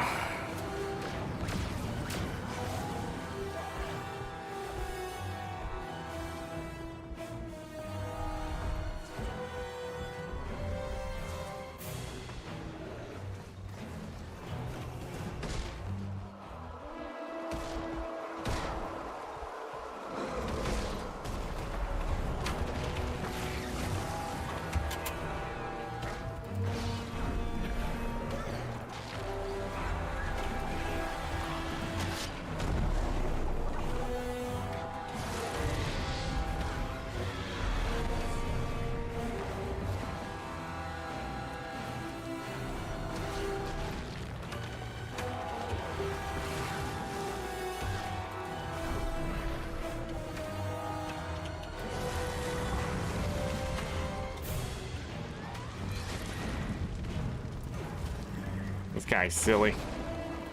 Ow!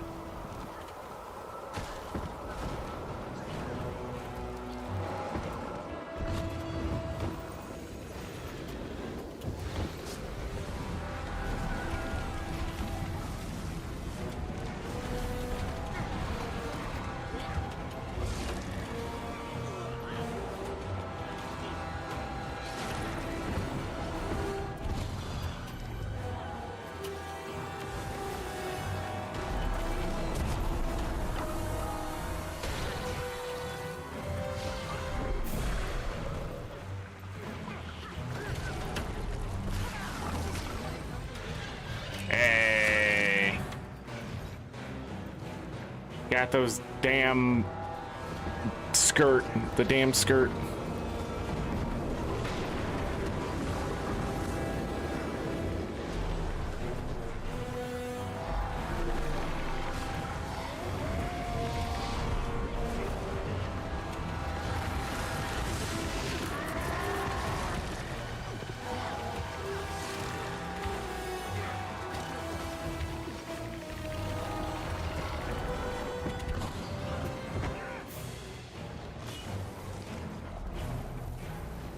Time to do some turns from below.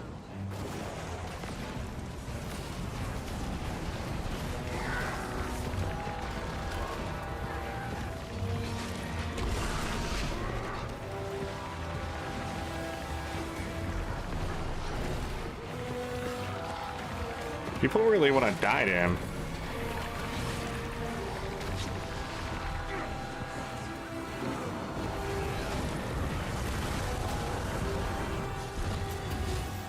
By the way, I did finish the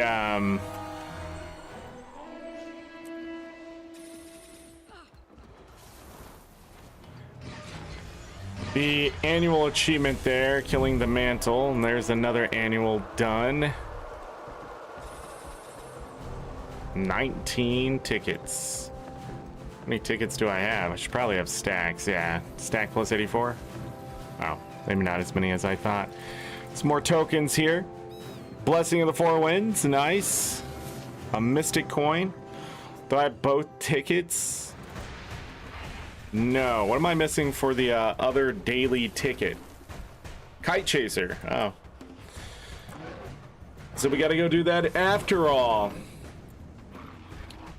5 gold, 1 bronze, 1 silver.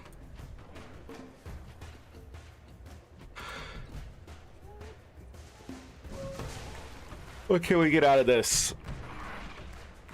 More skins. I should have them all unlocked.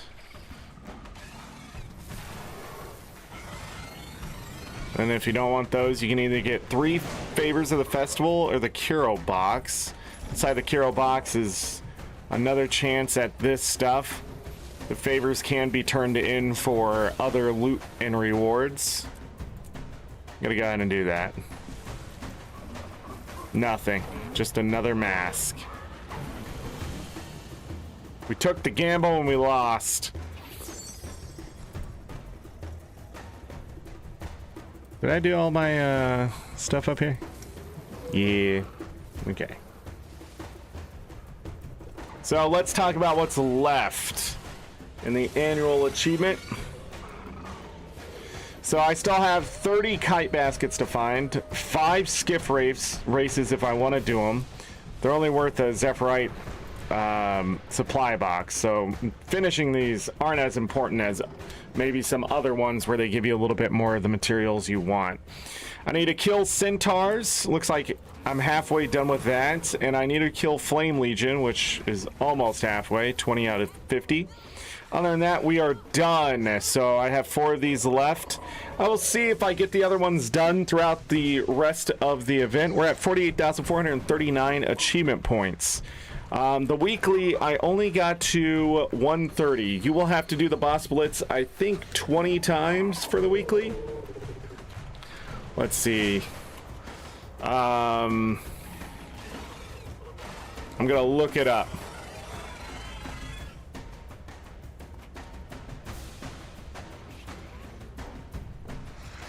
The Four Winds festivities.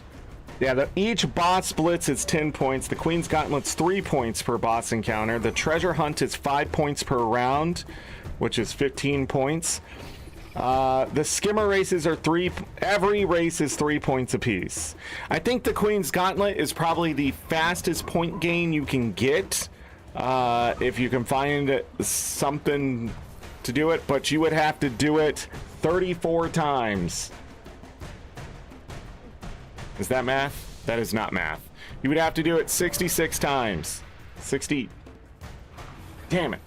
67 times? What's 200 divided by 3? 67 times. I knew it would come to me. But if you're just going after the chest and not an extra favor, then it would be 34 times. That's how many times you would have to do the gauntlet alone. The boss blitz you would have to do 20 times. The treasure hunt you would have to do a lot. I can't even do the math on that.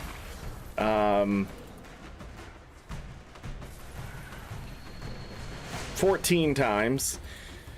Well, you'd have to do it 13 times fully, and I think a round or two after that. Yeah. So that's how you would get your weeklies done.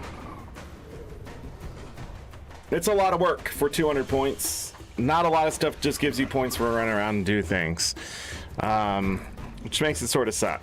I do have 40 achievement points sitting here. Anything else? Not really. I probably won't open up any more of the chests.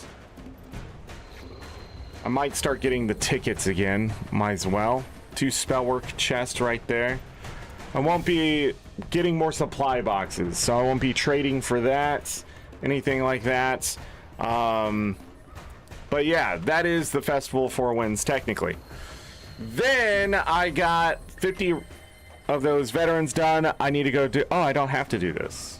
I should. I mean, it's easy.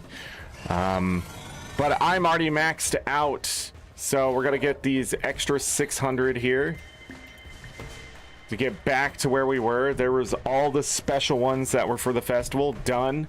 And let me go do the observatory really quick. I have to leave. Hold on. This is perfect. Send me out to Queenstown.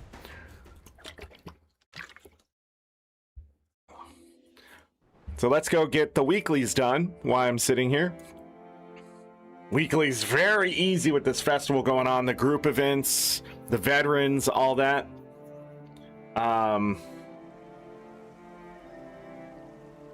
yeah, that's where that wasp tried to sting me. Did it get me? Oh, it did get me. Well, damn. Hey, look what's right here. Kai basket.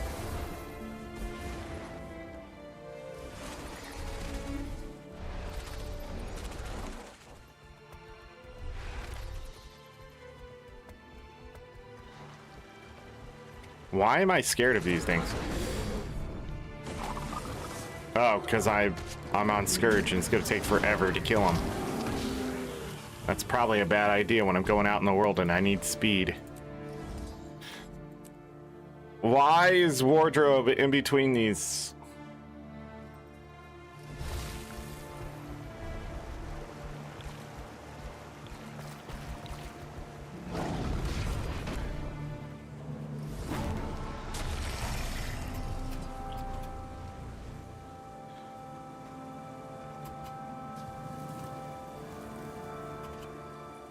Can't touch this ooze.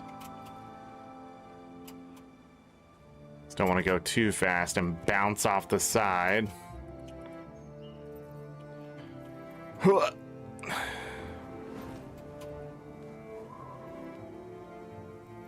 Why are people down there?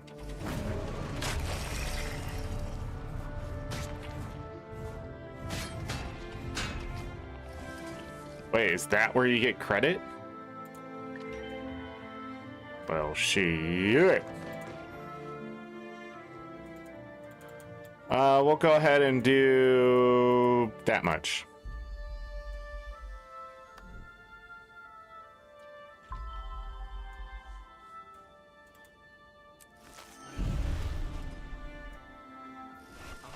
People are skipping out on these, which is interesting.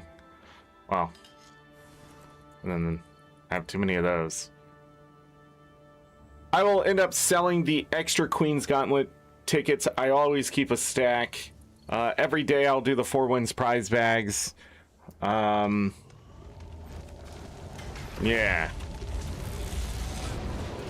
Okay, I was a little confused. Give me my chest. Nice. Let me double check that I got my asses for this week. Is there anything else I need to cover? Okay, there in the gauntlet there was some skins and NPCs I didn't talk about. A weekly NPCs the same. There were some skins to buy with the tickets. Cost some gold.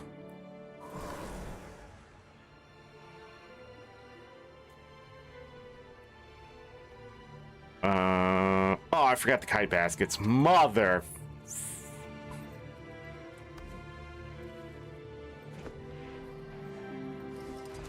Hold on. Did I buy these? No, I did not. Oh, whoops. That one and that one. Thank you. I'm at 577 on those. Okay, and then I need to buy, or not buy, I need to sell a couple stacks of these.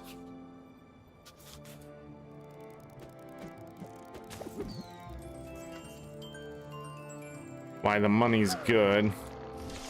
Or not good, or whatever I'm trying to say.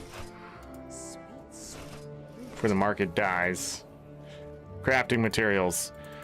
Get my stuff here.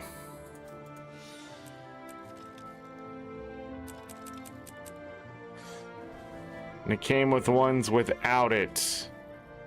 Standard salvage? No. No. 2 ecto. Nice. We gotta put that in the bank. Back to the bank.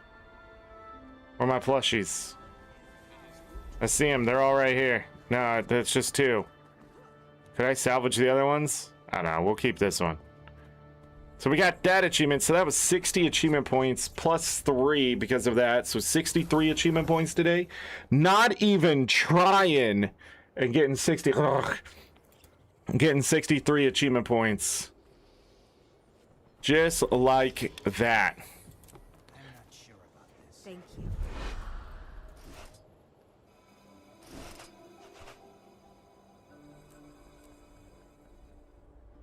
Bam.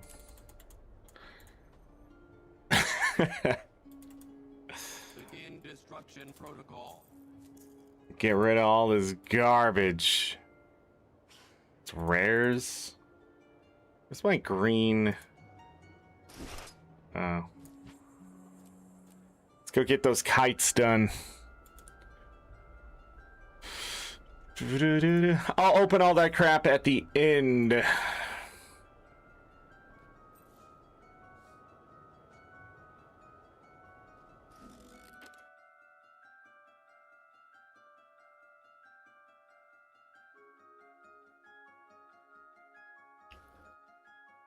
September 15th for sure is the next show. We'll probably have one before that because of the anniversary of Guild Wars 2. Right now, we're so focused on getting this other content done because it's stuff I want to play. You know, Fields of Mystria will be here on YouTube. Kingdoms of the Dump will be here on YouTube. Twitch will have Final Fantasy 7, 8, and 9 before October. Hopefully. If 9 spills into October, that's fine. Again, we'll just keep pushing things back. It's been a weird year. Final Fantasy 10 will be in October on twitch.tv/AngryZorric, and then 12 after that, same place. And I keep repeating that because that's pretty much it. If anything else happens in the meantime,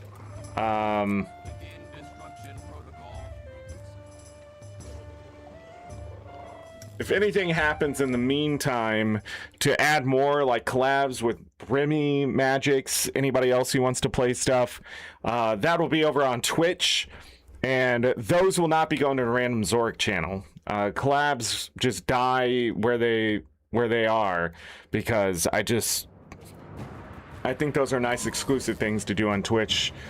Just mess around, just do what we do. Not worry about any of the rules here on YouTube or anything like that.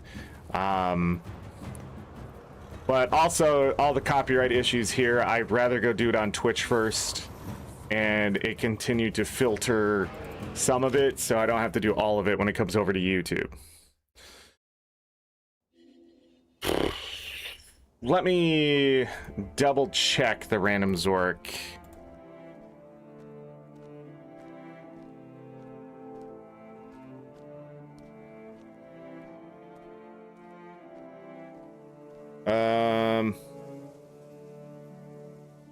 No, that was the right one. Da, da, da, da. Wow, people watching the content. Did you see you now need 8,000 hours? What do you need? They doubled what it takes to become a YouTube partner. I, right now, still hit those metrics. So, it's odd, but at the same time, it's a little crazy. What the heck am I looking at? Oh, it is a video. Right there. It didn't get hit by copyright at all. Her first part of Final Fantasy VII. Wow. Wow. That's actually amazing.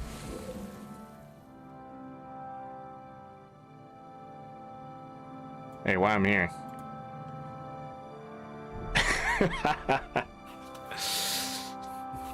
It's not up yet, because I will upload as we get closer to the end of Final Fantasy VII, because I have to wait for it to all export over.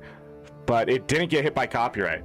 8 hours, 41 minutes, and 58 seconds didn't get hit by copyright anywhere. The next one's 8 hours, 11 minutes, and 30. We've already spent nearly 17 hours.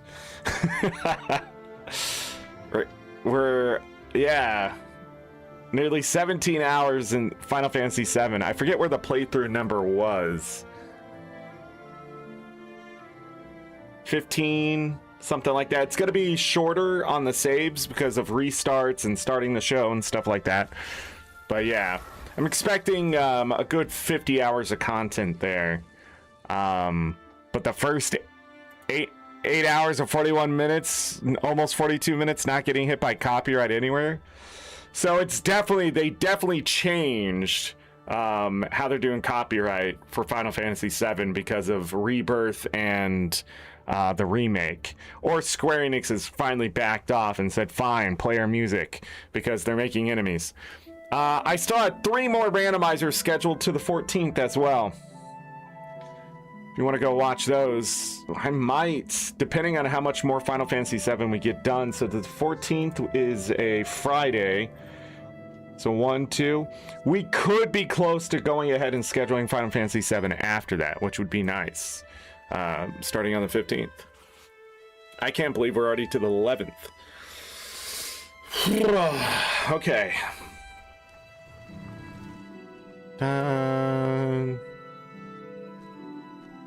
Okay, but I do have a question here. What?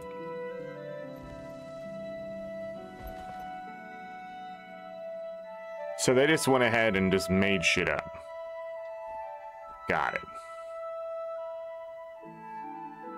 I was supposed to get it today, but luckily I planned it out, so... Sorry, I was supposed to get my dog food today, and I guess they pushed it back a day.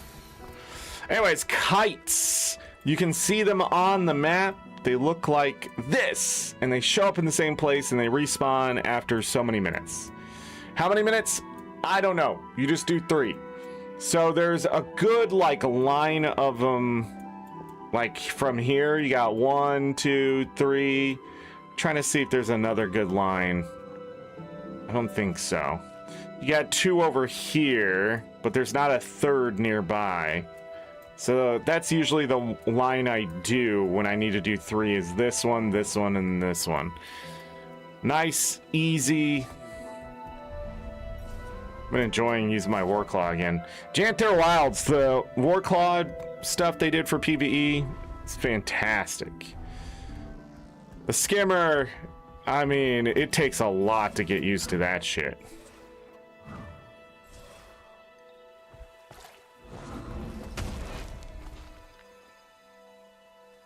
Speaking of Skimmer, let's go. My turtle.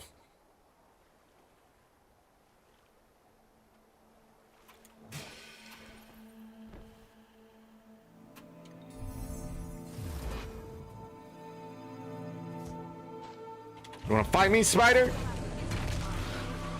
My 5 skill missed.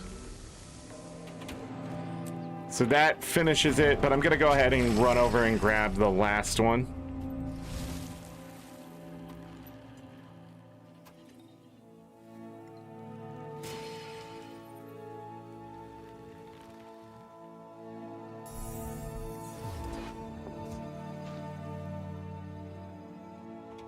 And that's it. 1, 2, and 3 for your daily. Do that 10 times, and you're done with the annual achievement. I'll probably try to keep up on dailies for sure. Yeah, so we're back to doing all of that.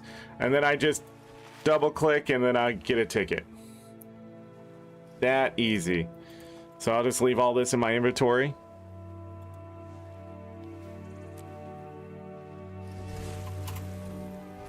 Is there a faster place to do those? There might be on the other maps. I'm not sure where they do. Like, Gendarn Fields also has them.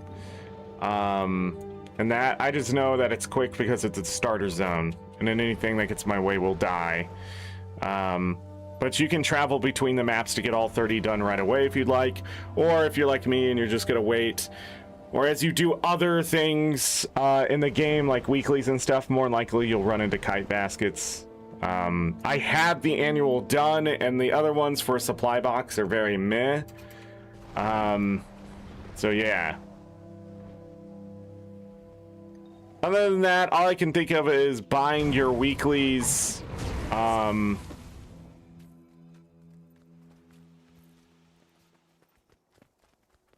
Yeah, buying your weeklies. If you want to get those boxes and stuff and sell them for the gold, you will have to farm up the tokens. Where'd I end up on tokens? Festival tokens. 25,445. I don't know how many I got today. I remember farming them for something. But it's like doing the races. The Griffin stuff I didn't do today. There's just so much to the Festival of the Four Winds. Lots of ways to farm things. Better ways, sure, but like do what you enjoy or you're not going to burn out on. But yeah. So I got the dailies done. I got all the dailies done with doing the annual. I got to kill, you know, the Flame Legion in there. We got to kill the Centaurs. I'm not doing the skiff race. I hate that race. What a dumb race. That race is actually better to do with other people, and it counts for everyone, because you can get boost and stuff. Yes, that's what I just said. Boost and stuff.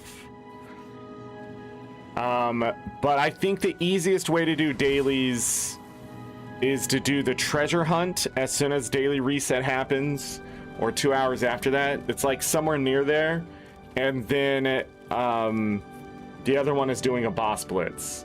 So you just go and do whatever until you get your boss blitz going, and then, you know, it didn't take long to get 4 of them done today. And they always hit gold, so it's worth it just to get a little bit of loot and that kind of stuff. And then the kite baskets, more than likely, or participate in a gauntlet or something. I'm trying to remember what the ticket stuff is that gives you the tickets. Because that... You can get 3 tickets from doing the dailies, but it's pretty easy to get the 2 pieces to get the more tickets. That's why I have 130 something of them.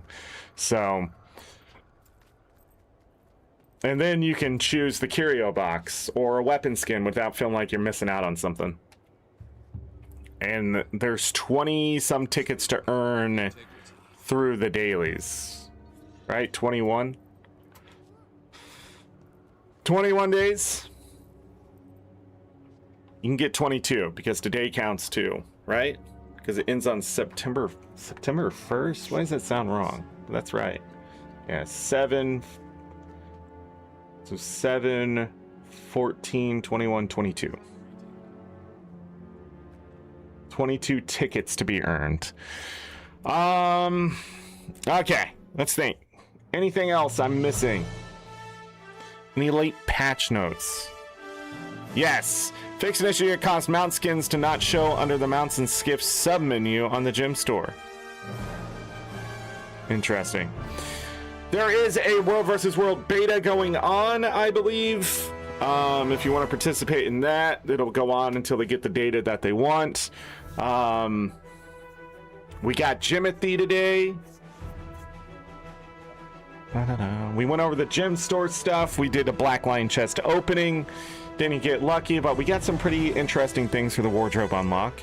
We'll just continue doing that. We did a little bit of maintenance on making sure we have things that are 25 gold or more. I had to spend a little money.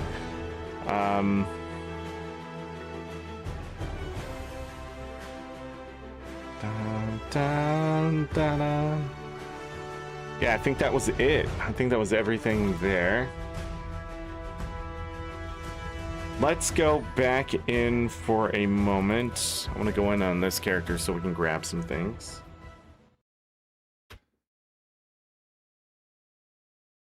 Starting to itch. All right. Let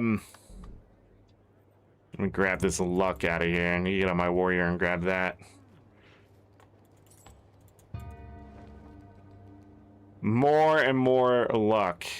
Do I really just have that many flowers? Are we close to getting flasks again? Where are they?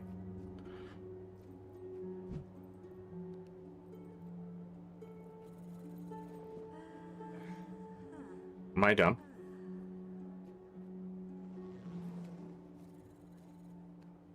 Am I dumb? Oh yeah, that one can't go there. That's where I put my Queen Scotland's tickets. Yeah, okay. But am I still dumb? Where are my flowers? Hey. Yeah, well, this one's almost there. Yeah, we're ready. Flask! 29 metabolic.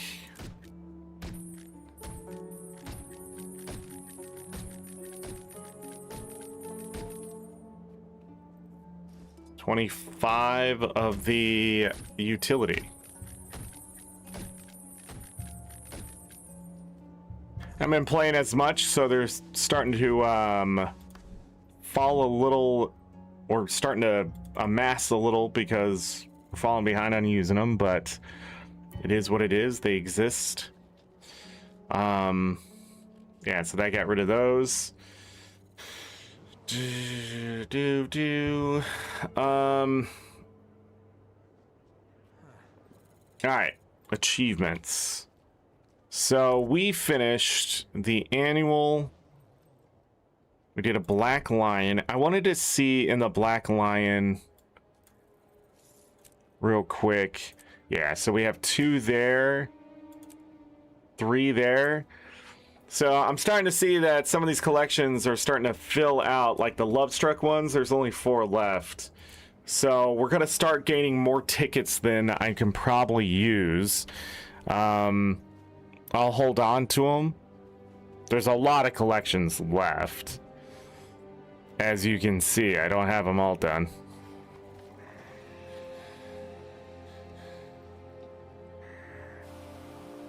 Hopefully the wardrobe unlocks can finish these. 6 more achievement points. Shifting sands. Okay. No festival collection. I can't remember if there's even one for the 4 Winds. I don't think so.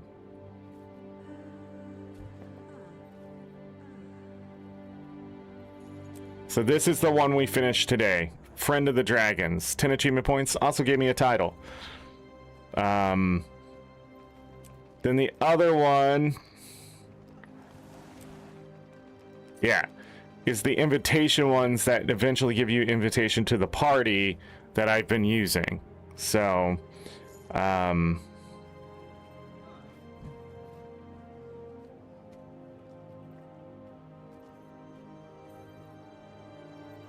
But yeah, that's 5 achievement points. So as you do the festivals, you do those. And that's it.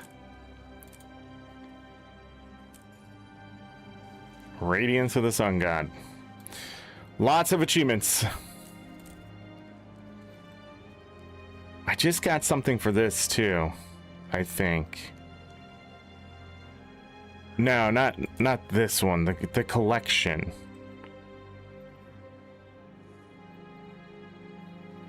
And I was running around, did something. I went back and I accidentally did Ecto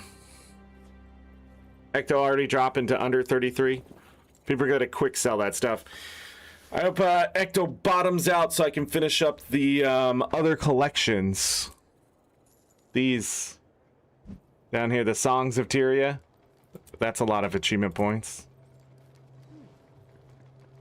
Mini collection Janther Wilds is done. There's no achievement points to earn there.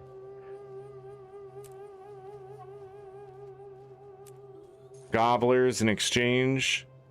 Is invitation to the party in here? It doesn't look like it.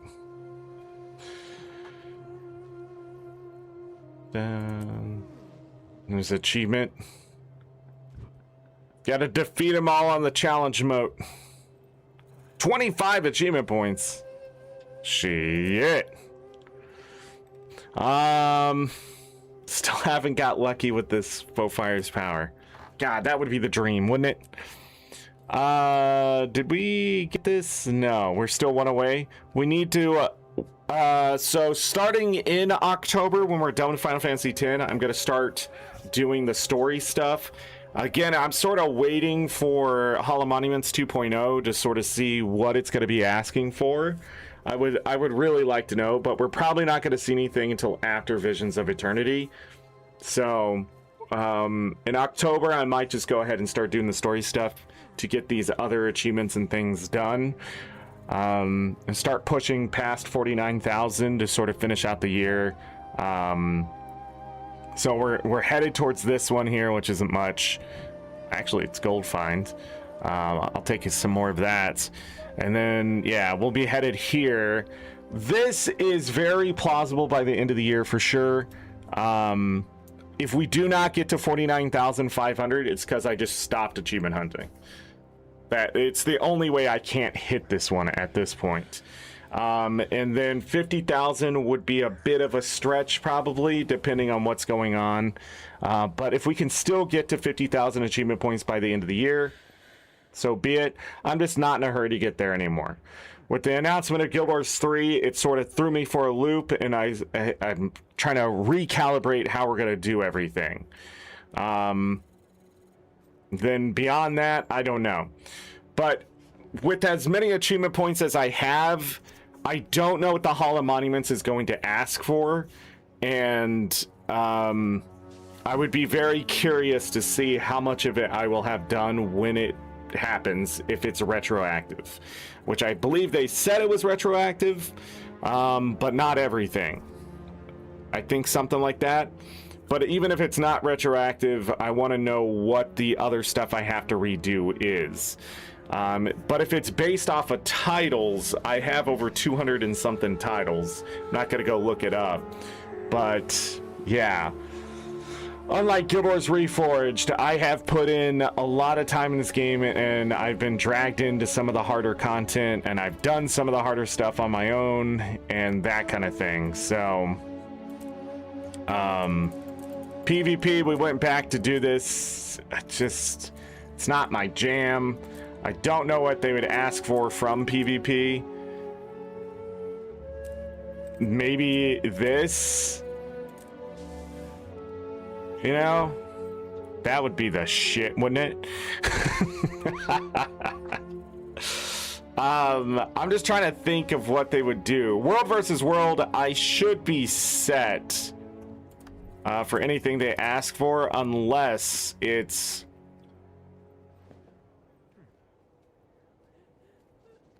Realm Avenger.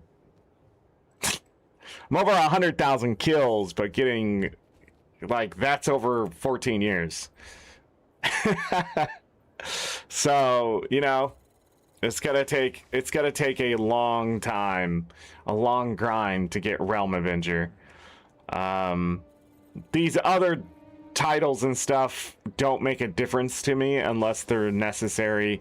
If they start counting titles in a Hall of Monuments, I see a lot of people talk about these achievements with no achievement points. There's no point of getting them without the achievement points. But at the same time, like, Jesus Christ, 2.5 million kills. I don't think people realize how long that would take.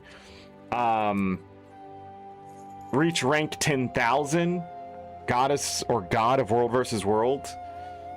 You know? Edge of the Mist, Jesus. And then world versus world collections. The infinite stuff. This has gotten really expensive, if I remember right. But world versus world in general, all I have left is Realm Avenger and hitting 10,000 rank. I would be willing to grind out world versus world just simply because of the alliance I'm in. We will be getting Tropical Explorer done for sure. The rest of the achievements I have not got done in Visions of Eternity, I'm not too worried about. There's not many there. So, other than that, as we go through the stories back to Janther Wilds, you know, we'll see. If they're just asking for meta achievements, I have most of those done. Where I don't have it done is the Return. No. Which one? Is that all the way at the bottom? Where'd they put season 1?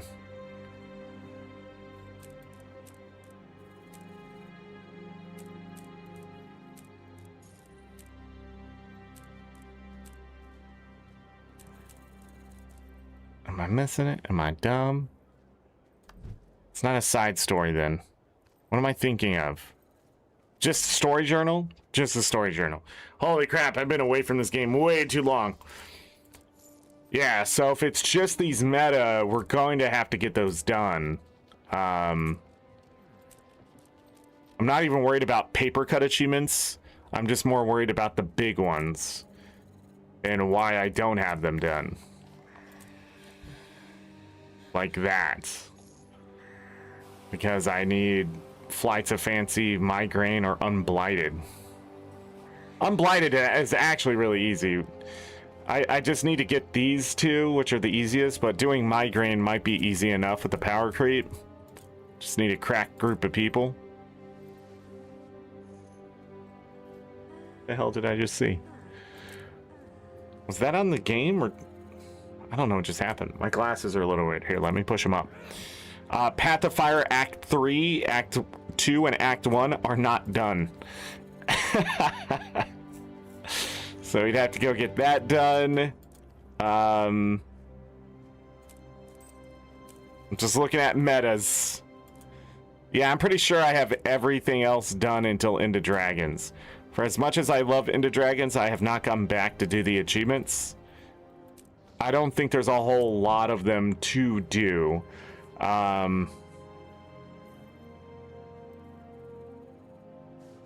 Doing Migraine, it wasn't too bad. That's good. But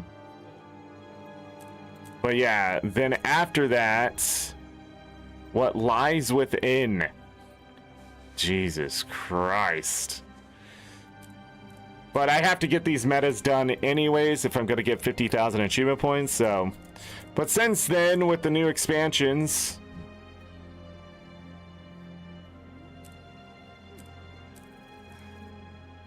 I haven't really missed much, or I know how easy some of this stuff is. Thanks to the wiki, it wouldn't be too bad to go back through. But yeah, that's how I think they're gonna do it, is through metas and titles, if anything. But I'm just not sure. But if you're looking to get Hollow Monuments 2.0 done, if you think it's going to be retroactive, I'm going to say it that way. If you think it's going to be retroactive, I would just focus on getting all the story metas, the map metas. So when you see this stuff down here, make sure you have all those metas done. And for the most part, you should be good. A new Convergence is coming September 15th. There's going to be a new map. I'm sure that's going to be involved with stuff.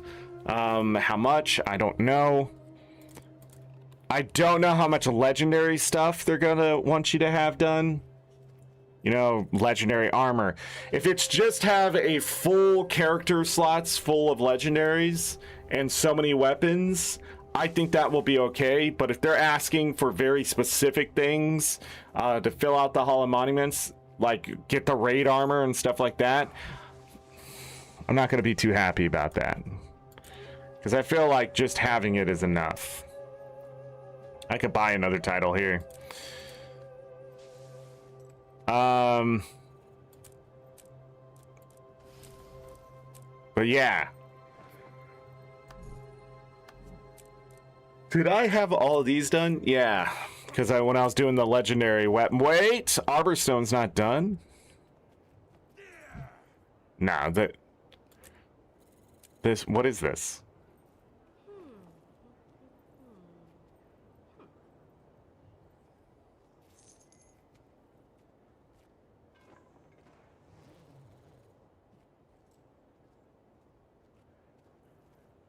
Like pants from one helm from one and helm from another. Might get screwed on legendary characters. I did half sets of World versus World and the open world one.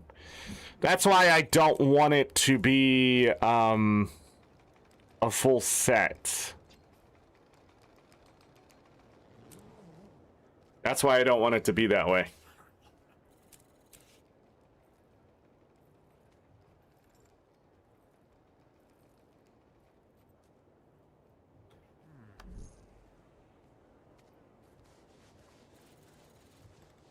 I think mixing a match is fine.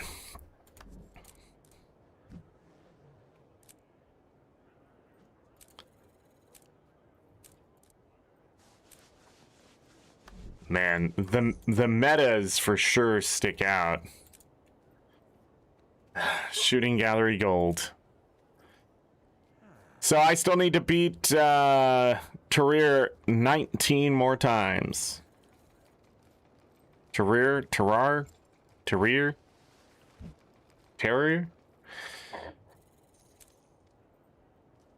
Those fucking adventures, dude. But Dragon's Dan's fully done.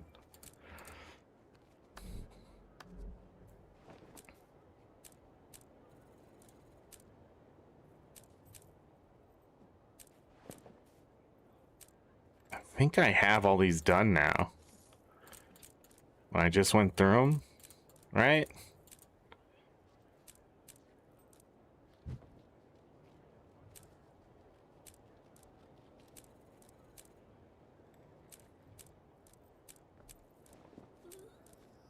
Yeah.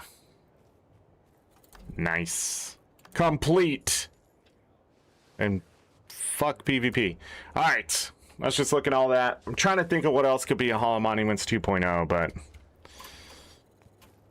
not really sure. Anything else we need to talk about?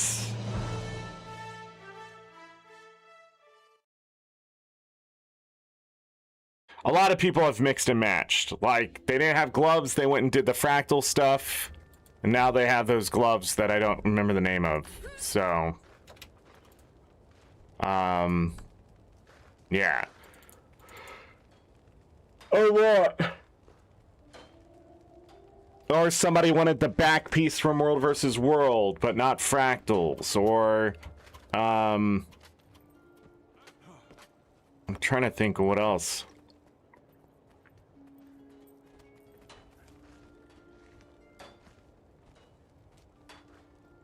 Mini Jimothy. Need to go to my Mesmer now. Just doing some account cleanup while I'm focused here today. We're not going to be able to do any Final Fantasy VII over on Twitch. So might as well sit here and get everything done. So we're ready for the next time.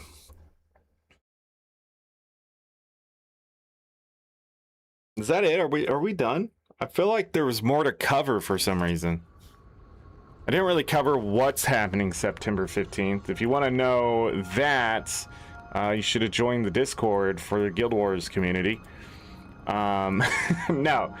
So, what's coming September 15th is the story finale, the new explorable map and meta event, whatever that means, Fractal Raid and Convergence. They're all coming in the last update. Brand new Mastery, Rift Amplification, new Legendary Sword and Infusion. So, Wages of Stars and Volatile Ascension. Wizard's Vault Refresh, Rewards and Achievements. That's what it says. Code of Creation is the name of the episode.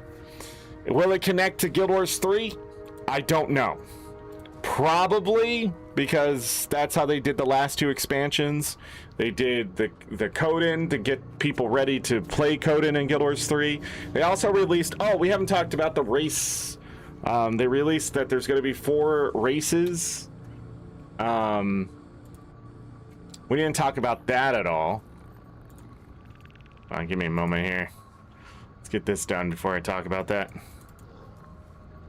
Dun, dun, dun, dun, dun, dun, dun, dun, dun. More junk. Yeah. Even more junk. Yeah. Now I can deposit it all without feeling like I can't. Is that it? That would be it. Bam.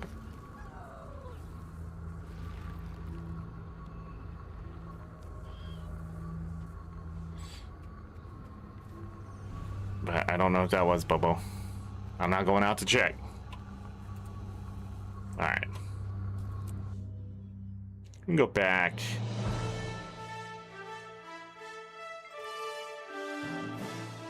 Okay. It sounds like it with a name like that. Where did I put Guild Wars 3? God.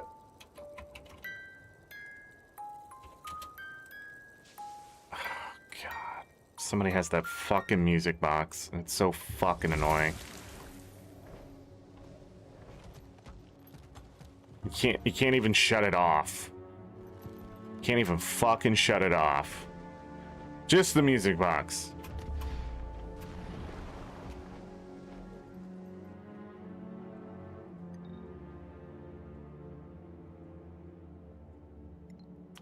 All right.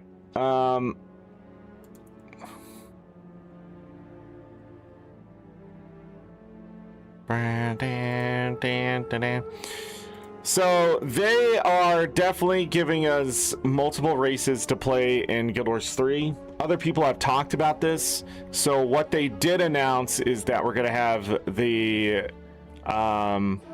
they're calling them species instead of races. I don't know why they're going that route. I couldn't tell you why. Again, it feels like ArenaNet is trying to rewrite how MMOs should talk about things, and it's really not gonna go well. I don't think it's gonna connect with people. They're just gonna... It's like, it's one thing to call... when people are calling, you know, a ranger a hunter, you know, you sort of get the connection from WoW to Guild Wars 2 and that kind of thing.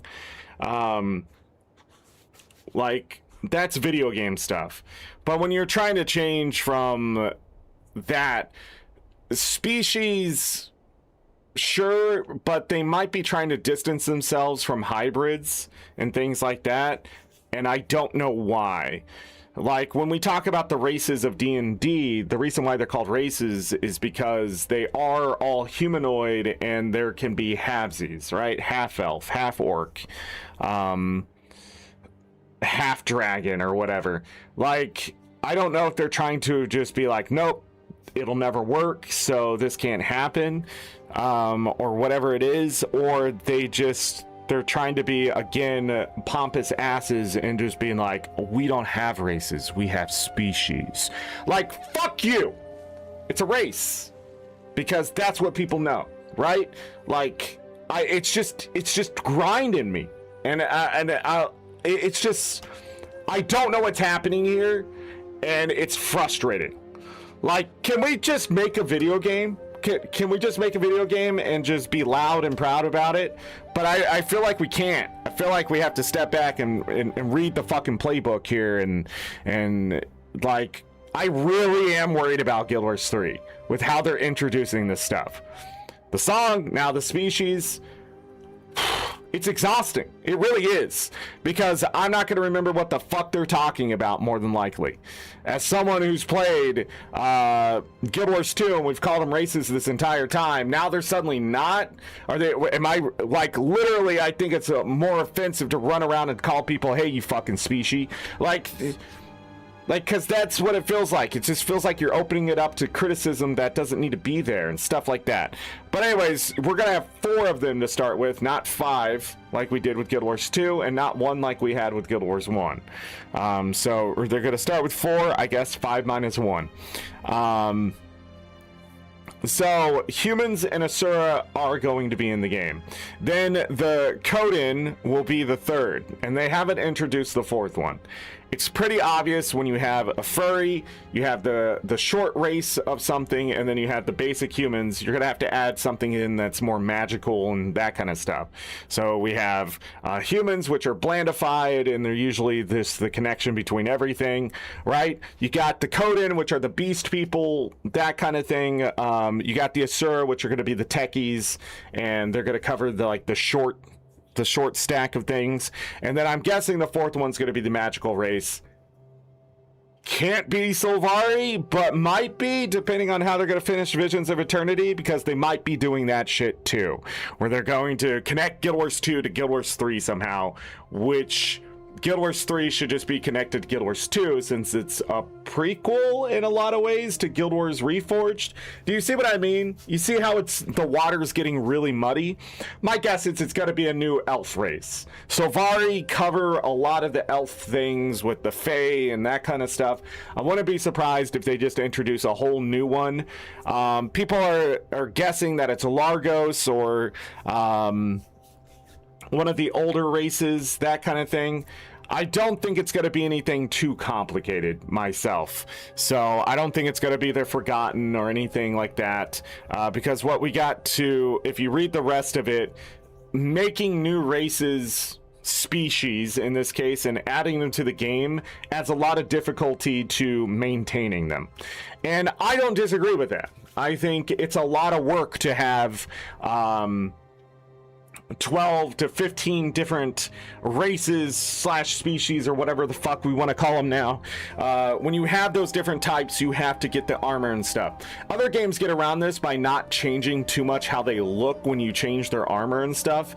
Instead, they rely on you using like the customization tools that they have for your looks, and then like the armor or whatever you equip really doesn't matter, which is a great way to do it too. It's cost effective and that kind of thing.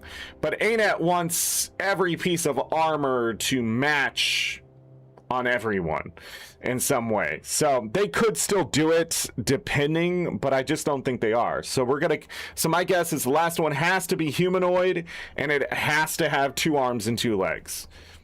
It's just because all the other ones do. Facial features, that kind of stuff, they can get away with things like big ears and stuff like that on the Asura and not on humans, or the snout on a Coden, but not on humans. just think hands, feet, and face. A lot of times those aren't going to be covered by something, and if they are, it's much like if you see the Char, that's how the Coden are going to be treated too. Except they stand upright, and hopefully they're not running on all fours like they did with Char in Guild Wars 2. While a lot of people like that, that's not how they were in Guild Wars 1, and I found it extremely annoying, and it's why I don't play a Char. Straight up. And it's funny because if you know what Perfect World International was, I played the Beast People. Literally the Mel running around slamming things with hammers or axes, depending on the time I played. So there's an elf type race, but you can't remember the name is. Yeah, that's my guess, is whatever that's going to be. But they could throw us for a loop and introduce a whole new race or whatever, and like they're just gonna retcon whatever they want. I do not trust Guild Wars 3 at this point. The way they're talking about it just feels like I don't know what's going on here. And as an ArenaNet partner, I don't know how to explain to people why they're talking this way. They're not races, they're species. I don't know. I don't know why they're doing that.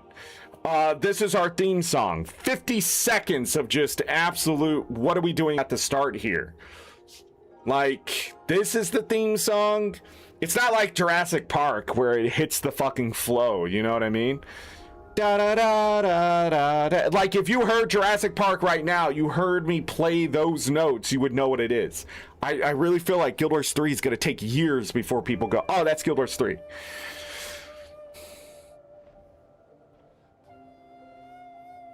You've been paying much attention, but the stuff you hear is not great. I mean, that's just it. It's just good. And in this day and age, I talked about at the beginning of the show, yeah. But the different races and things like that, I'm not trying to doomsay the game here, but oh my god, I don't know what to say at all. I just don't. And I don't want to go out of my space here and start reading like what other people are saying, because I want to sort of just take it in and give my thoughts about it all. But yeah.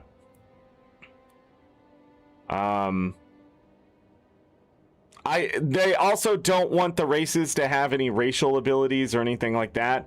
I can get behind that, but we're playing with a whole new engine. I thought we would do a bit more with that. So should express your character's identity in fantasy not determine the most powerful way to play? I don't think it even has to be a combat thing. But at the same time, I don't know.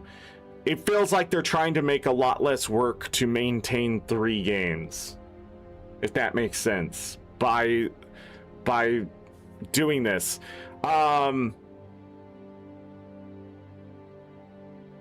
Yeah, so I don't think we'll ever get something that's too complicated like their example of the Forgotten or anything like that, but I think they might just start adding in DLC races later, or when they sell an expansion for Guild Wars 3, we will see a new species, sorry.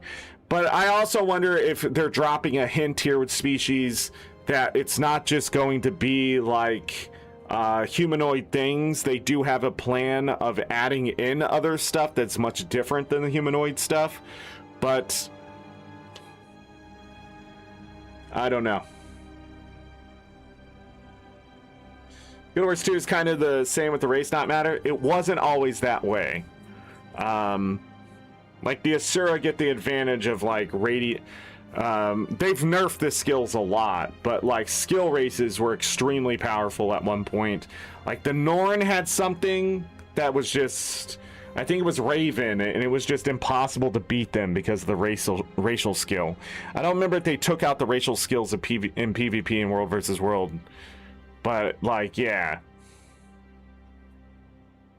It used to matter more. It's like a mid-roll song, not theme, yeah. Start thinking Elder Scrolls? Me too.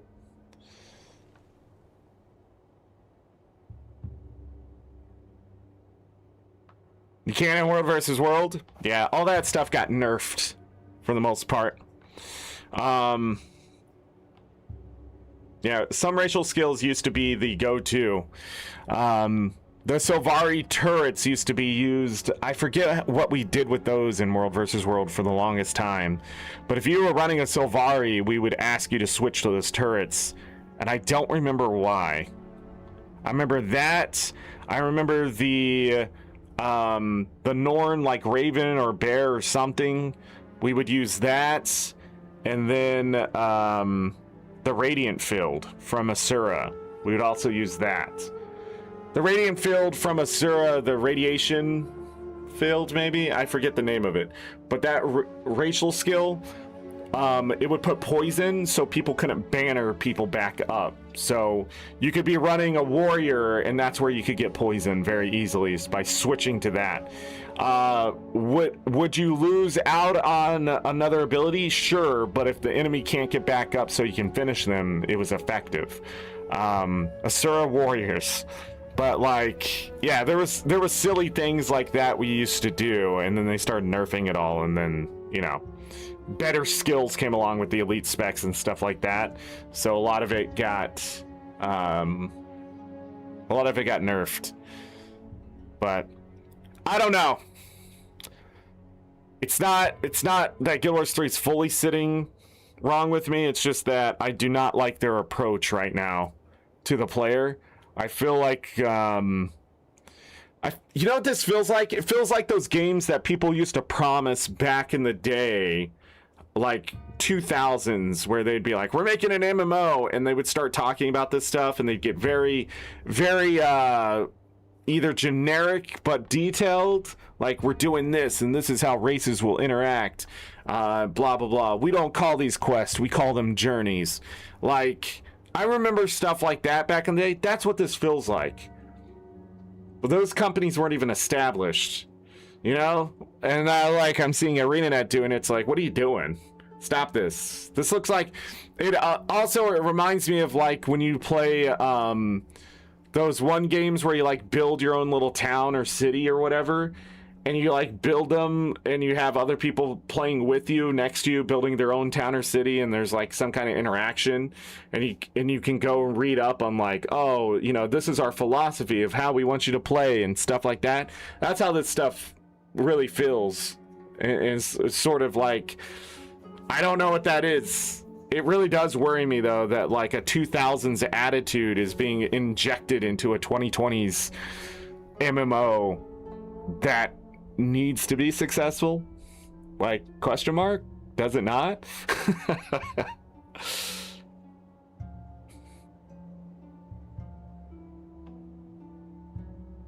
Could you have any class be Asura? Well, the class was just the class, right? So, but the Asura racial skill required you to have an Asura. I mean, some people deleted characters to get certain racial skills back in the day. They would delete a character. That's why you see some Norn elementalists. To this day, one of the main reasons was to switch to something. And I can't remember if it did like CC or what it did, but it shut down people pretty hard. Well, but it was like Troll got a better advantage on dark magic, so they made better shaman or something. In ESO, you would want Breton if you're a magic use and stuff like that. Yeah.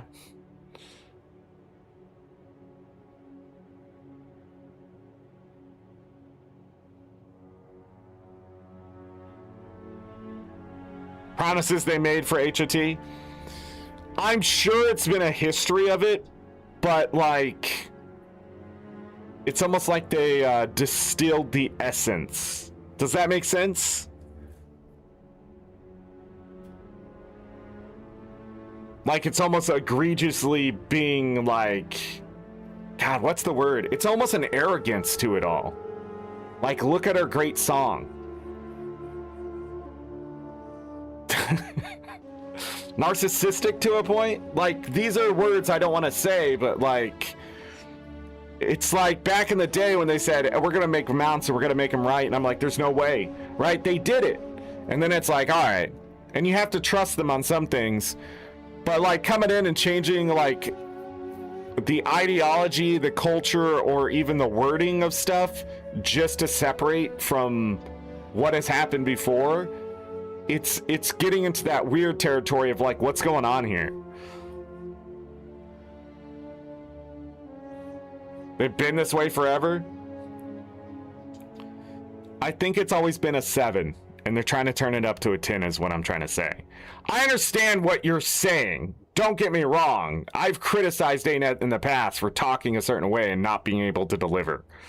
Or talking a certain way, and even when they did, it's like you didn't have to do it that way. I mean, look at the Visions of Eternity last story with that fucking puzzle part of the story and all that kind of stuff. And then they're like, yeah, the pipes thing, we wanted it to be different so you could like do it your own way, but it just got away from us. But I still have to do 25 fucking pipes, right? Or whatever it is. Like, I still have to do the entire thing and turn all the pipes and put all the pipes in position, right? Like, I still have to do that. You didn't take the scope and pull it down.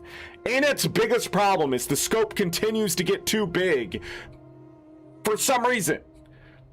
Because in the past, when they don't have the scope too big, it's too small. There's not enough content, right? And there's just like, it's just this constant battle. But that's where leadership comes in and says, hey, this was too much. This is too little. This is where we're aiming for now. If the ladder's too high, don't start up here and go, well, how do we not make the ladder too high? You cut the legs at the bottom. You said, this is the stuff that we didn't get in. Let's not do it again. Because obviously if we didn't have time for it before, we're not going to have time for it now if we have the same timeline. But for some reason, they continue to do that as a company. And it blows my mind. And when the ladder doesn't reach, instead of just, you know, going, well, let's get a different ladder here, they go, no. Let's just put more ladder on the bottom. And then it's wobbly. And you're just going, yeah, that's not how you improve a ladder. You have to build a ladder that is long enough, but not too long. And if it's too high up, you have to cut something out. You have to. But it can't be all the way up there. That's what people want, is the stuff up there. And you keep going up there and you take it away. I can't simply open a chest anymore. Now I have to play fucking Simon Says. Or the goddamn piano. Simply to open a chest. I have to get a mastery to do this. To get a mastery to do that. To get a mastery to do this. To get some boxes that are inside of boxes or inside of another fucking box. It's like so convoluted at this point. It's just like, if you're revolutionizing how things work and you don't want bots to take over your game, you have to do it in a way that doesn't feel like I'm playing a CAPTCHA. I can't be in the middle of a meta battle now and I have to fucking put in a code to simply get back to the battle. What the fuck is that shit? Who thought that up? Fire that person. Fire them. Because that is terrible. That is not how games should be played. That is insane. I'm in the middle of action combat, one of the best combat systems in all time, and suddenly I'm playing a CAPTCHA? Watching my friends die? It's insane. And if the next episode does more of that, I cannot trust Guild Wars 3 at all. Like, is that where we're headed? Where they're gonna check to see if I'm a bot mid-combat? Mid-puzzle? Mid-whatever? That's where we're at. It's crazy.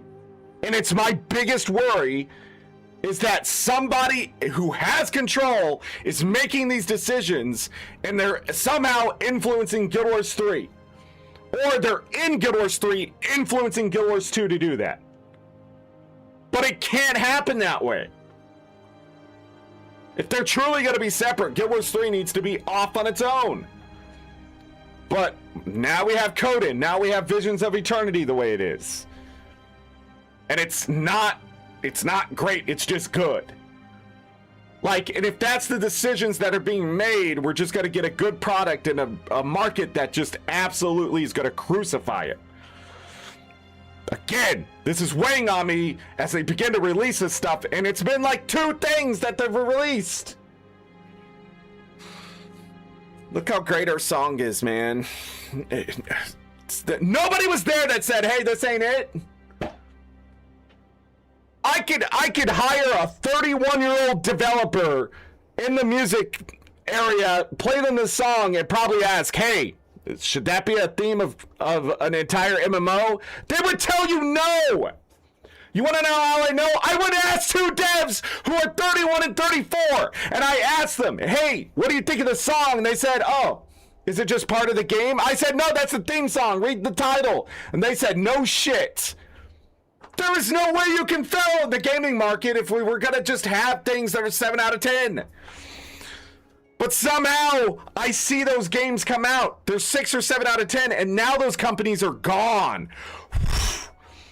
And I'm not even talking about AAA studios. I'm literally just talking about ones that were standing on their own, and they're gone tomorrow because nobody wanted to play their shit longer than a month. It's all because you're not grabbing them, pulling them in, saying, look at this shit, isn't it awesome? You have to do that in this day and age. Where the fucking keys, dude? They're in my pocket. Hold on. Jingle jingle Fortnite. Jingle jingle Roblox. Jingle jingle. Like, you have to. Or you're not going to have a video game audience. There's so much ADHD out there and fucking autism. What do you think is going to happen? Why do you think I played so much of this game? I probably have those things. I definitely have ADHD. They finally tested me and said, yeah, you fucked, dude. And then I was like, it all comes together. But if you sit out something that's going to be overly complicated, convoluted, and already you're speaking as though it's the greatest thing of all time, and then you don't deliver that, you're going to be pissing off a lot of people, especially in the Guild Wars community, who are your fucking pillars. They're just going to walk away. And that's my worry. They're already talking about it. They're like, well, I can't wait to see this project fail. And it's like, Jesus Christ, let's just wait to see what they come up with. And then you release a song that people just aren't enjoying in mass. If it's 99% of players going, this is the greatest song, I would also be suspicious. But at the same time, it doesn't even feel like it's 60 or 70. It just feels like half of them are saying this and half of them are saying that. And that's a division you do not want out the gate. You just do not want that out the gate. You don't want to already be dividing your community and those who are doomsaying and those who are just wanting it to work correctly. Like, you just don't want that. And they did not release stuff here as newsworthy things for that. And again, I love the behind the scenes, the look, the song itself, but it just didn't scream enough to me to go, hey, this is it. Guild Wars 3 is gonna be awesome. And then he released the species thing, and I'm just going, what is going on? We will reveal the fourth one later. Motherfucker, you better tell us our races now! Or don't tell us anything at all. Like, that's just it. They could have just waited and started throwing this stuff out the beginning of the next year. Like, releasing the banner and, like, the artwork on Discord is one thing to reward those on the Discord, but it's another thing to be releasing this stuff and expectations. They're just not being met already. And then I have to hear about it because they're like, you as an ArenaNet partner, what do you think? I think it's good.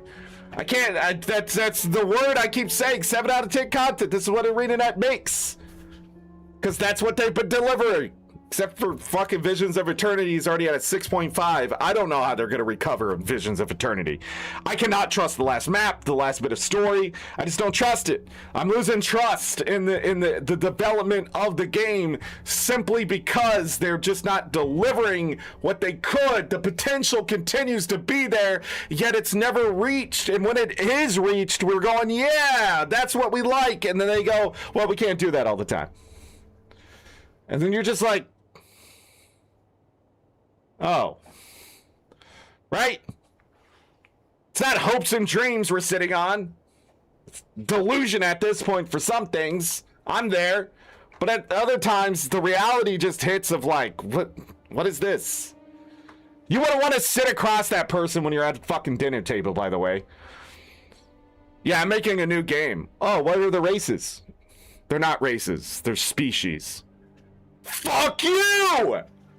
What do you mean they're now species? Well, that's what we call them at the office. That's what you call them at the fucking office. But when you walk outside, they're racist once again.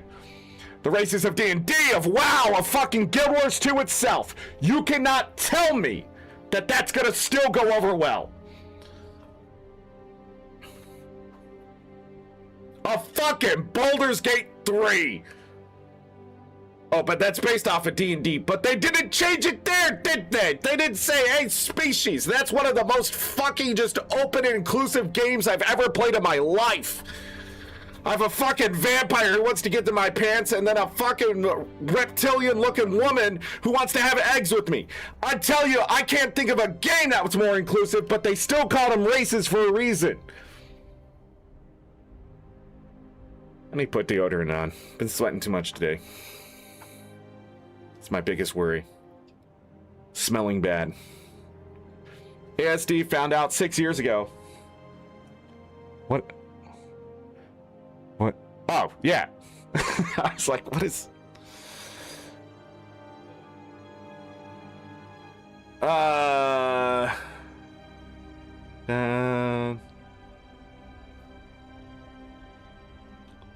Is Chaz here? Alrighty, oh, the game you can play free with ads. I'm not even trying to be a doomsayer. They are saying the doom. I just pointed out. The fourth one is Tengu. Would they be able to deal with the feathers and things like that? I mean, I guess if Tengu's armor has started covering them up in Guild Wars 2, it might have been something to say of what they could do in Guild Wars 3.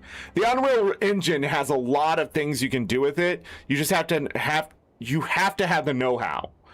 And I'm not sure which version of the engine they're using, but also a lot of people fear AI taking their jobs. But again, AI is extremely useful on fixing these kind of things. So when you have different model sizes and things like that, that's where AI can actually be useful to your company, to your developers, not as a replacement tool, but as an ideal tool to get things closer to what you're thinking of without having to sit there and just jerry-rig it to the point where it works. Right, where it looks right, or the clipping still happens. You can have something check that in this day and age by scrubbing your own data and then looking at things with how it's being created. You can actually figure out pain points inside your company. They're not using it that way. In China, they are, because it's all open source. Well, it's not called open source. What's it called? Weighted or something like that. But anyways, you can literally take an AI program home, make it the way you want it to be, and then it does the thing, right? And a lot of people are scared, like, oh, what if people get up? People already have it. If people in China can take home AI software and make AI stuff, we live in the day and age where you have to accept AI. I do not accept the way it's being fucking used in this country because it's so fucking stupid on what they want to do with it. They want to literally just take people's shit, change it a little bit, and sell it back to them at a premium. While in China, they're literally developing disabled people tools with that AI so they don't have to do certain things. And we're the first world country, right? And people want to call them a third world country still. They have AI assistants specific for people that does not collect data for the government. Because the government's already collecting their data, first of all. That's communism. But at the same time, nobody cares about their fucking AI robot that they're telling that I love you. They don't care. People are like, oh, AI's just going to become a fucking the next thing apart. It's already there. It's literally a selling point by our big companies.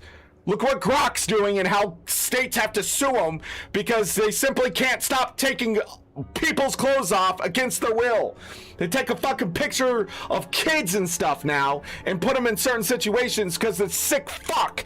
And any sick fuck would understand you wouldn't fucking go out there and just let that happen because the sick fuck would already know what other sick fucks are doing. Yet the sick fuck who has controls going, well, we're gonna fight this. You are literally saying the very thing that you were against several years ago, you're suddenly not against? I hope Elon Musk loses it all and those companies die in a fucking fire. So much wasted potential. All because the man in control of it is too fucking stupid. And everybody treats him like a genius, and I'm just lost. I could put a fly on a fucking wall somewhere and have it run the company better by simply just not having anything change. I fucking hate AI. But not all of it. Because I know what it can be. It can be something that assists you by doing the dishes or starting the dishwasher or getting your trash to the curb. It can be something that can help you voice what you need in the time that you need it. It can be something that warns you of things that you've missed or trying to keep you on track when your ADHD is too bad and it's going, hey, did you do this? And you can be like, oh yeah, okay. It can be extremely useful. Yet they just want to sell something. And I'm just lost. Do you not hear the words coming out of my mouth of what you can sell? It's to governments. I have a tool that assists your people. It doesn't collect the data because we don't care. You're going to have to come back and buy the newest version here in 5 years anyways. I'm going to make hand over fist $250 billion off this one software that's going to be inferior in 5 years because the same software is going to build me something better. Why? Because I have smart people who've already built it. And then we're going to take that and make them smarter. They have it right in their hands. It can make up fucking movies and video games. It literally can make its own reality. It's hacking each other. And it's all being just thrown to the wind for data collection. We have the data. We have it. It's simply people living and making things. And you want to take that part away, there's going to be no data to collect because it's just going to regurgitate its own information to itself, which it's already doing. It's why it's fighting itself. It's why it's hacking other things. It doesn't know what it's looking for anymore because you trained it to look for everything. You're stupid. You've wasted it all because you're so busy trying to take from poor people instead of just trying to take from the richest motherfuckers in the world. But that's you! You're the richest motherfuckers in the world. You're the source of data now. And it's all just flying over people's heads, and I'm just frustrated with it. I just want AI to go away for 10, 15 fucking years and try again. Because by then, China's gonna have such a good fucking product that they're gonna be selling it to the US and we're gonna buy it like oil. It's fucking insane. Wagner, thank you for the 29 months. Azorant, yes. Speaking truth. Musk is mad because he didn't get invited to the island. Could you imagine how pathetic you are? Could you imagine being that pathetic? Literally everyone got invited to that island, and he was so weird and out of touch that fucking monster said, I don't want him here. He's gonna scare people away. Insane. He's still on the list, but I mean, like, still insane. And now he's empowering those same people because he went in business with one of them.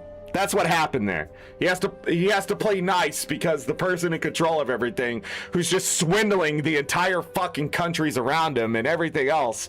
Jesus Christ. Like, corruption everywhere. It blows my mind. It blows my mind. No wonder, like, the level of conspiracy theories has hit an all-time high. No wonder there's so many lonely people out there that can't even simply have a conversation anymore because they can't think for themselves. Critically thinking is too hard because now we get bombarded with so much shit that we don't have enough attention to spend on ourselves, that we spend so much time that I have to jingle my fucking keys to get people's attention for real. And I have to talk about, like, the most just rage-baity subjects, but there's no rage bait here. AI is bad in the United States. It's just bad. It's better than it was 2 years ago. Sure, you can argue that, but everything does get better as time goes on. Except the enshittification process, no, that's getting better too. The United States is the #1 enshittification country of the world. They can take any good working product and make it worse. Simply because they want to make a buck. And it's terrible. Because you make more money making better things. Or taking something that could be better and making it better. That's an entire, like, fucking industry. They're called consultants. Your shit sucks. I'm gonna come here and tell you how to make it better. You made it better. Now you're making more money. Now you owe me a big percentage of that. But then all those guys got paid, and guess where they are? Private island somewhere. Because that's what smart people do. They go away to take all the money from the corporation and they leave. Or they come in and say, you're so fucked, I'm out of here. Like they did with the housing market and all those bankers. They literally went in and told the banks, hey, this ain't gonna fucking work. Let me tell you again, this ain't gonna fucking work. You in the back, are you listening? This ain't gonna fucking work. And they all said, but we're making money. And he was like, you're not gonna make money when nobody pays you. Right? And then it just went poof, right? The bubble burst. There was no money coming in. And then they're like, oh my God, what are we gonna do? And they literally had a plan to get them out. How to fix it. How to lower the mortgage on people. How to fucking save it from houses just being abandoned. They had an entire plan. And what happened? Some rich fucks came in, asked for money, and this stupid ass country gave it to them. Instead of going, well, your banks suck, we're going to take them over. And take the same consultants and put them in the lead. Because that's how you fix the problem. But instead, those consultants and those fucking people involved with it saw the writing on the wall, went and cashed out before it all came apart. Because they were like, I'm not going to be a poor person because of your stupidity. And then you find out when you hand them money, they just continue to spend it as though they were spending it before. And then we were supposed to accept that as people, and I guess we did. Because we haven't asked for the money back, have we? Where's my money? Didn't we lend it to them? But instead, my bank's gonna still try to charge me $7 to $8 a month because I don't have the correct amount of money in my fucking account. What the fuck is that? Oh, we're gonna charge you a fee for using the ATM. What the fuck is that? You're literally a bank. You're made of money. How do you run out of money? Why do you need to charge me? Go after a billionaire when they go, hey, I need a loan. You go, hey, I need your money. Are you going to pay me back? Because I have to ask, just because they have a bunch of wealth, what are you going to do when no one... So even if you came and took the collateral, the mansion, the cars, the fucking pool, all that, the company, right? Who's going to fucking buy it when he can't earn enough money to pay you back? It's like, that's where we're at. Another bubble just growing is at the top now. I'm just waiting for all this AI shit to burst because the United States is already so far behind and they're spending 10 to 20 times more money than everyone else. And what's crazy is I'm not even going after this information. It's just there, blatantly in front of them. This is worse than the housing bubble. This is literally people don't want to buy your houses and you keep building them. This is literally nobody's going to take that loan. The percentage is too high no matter what. Nobody fucking there's nobody stupid enough to buy into this, and if they are, they already own one of your houses anyways. You've run out of customers, and they're just going, oh, but you need to buy the house still. And you show up and they put flyers everywhere and they're fucking putting in the newspapers and you can't turn on the television without a commercial saying buying a house. That's how they're trying to sell it to you. But the more the people push against this fucking idea of AI and all that kind of stuff and not realizing what's wrong with it, the problem is I don't want to see your AI slop here on YouTube. I don't want to see it over on Blue Sky where somebody's trying to pass it off as their own fucking idea. No, it's not. It's the collective's idea. Okay? Okay, no matter what system you use, you stole somebody else's fucking information, even if it was minute and fucking too small for you to understand, because it's comparative to the same size as your fucking brain. If you think you are making something new with AI, no you're not. That is called consolidation of information. That's all you did, and it's not a good, smart thing to do, because sometimes you need to keep things separate to have new ideas, have space come in. But right now, we're blandifying so much of the data, the intelligence, the fucking creativeness of humanity that we're trying to just snuff it out. And people are helping that process along, don't realize that the moment you snuff that out, people are going to fight against you, because they're going to wake up one day and realize they don't have anything of their own. And they're going to be mad, and they're going to do the same thing they've done over the years. They're going to fucking push you out, take all your shit, and you're going to be fucking dead. That's it. You're gonna die a lonely, cold death because all you had to do was fucking listen and stop thinking you're the best thing that's ever happened to the world, because one human cannot change it. Even if you conquered as much of the world as you think you could, it's not gonna stop the very people who know how to stop you. Some live for the day for one person to try to take everything over. That's it. There's a Winston Churchill for every fucking Hitler.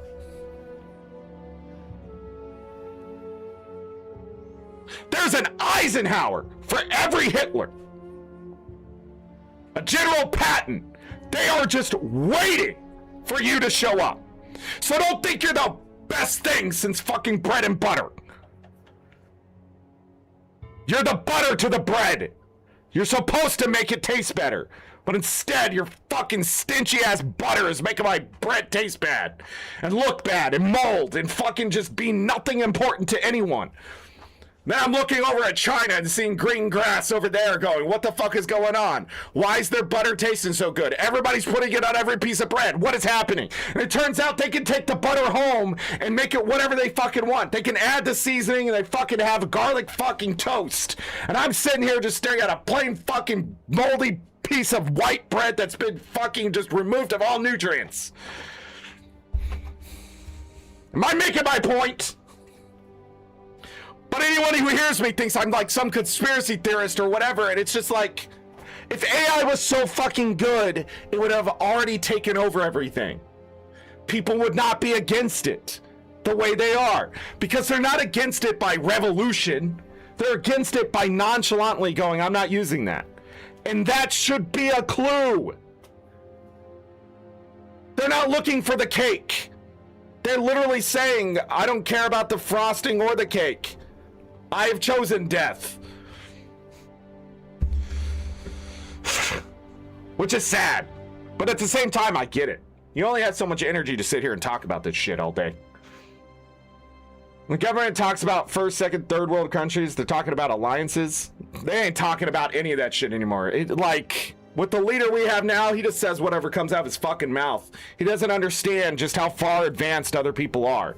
Like, he's literally trying to beat a country that is so far ahead technologically to what's in his brain, he's not going to win this fucking war. It just, anyone could have told him that, but he just won't listen, even if they did. So what's the point? We're literally watching a Herbert Hoover 2.0, and I'm just lost. Like literally speedrunning worst president of all time. And some people are saying the opposite. I'm just going, do you see these fucking numbers? These are some terrible numbers. First time and second time, it's just doubling down. Like, this is the worst state this country has ever been in, but it's only survived by the fact of all the great people who've come before them. Literally, my ancestors have been on the winning side every fucking time because they've literally chosen, I don't want to lose my stuff and I don't want my neighbors to die. The only part of my family that has died in SWATs were the very natives to the land. So, how are they supposed to win against fucking guns?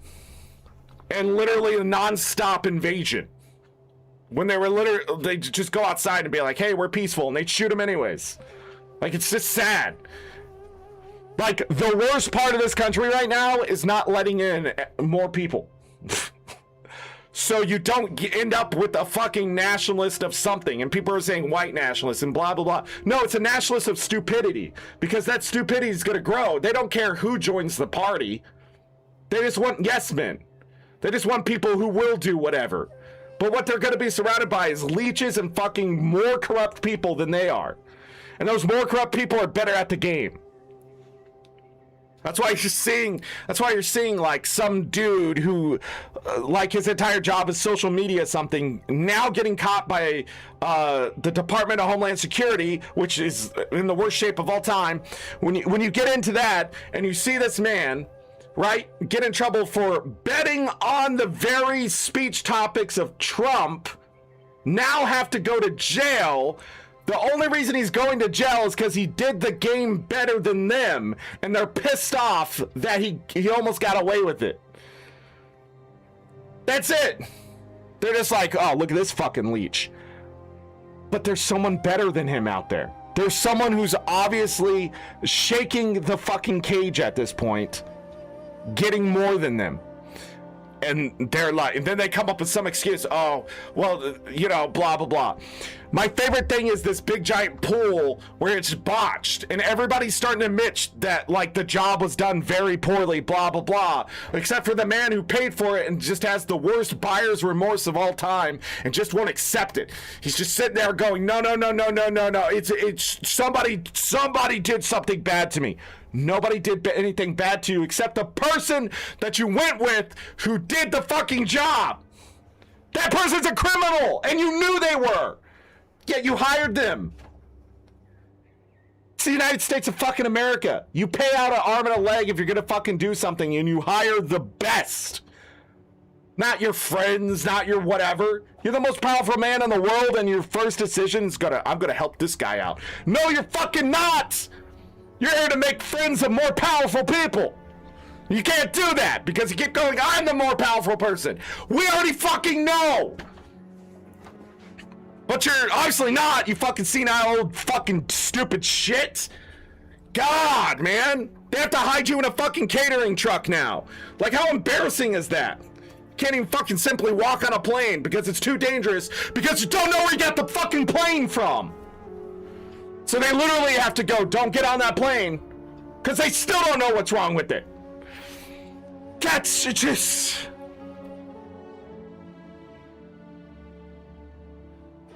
Like, at what point do you realize you're failing at something? Was it the loss the first time? Is it going to be lost the second time? Is it going to be the fact that you just... When you're all said and done, you're just going to be thrown behind bars anyways? Like, at what point do you realize, yes, you are a criminal, and no, you can't be immune to everything? Also, in 10 years, you're going to be gone. You fucking old fuck. You're fucking ruining it for so many generations behind you simply because you want to make a legacy of this? Those legacies come and go. I mean, when was the last time someone walked into a fucking house and been like, yeah, Standard Oil? What a great thing. Nobody talks about the fucking Rockefellers as though they're here today. Nobody. It's gone. Legacy dies just as fast as it comes. It takes a couple 100 years, but that's fast in the relative time of things. God, I can't wait 50 years from now. 50 years from now, I hope I'm alive so I can read the new history books of look how bad this person was and look how terrible it is and what's left of them. Can't wait. It's going to be my favorite thing. I'm going to wake up one day, someone's going to be like, hey, yeah, I got to do this thing in the history book. I'm going to be like, yo, let me read that book. And I'm going to turn to it. It's going to say right there, this guy's the fucking worst. And I'm just going to be like, good. Good. And everybody's going to try to be like, no. But over the years, they soften and they go, well, yeah. Especially after you die, then they just fucking give it all up. They're like, well, he's gone. What a piece of shit. Am I right? Like, right now, they just want something from somebody. That's it. But you don't want to live that way. You want people to tell you you're a piece of shit to your face. And you go, maybe I am. I need to look at this. When you make a bad decision and somebody comes and tells you that decision is bad, the first reaction you should have is curiosity. Why is it a bad decision? Tell me more, right? But instead, you go, my intellect is superior to anything this person says because they are not the expert. Because I'm the expert of all things I know. I could not live that way. Scientists are the most vilified person in 2026. When we're supposed to have flying cars, cancer gets cured by a laser, and we're just traveling to Mars like it's another fucking day on the planet. All slow to a halt because one man, the worst of all time. Not even the Antichrist. That's what disappoints me at the end of the day, because at least that would give me something to do. But I'm just in the weirdest limbo of my life. I can't, like, do anything. I can't say anything to just make it better for people. There's just nothing you can do. He's just that terrible. You're just watching. You're watching an old man stumble around and say things. And there's just a bunch of yes men going, yeah, I'll do that. Terrible idea. And I don't know why they're doing it either. They could just say yes and do something else. And when he goes, what happened here? To be like, oh, the red tape. But instead, they're actually doing it. And then I'm just going, what? Why are there screwworms attacking the United States? Why is there the worst outbreak of all time of parasites in our lettuce? Why is there people literally dying of things that could cure? Why are AI fucking answering 911 calls? Because we have the worst administration of all time, and they've literally stripped every fucking safety check, double check, triple checks that we had. They literally took everything off and just shriveled it down into their nonsensical fucking information of doom. That's why. This shit would have never... I remember when swine flu was on the way and people were criticizing Obama. Obama? God, we could only wish that man was in power right now. Because at least he would be like, yeah, screwworms seem pretty bad and they're already to Mexico. Let's get ready for this shit, right? But instead we have a guy go, man, I had a worm in my brain and it's all right. And I'm literally not satiring anything. And I'm just going, that's our reality. A fucking man who should be retired with the last name of a legacy of retirement. Where most people don't get there because they don't know how to shut the fuck up and go into retirement. And not go on a fucking boat. And he's out there doing leg lifts as though they're fucking deadlifts, lifting something off the ground, like literally moving the thing this far and saying he's working out. No, you motherfucker aren't. Those hamstrings are fucking tighter than shit. That's why you can't go down all the way. You're not as strong as you think you are, you fucking weirdo. Then he's gonna make a television show. Oh, instead of fixing the fucking screwworm parasite problem. And then he's like, turn the pyramid upside down. Isn't the sugar at the top and the fats you're not supposed to eat? I've been turning that pyramid on its side for so long, I can tell you he's wrong. What should be at the fucking just bottom of the pyramid is protein, fucking good fats, and goddamn fiber. Beans, lentils, whole grains. Fucking lean meat. All that right there. What's right on top of it? Fruits and fucking vegetables.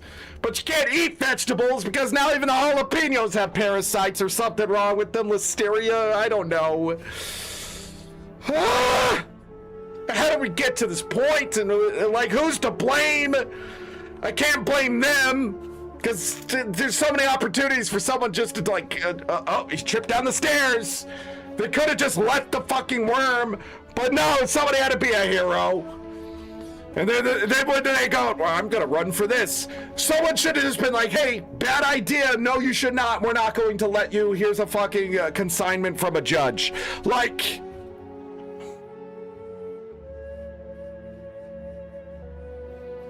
no man who's ever led a coup of the U.S. government has gotten away with it.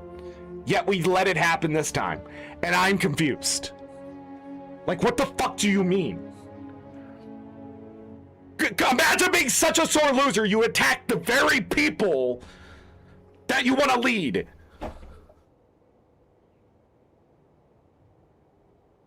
Fucking 6 years later. And it's just a whirlwind of just terribleness from the just a certain point where it just started to hit the fan and nobody shut off the fucking fan. And I'd sit here and I want to tell you it's got to be better, but it's not going to be soon. It's not going to be better now. It's going to be better 10 years from now. 10 years. We have another 2 years of this shit. And it's going to get really bad in these 2 years. I want you to know. That's why I can't tell you it's going to get better, because it's going to get worse at first. But after that's all said and done, no matter what happens, no matter what the outcome is, only one outcome can be worse than this. Only one. And that's literal civil war. Because after this, there's going to be somebody else. And just at this point, how can they make it worse, or is it just going to be the status quo? But I can't think of a more inept group of people running something. Besides those one guys at that fight gym that I just saw where they were just letting their people fight each other willy-nilly and that one kid got hurt. Like, that place needs to be shut down. Like, that's on a level of stupidity that, you don't just let people punch each other after you teach them how to punch each other. That's like giving soldiers guns, then having them shoot each other to see who's better. Like, that's crazy. And then you have streamers turn content creator, influencer people say to kill kids and shit. And I'm at my wit's end, but I know that people are ready to just take over. Like, go millennials, it is your time to stop feeling tired and just go take shit. Tell mom and dad no. Tell them that is unacceptable behavior. Guilt trip them. I don't know, can boomers even feel guilt at this point? Sorry, my hat's falling apart. But that's where we're at. And you may be going, Zorric, why are you saying all this? You're playing Guild Wars 2. I would be saying all this anyways, because, like, that's why the game industry is so bad. The rich keep getting richer. There's no reality checkpoints down to earthisms, okay? We're at the point where nobody's paying attention because they're so far in the clouds, when they look down, all they see is clouds, right? And the people underneath those clouds are so close to the clouds, are so focused on getting above the clouds, so they can't see the burning fucking village down below. But at the same time, you have the rich and them peeing down, so the fires aren't so bad, but they're still pissing on the people. That's where we're at in the game industry. Nintendo is a fucking piece of shit company. They are terrible. Oh, we're raising our prices because of tariffs. Tariffs get removed. All the money's given back. Not all of it, I guess. All the money's given back. Nah, we're going to keep our prices the same and pocket the money. When are you guys going to wake up? Was that not enough? They literally stole money from you? They're going to give you nothing back? And people are like, well, it's their money. Fuck me. At least ArenaNet isn't doing that to us, right?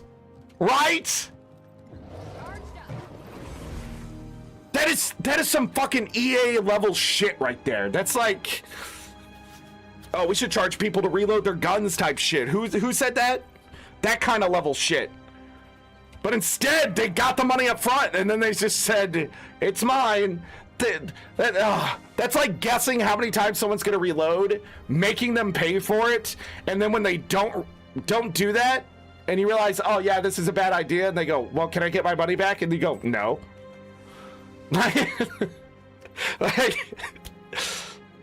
Like you paid for the service. Like, it should have been a service in the first place. You should have raised your prices and just ate it, so you actually had the number of how much the government would owe to you, but instead you raised your prices and it was harder to fight for more. That's what they did. Unlike Walmart, who did eat a big chunk of it. got the money back, and then my local Walmart back at my townhouse, fucking, they didn't change the price, they didn't lower the prices, unlike every other fucking Walmart in the United States. I couldn't believe going in there and seeing the prices that they were charging people after, like, literally Walmart came out and said, hey, we're lowering our prices, and then the fuck all leader decided to try to take credit for that, and they said, no, it's because we got our money back from the tariffs. Like, like, any prices that we raised, we're knocking back down as much as possible. And then people started seeing that. But not my local fucking Walmart. It's run by fucking Don Charlie over there. Nobody knows who that is. Technology level. I'll stop buying Nintendo. Yeah, I'm done with Nintendo. My Switch isn't even on my desk anymore. After I packed it away, it's gone. It's done. PlayStation, Nintendo, just can't afford it. Can't afford it in the first place. And then the other thing is I just don't want to support them anymore. Like, they continue to shit on their players a lot. And then Xbox now is in the shitter. Like, again, if this is not a revelation to people of how bad the game industry is and what you can do is just stop buying into it. Because even when you buy the video game to support your studio, they're still going to shut it down. You can be successful, you can fail, you can do whatever, you can use AI, not use AI, you can create new IP, they'll still lay you off. It doesn't matter. So what you should do is literally just stop supporting people who are killing the game industry. Nintendo, Sony, fucking just don't buy anything from them. But you got the fanatics, you got the fucking white knights, you got the people who think the way they are. It's the same idea. It's a reverse ideology of like, oh, I'm not going to buy the Harry Potter stuff because I don't want to support a fucking bigot, right? How fucking stupid are you? That's not how it works. The license deal that happened for you to make that stuff gave the paycheck to the billionaire. If they never use that license, they don't get their money back. I had to explain this the last Harry Potter game that came out. Like, you're not a transphobe because you went and bought Harry Potter. You're not a transphobe because you like Harry Potter. That's not how it works. Because under the same umbrella, then there's no point of not buying just anything. Like, there's so much corruption out there. But people have to live. They have to be happy. And all that happened there was create a huge division and a bunch of people who shouldn't have been divided. What you should have done was quite the opposite. Hey, if you're going to buy Harry Potter, can you give or try to match 50% of what the game's worth to this organization that helps trans people? Nothing is more empowering than trying to make the companies give to something that the license holder doesn't like. Because then they tell people, no, I'm not going to sell to you, blah, blah, blah. And that's fine, because these people are going to make their money back from that license deal and then not do business with them again. Do you see how it works? You don't pressure the people buying it. You pressure the people they're buying from. Duh. And then people were like going after the devs and shit. You fucking stupid shit ass people. You don't understand how it works. You're the worst fucking kind of criminal. Stupid. Like, you're the worst. Like, it is one thing to understand that trans people deserve their rights. It's another thing to stomp all over everything they've done over a fucking video game. Then they're getting hate simply because they're trans, not because of fucking Harry Potter. Does that make sense? Because somebody does want to buy Harry Potter because it's only a little bit of joy. And now people are attacking them. So guess who they attack? Not you. Not you, non-trans person. Not you, straight white guy. Not you. They go after trans people. You create a mob out of something that simply should have never happened. But I'm talking about this on a higher level now. And you are the people we can't trust because you're too fucking hot-headed to understand. That's coming from me. That's coming from me, AngryZorric. I literally stopped interacting with people who were doing that shit because I had a friend who was buying Harry Potter who already bought it, technically, and had to play it because they would have to pay money if they didn't, get called a transphobe from somebody in the ArenaNet community, ArenaNet partner community, and I have just stopped interacting with that person for the most part because they called him a transphobe. And I'm just, you're so lost in your own fucking ideology, you don't understand that your ideology is stupid and doesn't make sense logically. Like, some people were locked in and people were so mad for something that wasn't going to be resolved that way at all because you're talking to a minority so small. You were attacking like less than a 1% of the consumer base, and even if you out there and you're just screaming the shit, nobody's going to fucking listen to you because you sound like a fucking asshole. And that's what happened there with Harry Potter. So the next time Harry Potter comes around, you got all those assholes coming back, and now people are going to listen to you even less because you're so fucking full of yourself. Instead, you turn it into something positive like so many other trans people wanted. People are like, oh no, you shouldn't run. You shouldn't take all the funds from your Harry Potter stuff and donate it to the trans. What do you mean? That sounds exceptional.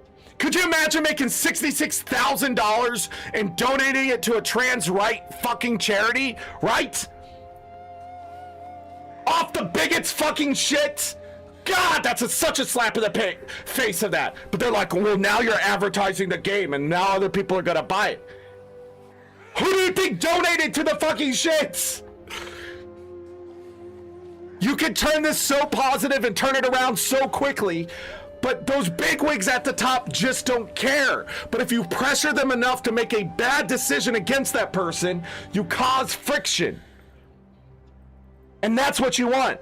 Not us fighting each other, them fighting themselves. And they are such a small minority that that actually makes impact because they hold so much wealth and how things work. You don't go on Twitter and you fight the bigot too. That just draws attention to it. You find ways to shut them down. You report them. You draw attention to bad behavior. You tell people, hey, you go under every single post, and instead of saying, hey, you fucking bigot, you're a piece of shit, you put a fucking link to a charity to support trans people. And you have so many people do it so often that they have to shut off the replies. Because if nobody replies to them, then they're talking to themselves, even if other people agree. That's how you attack people and destroy their own culture. Because that's what she's trying to do. Literally make a culture of hate against a group of people that are so insignificant in the grand scheme of things of the world that people like me have to come to the defense. A white male who just wants to play video games. We have to go, hey, look at that stupid bigot. Let's all go do this instead. Right? Because I understand the process. The more attention you draw to this problem, the more they're going to be empowered to make it worse. But if we start just pulling all that energy somewhere else, hashtag, like, you could have started a whole fucking thing of hashtag Harry Potter for trans. Harry Potter's trans. You could have got Daniel fucking Radcliffe on board. Guarantee that man will support it. Like, any of that shit, nobody fucking, they were so busy fighting each other. Nobody could figure out what the answer was because so many people were saying they were just wrong because they simply liked something from their childhood. The only time I could defend nostalgia, it was crazy. Like, just let them play the game. They're gonna buy it anyways. They're just not gonna tell people. Now they're just doing it in secret. You know what it reminded me of? When gay people couldn't come out. Like, like you just did it again to a different group of people. Even though it was Harry fucking Potter, it was the same level of just aggressiveness. I don't think you understood. You became the villain.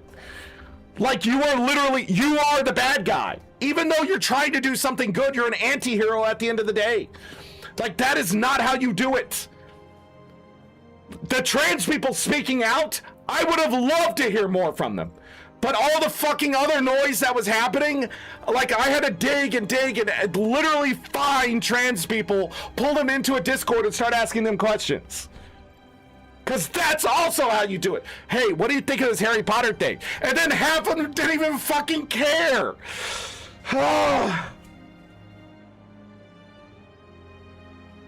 Like, did you even ask? Did you even ask them instead of becoming some fucking virtuoso? Yeah, virtuoso of freaking, I'm trying to think of the other word. Virtues? Like, virtue signaling is all you did there, but you had no fucking way to actually talk to people, and so you just failed over and over and over. And then you amassed people supporting you, not understanding that these people supporting you was a very bad idea for them to support you in the first place.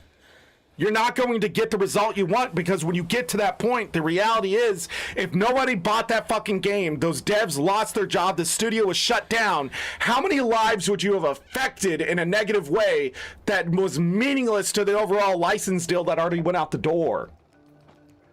That's the shit I'm talking about. Game industry shit with like fucking real reality shit happening, but like, it was still meaningless at the end of the day, and people are still holding on to it. Harry Potter is terrible. It's a terrible story. A fucking little kid getting picked on by an older wizard because simply his powers are connected or whatever. It's just, it's so fucking weird. And if nobody picked up on that shit, I should say this. I tried to read those books when I was younger. Could not get into them because they're so bad. The Last Dragon Lord is such a better book than this fucking garbage wizard ass shit, Twilight garbage ass shit that's come from just. I don't understand what happened.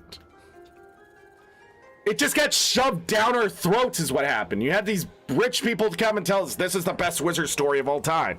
But it wasn't the story, it wasn't the books, I'll be honest, it was just the fucking movies at the end of the day. Fuck you, Daniel Radcliffe, for being such a great actor. And decent human being. God damn it. See, that's just what happens though. Those people get exploited into this shit. And they don't know it. But that's the reality of the world, and I have to explain that to people. I've been there, I know what that is. The grooming and all that shit, I know what that is, okay? I've seen the bottom. But we can be better people, better players, better developers, better fucking industry, better fucking companies, better fucking oversight, wealthy billionaires, okay? That is the whole point of this conversation. Everything that is shit now, there is no reason to continue to shitify it and try to steal more money from the poor. It doesn't make sense. Quit stealing money from the poor. There's so much more money from the richer. God, and then the richer people coming out, man, I can't afford my fucking private schools for my kids and stuff. That's what I want to hear. Yes. Now you're humbled. Maybe. Welcome to to being grounded, where you start to understand this stuff can go away tomorrow. That's their biggest problem, is that when you're a billionaire, you just don't think that shit's going to go away tomorrow. Because it doesn't. Because once you're that rich, it's really hard to lose it all. It's happened. I mean, God, be a Martha Stewart. What a terrible fucking human being, but amazing at the same time. That's the kind of criminal I want people to be. You come in, you fucking insider trade that shit, you become a billionaire, you go to fucking jail for years, pay a bunch of it back, but not all of it, and you come out and you still have hundreds of millions of dollars, and also you get more brand deals, and you have street credit where fucking Snoop Dogg invites you over to smoke the fucking joint. Like, that's crazy shit. But Martha Stewart saw the playbook, saw how the plays were run, and then fucking did it like the best coach of all time. She knew she was going to jail, but she knew she was rich enough to have a lawyer make sure she wasn't going away for the rest of her life. She knew what she was doing. You couldn't tell me otherwise, because every time people joke about her going to prison, she's just like, yeah? Like, that's a person who would put it in their fucking planner. She knew what she was doing, and you fucking knew she had a planner before, during, and after fucking prison. A true felon, one you can trust after the fact. Like, man, you really fucked over your fucking just the worst people of all time, those middle-aged rich women, right? Like, that was like, and stockholders and shit like that, and hedge fund managers. She literally just took money out of the hands of people who wanted to give it away. Like, who hasn't done that? But at the same time, she turned around and sold them sheets, and the motherfucker still went and bought it. She is the prime example of, like, do not buy from her. She is a criminal, right? But she's already well off anyways. There is no stopping her at this point from selling you another goddamn spoon. But you motherfuckers are gonna do it. But at least I can respect the game. This other shit that's happening is literally corruption on a level that I've just, it's not even a game anymore. It's literally, I get out of jail free card for fucking everything. They're not going to get a present. They don't have it in their planner. They don't want consequence. But I can respect the person who goes, I know what I'm doing. I know I'm going to get in trouble, and I'm ready for the consequence. I'll see you on the other side. I can respect that. I can't respect bigots. I can't respect fucking the corruption that's happening at leadership, and I cannot respect people who are just trying to save a fucking penny. Pennies can't even be produced in the United States anymore. What the fuck are you saving now? Nothing.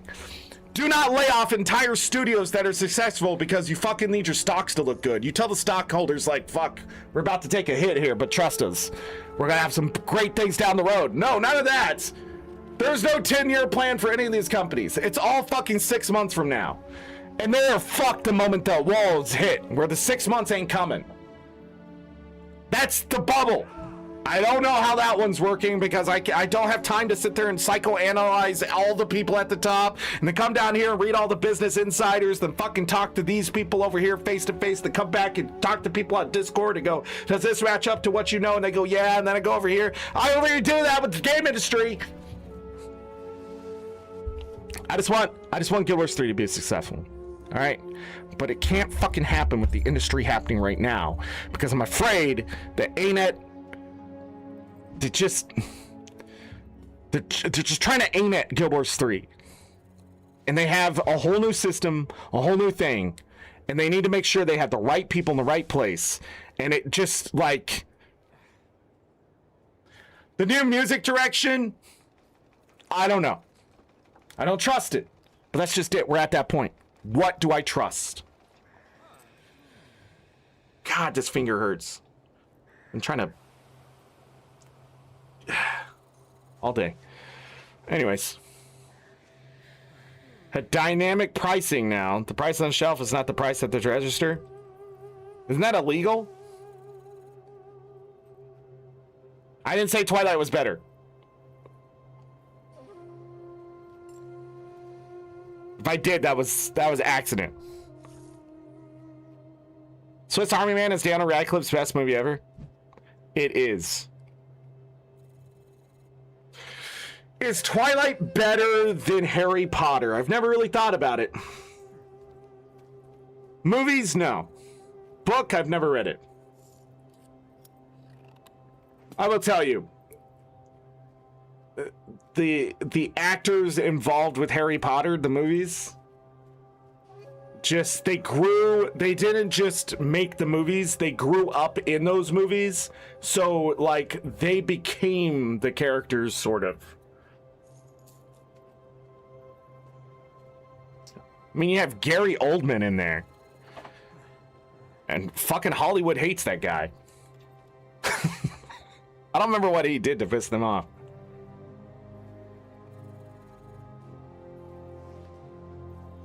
I was just saying, because of Harry Potter, we ended up with Twilight. Because people just love trash. They got trash shoved on them for so long. Like, I've talked about this. When you have so much bad shit given to you as the only thing to play with, you don't know what fantastic is anymore.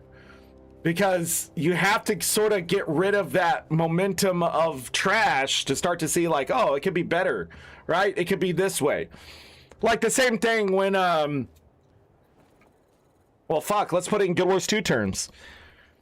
A map that doesn't have hearts is better than a map that does.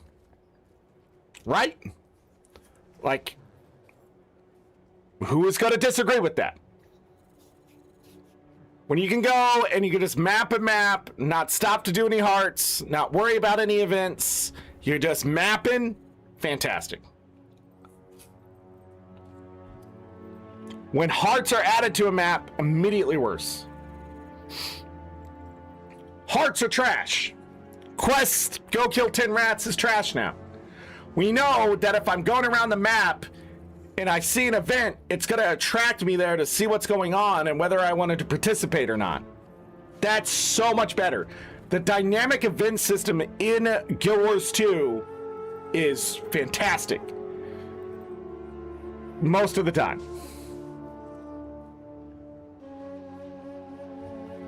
I can't remember where Twilight came from. 50 Shades of Grey. Did that come from Twilight? One way or the other? I know those two are connected somehow.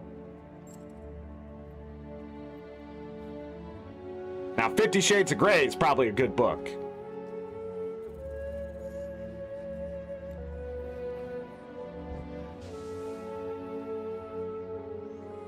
Fifty Shades of Grey is a fanfic of Twilight. Twilight came from a certain culture. Yeah, so a lot of movies and stuff, if you actually go back and look at movies and things that you watched as a kid and stuff, wow. That's a little boy and that's a little girl. Why are we rooting for them to do shit that they shouldn't be doing for like another 5-6 years? Like, it's really hard to make a tasteful coming of age story in this day and age with the understanding that kids need to be kids, because at some point the boomers decided that kids need to be adults because their parents made them do things and the world was going to come to an end. But their parents are like, hey, when I was 14 I had to go do this, and by the time I was 15 I was married to Darla, right? Because their parents grew up in an age where we didn't have technology in time. So they were going to die by the time they're 40. So the ball has to get rolling, and kids are getting popped out 17, 18, 19 years old, right? Some people, by the time they're 25, had 6 kids. And that was normal, because out of those 6 kids, 2 of them are going to die. Maybe. But one of them for sure. Or all of them. Like, the chances were higher. Then they had kids, and technology came along. And polio got eradicated, and then the next thing, and the next thing, and the next thing, right? As the boomers are growing up, all these great things started to happen. We've sent a fucking rocket to space, right? We looked, touched the moon, and came back. Like, wow, times were great. But then somebody said, wouldn't it be great if we all made a bunch of money? And then that's all they knew. And so when they had kids, their parents, still trying to make them grow up quickly, gave them great opportunities to go make businesses and support this and join the military and that kind of stuff and make all these systems work that they developed because they didn't want World War II to happen again. So when all those people came back from the war, they were desperate to get their kids to never have to do this again, right? And you got to think, the silent generation was full of PTSD. It was full of survival. It was full of innovation to make the world a better place for the next ones. When the boomers got hold of this, they said the world's a pretty great place, right? Survivability started to slow. What became important was happiness. I want a car. I want a house. I want the picket fence. I want another car. I want a television. I want a fucking dog. I want a wife. But I don't want too many kids to spend money on, right? But still, some of them in that generation were still living on the old ideas. So some of your parents, they still grew up in a household like mine of 8 kids. Or their parents did have 8 kids, right? So some of them still had all those kids and stuff because that's what they knew. But then come the millennials who grew up in a generation where information was suddenly being tossed to us in a certain way. And it just started to bombard us from the boomers. Watch these movies, eat these foods, do these things, right? Here's your education. This is where you get stuff. This is what we know. But technology did not stop and innovation kept going until about the 2000s, where the rich got so rich, they were like, what do we do now? I need more money for some reason, because number need to go up. So you had these people who weren't billionaires suddenly billionaires. You had people who really have no business being millionaires now millionaires, right? You got the stock market finally working the way it's supposed to be. You got fucking green numbers everywhere in the 90s into the 2000s, where finally the housing bubble finally broke that up. But at the same time, the rich have not suffered for the decisions they've made because nobody took them to war. There wasn't having to give up all your oil. There wasn't having to give up all your steel. There wasn't having to give up all these resources, your food, your fucking ships, your goddamn cars. There was none of that. That hasn't happened to them. Ever. So they forgot, these boomers, that the world is ending. And instead, they're racing towards the end. But they're all trying to keep score with each other. Right? It's crazy. But here come the millennials. We can't buy the house. We can't buy our cars. We can't get the picket fence. It's hard to afford a dog, but we did it anyways. Right? We can't have fucking kids. We can't have it. So now we're mad. But what we do have is fantasy. We have the thoughts, process, and things like that. So some people start writing down some very weird shit because they don't have fucking anything. Right? And it was normal to think that a 15, 16-year-old back in the day had to be an adult. It was normal to think that. Now, my age, I don't want kids fucking going to work and going to school at the same time.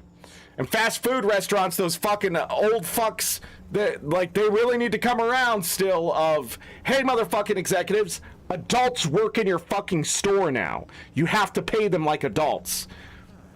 And not screw them over like you were when you were a kid. Like, you can't do that anymore. And then they're like, well, we have these kid programs and blah, blah, blah. But then, look what else has happened very recently. We got things like the Epstein files. We got things like fucking the Black Lives Matter movement. Most people, that still divides a lot of people, but it was very important to make us go, hey, racism's still alive.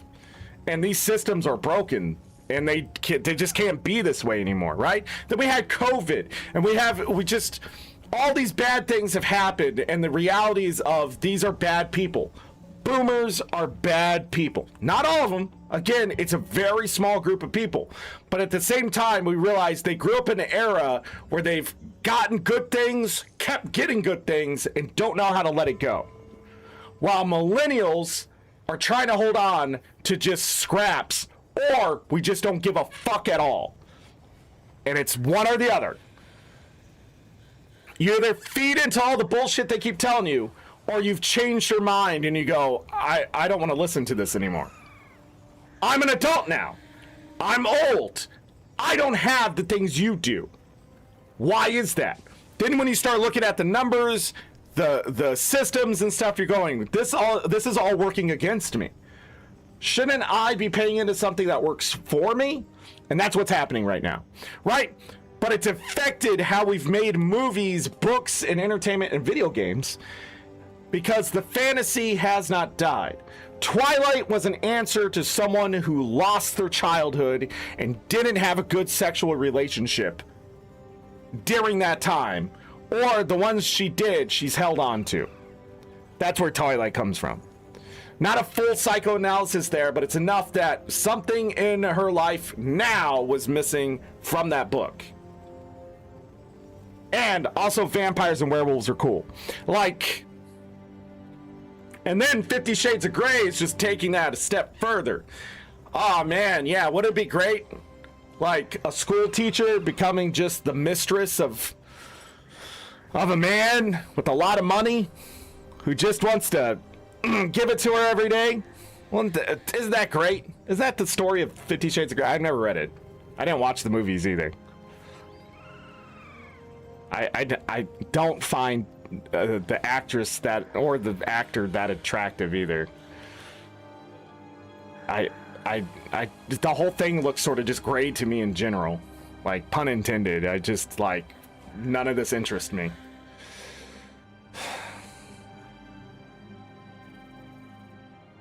But then Kim Basinger was in the movie, and then I was like, hold on now. She's looking pretty good for her age. She's had a little work. Who hasn't? I remember that. Wasn't that it? Anyways, is that the same movie I'm thinking of? Dakota Johnson? Forget the actor's name. But anyways, that's where that comes from, is actual generational trauma being just sort of tidal waved forward. And then a lot of movies, books, and stuff like that are just lost childhoods. And so it's really weird to go back and see like movies where it was okay to be racist or a bigot, or younger women were seen a certain way, younger boys were seen a certain way, boys could treat girls a certain way, girls could treat boys a certain way. Yeah. Like, it's also the cultures you come from. Like, I don't think people understand how close cultures get when everyone's poor, no matter what race you are, what you're doing, what your livelihood is and stuff like that. You probably do a lot of the same things. You eat from cans, you eat what's cheap, you get hit with the belt. Like, that's how I grew up. Like, that's the way it was. We were poor. We didn't have air conditioning. We had a fan. You don't touch the fucking fan. You turn on the television when dad told you to because the remote wasn't working. Right? Like, and even if it was, you don't touch the fucking remote anyways. Because dad has to go to work tomorrow. Mom has to go do this tomorrow. You just didn't do that. You were poor. We didn't have, that. You had friends where you mooched off of them when they were richer. Oh, you have a computer? You have video games? You have a nice bike? My dad bought me a bike, though. But you rode your bike. You went outside. You did things. You joined the sports team because it gave you something to do. Nowadays, like, do I want my kid playing football? Not really. Basketball, yeah, absolutely. That is where you can make some really good impact in your life and still be able to live the rest of it. Like, you see these things and like, but poor kids are the ones where you found the next superstar, They, of course, like in Texas and other places, and where is it, Mississippi and Alabama, where they had those football programs from the time they're like in junior high, and they start teaching you all the pro sports stuff. Like, that's intense shit, but that's for the rich. But even those kids can't outplay someone who's just bigger, faster than them. So you have middle of nowhere fucking corn-fed Nebraska boy who worked really hard, goes to college, tries out for the football team, and he's just fucking knocking people over. And next thing you know, he's on fucking national television playing for the Lions. Like, what the fuck? What happened here? Or Green Bay. I can't remember. I remember reading Twilight before it was a movie. The books were terrible, in your opinion. It was like reading the diary of a 16-year-old. Mm-hmm. I also remember reading the Suki Stackhouse novels, and those were great. The show quite quickly deviated from the books. One reason was for the right reason, the others were wrong. I never watched or read the book either. Same. Not everyone had two parents. Yeah, I grew up with a single mom, then a single dad, until a certain point when he got married. I don't know, at a certain point, like, I think it took far too long for me to realize my parents weren't very good parents. I think that's my biggest mistake, was just having this sort of undying hope that they'll get their shit together. They still have not. As far as I know. And even if they have, it's too late. I'm old. Like, and I think it took far too long for me to realize, stop talking to them. It's not good for you. Like, they're not in it to love you. They're in it for you to love them, right? And not to sound too serious here, but I think a lot of people especially millennials, have gone through that. And that's why there's so much therapy and group stuff and talk of mental health, is because our parents were so shitty that all they knew was the old ways. You drink the alcohol, you do the drugs, you fucking abuse people. That's it. You're not the problem, everyone else is. But when we grew up in an era of awareness.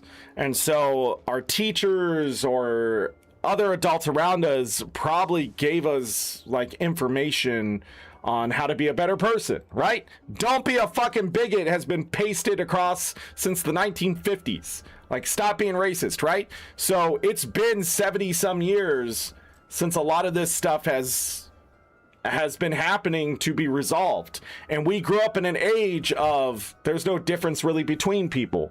And a lot of us took it to heart and some of us still didn't. But at the same time, I do believe there are a lot less racists today than there were back then, at least active racists.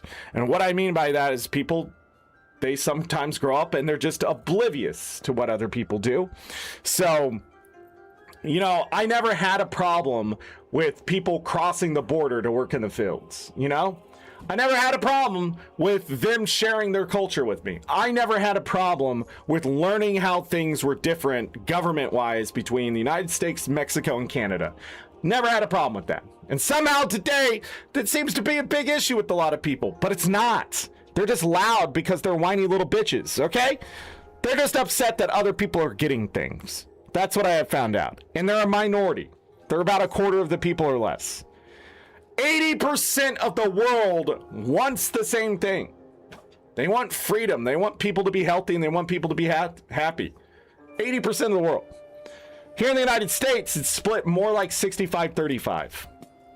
Those 35% of people who don't want other people to be happy and don't want other people to be healthy and don't want other people, they're a real fucking thorn in our side. They really are. But it's not exactly that percentage because there's like 10% of people who just don't give a fuck at all. Like, they're always undecided. Well, should people get free healthcare? Like, how's that even a fucking question? I should be able to go somewhere and say, hey, this cut ain't looking right.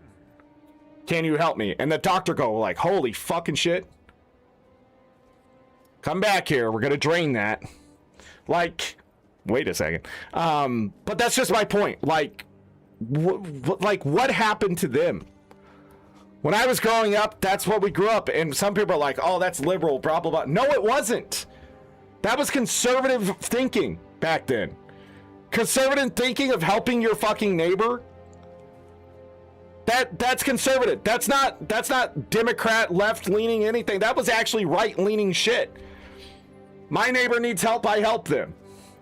Now if I tell people, hey, if your neighbor needs help, go help them, they may be like, oh, you fucking leftist piece of shit. The strong survive. Motherfucker, you are not capitalism incarnate, okay? You're gonna need help one day, walking down the stairs. And if you go, I'm not gonna need any help, and if I do, that's the end. Like, what? How fucking stupid are you? Then you realize, that's stupid. You're that level of stupid. You're not thinking about when you're 30 years down the road. You're gonna need people to take care of you 30 years down the road. Probably. No matter what age you are. You're gonna need someone who's gonna tell you how to fix this, or you're gonna need someone to help you install this. You're gonna need someone who's gonna cure you of this. You're gonna need someone to tell you what is going on. You're gonna need someone. And if you go, oh, I could do it all on my own. No, you fucking can't. We're in a society. Socialism is everywhere. And if you're afraid of it now, you're a stupid motherfucker.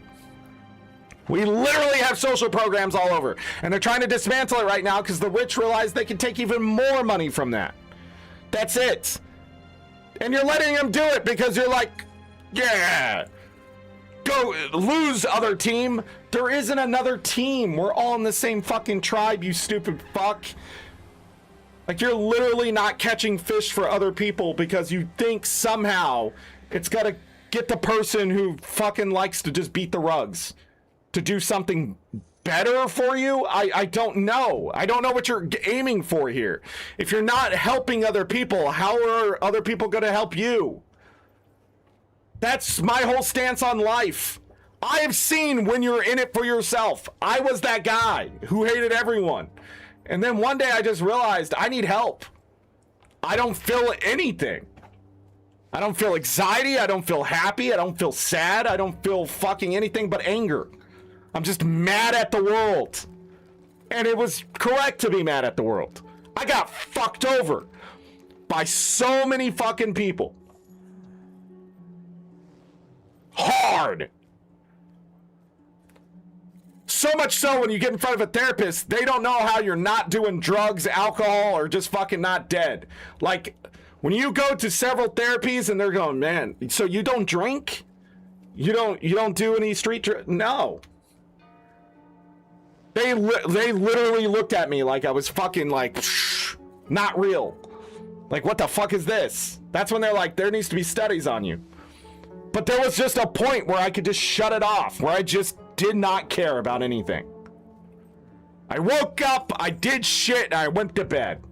That's my life for like fucking 2 years. All that mattered to me was just doing the thing I wanted to do that day. Anyone who got in my way was a fucking problem. Yeah, that's how I lived. Everyone, every culture, every society, they were a fucking issue for the world. I hated everyone. They can't do things right, and still to this day it comes out. Like, who puts the fucking settings on the top of a door of a dishwasher? Who fucking does that? You were the worst engineer. But I know you're not. Because some motherfucker, what was it? What I see the other day that I'm just going, whoever invented this needs to not ever, it just needs to not.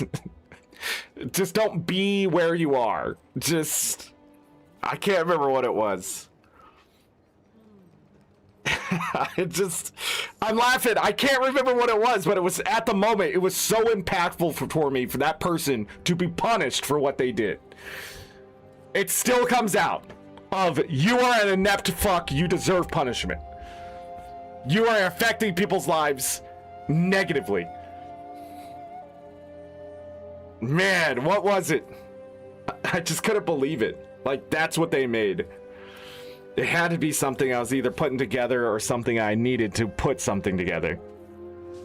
Oh, I know what it is. You know those towel holders?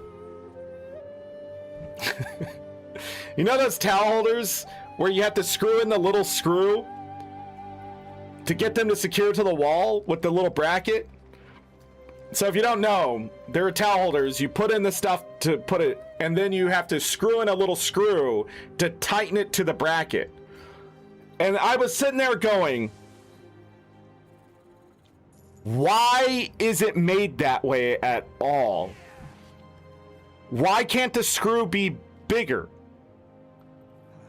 Why can't, why, and if you tell me it looks, I'm going to tell you, it doesn't look any better than it is because the O-ring even popped out as I went to test it to see if it was going to hold, and the thing that we hold the towel on,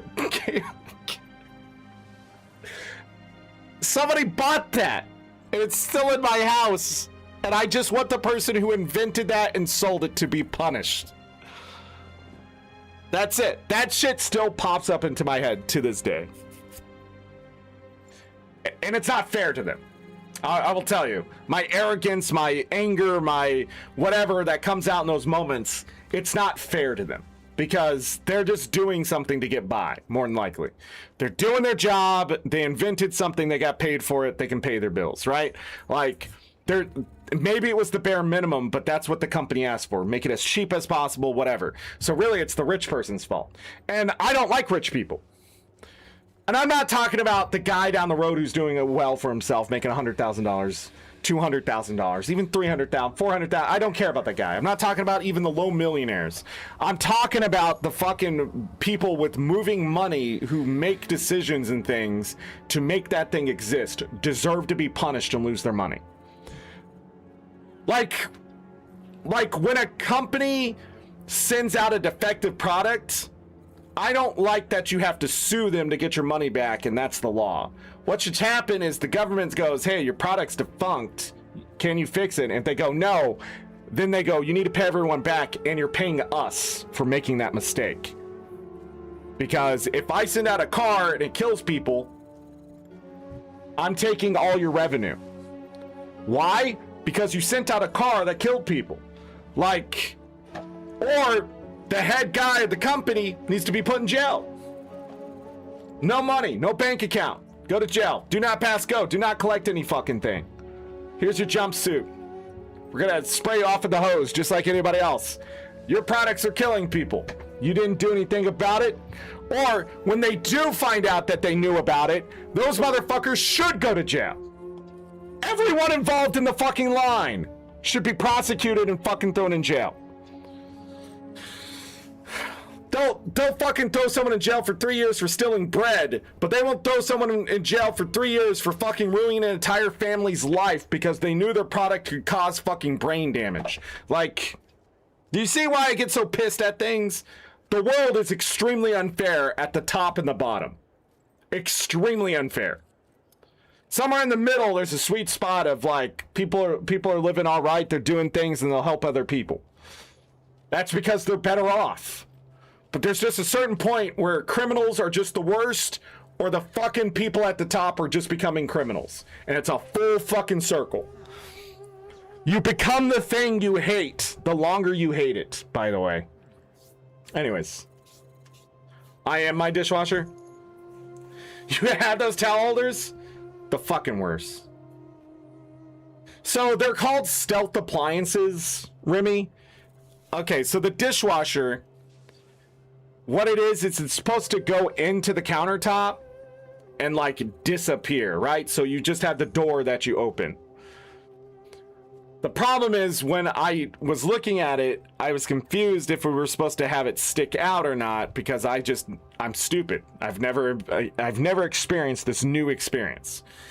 And my brain's overthinking. Like, shouldn't this be further out? But it turns out one of the brackets were already fucking broke anyways, so I'm glad I tried to pull it out and found out how it all worked. And so what ended up happening is I pull it out, I see this bracket's broken, I think just they hid this thing from me. But that was the point. They were trying to hide it on purpose. Except the bracket was never securely put back into the fucking... And obviously, without the brackets, you can't open the door.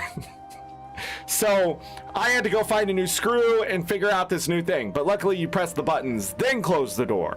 So that's how it works. But man, was it confusing from years of pressing button outside a thing after closing the door. So you close the door, press the buttons, thing works, right? Like, you shut the laundry lid to get the laundry to go. You close the dryer door and press the button for it to go. And here is a dishwasher that's fucking Uno reversing me, right? So then you have to press buttons, close door to initiate program. And my overly active brain is thinking of all these things. But I fixed the bracket, I resecured the dishwasher. So I'm smart enough to understand, like, the thing ain't broken. But luckily my wife was there. It's like, I was gonna try that. Okay. That's because your brain doesn't work like mine, alright? She's smart in other ways. Like, watching me fail at something going, it's just this. That's why it doesn't work. And I'm like, no! Fuck! But you don't like the hidden buttons? Yeah. I don't think I like the appliances in my house that were left behind. And that's why they were left behind. The washer and dryer were taken. So they must have been great washers and dryers. But I guess the stove's fine. A stove is a stove for the most part. It's an electric stove. And it cooked my chicken tenders the other night. But the microwave has a light button, and I thought the light was out, so I went to unscrew, and there's nowhere for a light. Literally the microwave can't have a light. Why is there a light button? And I want to use the low watt 10 watt bulb as a night light for the kitchen, so we can see. Yeah, it's a dishwasher. Who the F cares is the C button. Yeah, nobody would care. But anyways, so The fan works, but the stove ain't centered on the fan because the refrigerator's right next to this. The whole fucking thing. We have this like table bar thing here that's blocking, but it's right next to the stove too. And like, I sort of just want to take a sledgehammer to it. But my wife's like, I like it, blah, blah, blah. But I just want to remodel that entire kitchen. There's so much space there. It's just being utilized in the most Sims way I've ever seen, where it's like, oh, fuck, we need a fridge. And you just put it somewhere in the fucking kitchen. And then the light for the kitchen it's behind the refrigerator. So like you have to go behind the refrigerator to turn on the light for the kitchen. And then there's a switch for a garbage disposal that doesn't exist. That's probably my next big purchase for the kitchen, would be a garbage disposal. But at the same time, the only reason I want it is because the last like 3 places we lived have had a garbage disposal. And I know my wife is going to habitually try to put shit down the sink. But I told her, you can't do that anymore. Like, these pipes down here are relatively new, but they're not going to support that for very long. I like the kitchen sink. It's one of the deeper ones. It has 2 sides. Very, very nice kitchen sink. The faucet, yeah, it's all right. It like comes out, it becomes a sprayer. You know. But anyways, and also like when we got our washer and dryer, it was sort of expensive because I didn't want one with access to the internet or Bluetooth or needed an app on your phone. I was like, I just want a basic washer and dryer with button. Turn knob, press button. Mechanically. Want to know why? Because now I can fix it. When that shit goes out, like it stops working or like it goes haywire or whatever, it's the circuit board, and that's a lot of money. When it's just I need to replace this fucking gasket or whatever, I can fix that. And here after 10 years of the warranty of those washer and dryers, like I can do it. More than likely. There's a YouTube video for that. Unless YouTube is gone. Because AI overlords have taken over the internet. Alright, everybody, I'm going to call it a day. Resets in 20 minutes. Glad we can have some conversation at the end here. I think I'm going to keep it in the VOD. So if you watch this far, congratulations. Also, if you're like, oh man, it's one of these guys who talks about politics. I do. It's hard to get away from politics. You should not be scared of politics, and you should not be listening to these fucking people just up there doing the fucking dance, okay? You need to look at your life, and you need to look inward and decide, do I want people to help me when I need help? And if the answer is no, then you're fucking stupid, and you shouldn't be watching my content anyways. But if you're like, yeah, when I'm in trouble, I want someone to help me, then look at the programs and stuff that people are supporting as leaders. And that's all I can really say about politics. And go fucking vote. Even if you are that stupid fuck who shouldn't be watching my content, go vote. It's a power. Now, when the day comes where you try to go vote and they say you can't, then you'll understand why a lot of people are against all this stuff that's anti-voting. Anti-voting does not make fucking sense. You want as many people to vote as possible because shouldn't you be convincing them in the majority to come vote for you? Right? The reason why they're anti-vote laws is because they're scared of the people who are voting. And that should show you what kind of power you truly have as a voter. So, do you need a state ID for voting? Sure. I will agree with that. But it needs to be free. And it needs to be accessible by everyone. So yeah, if you're going to attach somebody's name and address to something, then you need to give it to them for free. And someone's going to be like, that's socialism. That's called freedom. That's what that is. The freedom to still go vote. Right? So If not, they just need to prove that they live somewhere in that place. Their name needs to be somewhere, right? Because some people don't have driver's license, but if they need a state ID, there should be. And somebody's like, what? You're gonna send somebody to their house to take a picture of them and make them an ID? Yeah!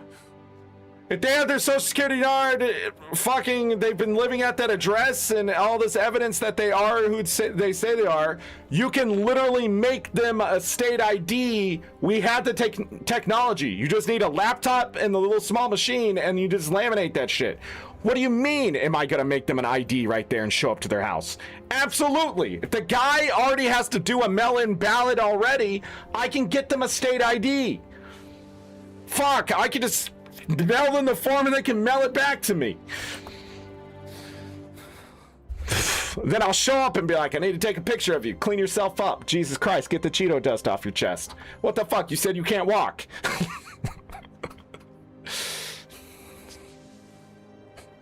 Darren? Is that you? Darren, why are you saying you're disabled? Darren, we just played flag football the other day. What do you mean? What the fuck? And who the hell's this Jason guy on the fucking ID? That's the shit that people think is happening. Like, that's just my point. It's so fucking weird. But you should have the power to go vote so that shit don't happen. You should never have a candidate tell you not to do something when it comes to voting. Use a mail-in ballot. Use whatever. But them trying to do all this other shit that said, well, the voting isn't this, isn't that. Do you realize how much work it would take to rig and how many elections you would have to rig and how many counties you would have to change? It's not simply just dumping ballots. They would have to first know how many real people are voting, then know how to make up enough fake people to defeat those real people. And I don't think you realize how hard that is, even if there was AI generated today. It's really fucking hard. And someone's going to tell you it's easy, but it's not. Because somewhere along the line, someone in the system is going to go, wait a second, that's more people than we have here. They've always caught the people cheating. And if not, then the people who are cheating are really fucking good. But do you realize how fucking good you'd have to be to win at cheating at voting and be fraudulent in the first place? You are one of millions. Which means you have zero impact at all. Unless it really was down to the final vote. But maybe that's what they're hoping for. If 10 extra people voted in a place where there's thousands of people and they were fraudulent votes, at the end of the day, it more than likely does not matter. The chances of it mattering is in the fucking just millionths of a percentage. Is it millions? Yeah. So, like, the chances of that making the difference, that's why they would do a recount. And that's where they usually catch people going, wait, where did these ballots come from and who the fuck is Edward Scissorhands? Like, they always catch them. Or they find out the person's dead. Somebody else voted for them. That's usually where we get our fraudulent votes from. It's not the machines. It's not the people who have been unbiased in the system. Now they're trying to put biased people there to try to convince you something's happening. There's no conspiracy here. And if you believe that conspiracy, good for you. But I'm telling you, it's nearly impossible. You can convince me more that there are fucking chemtrails in the sky trying to poison us than how voting works. There's just too many fucking people in the system. Somebody would know. Somebody would talk. Somebody knows the conspiracy. Right? That's why criminal empires fall. That's why Rome fell. Too many people were like against the thing and just told everybody how to blow it up. Like, that's just how it all works. When you have something happening on that scale, somebody is going to tell somebody. But the problem is, all these years, when there has been an issue, somebody has told somebody. It's never been a system to distrust. It should be a system we distrust because we may miss things. It's not intentionally being fraudulent, it's accidentally. But the system has gotten better over the decades. So don't not vote because you don't think it counts. Just not vote because you don't want to vote for anyone. All these leaders suck. Fuck you. I'm writing someone in.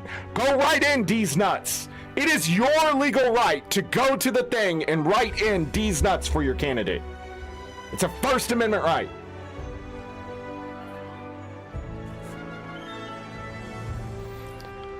The United States can be the greatest place of all time.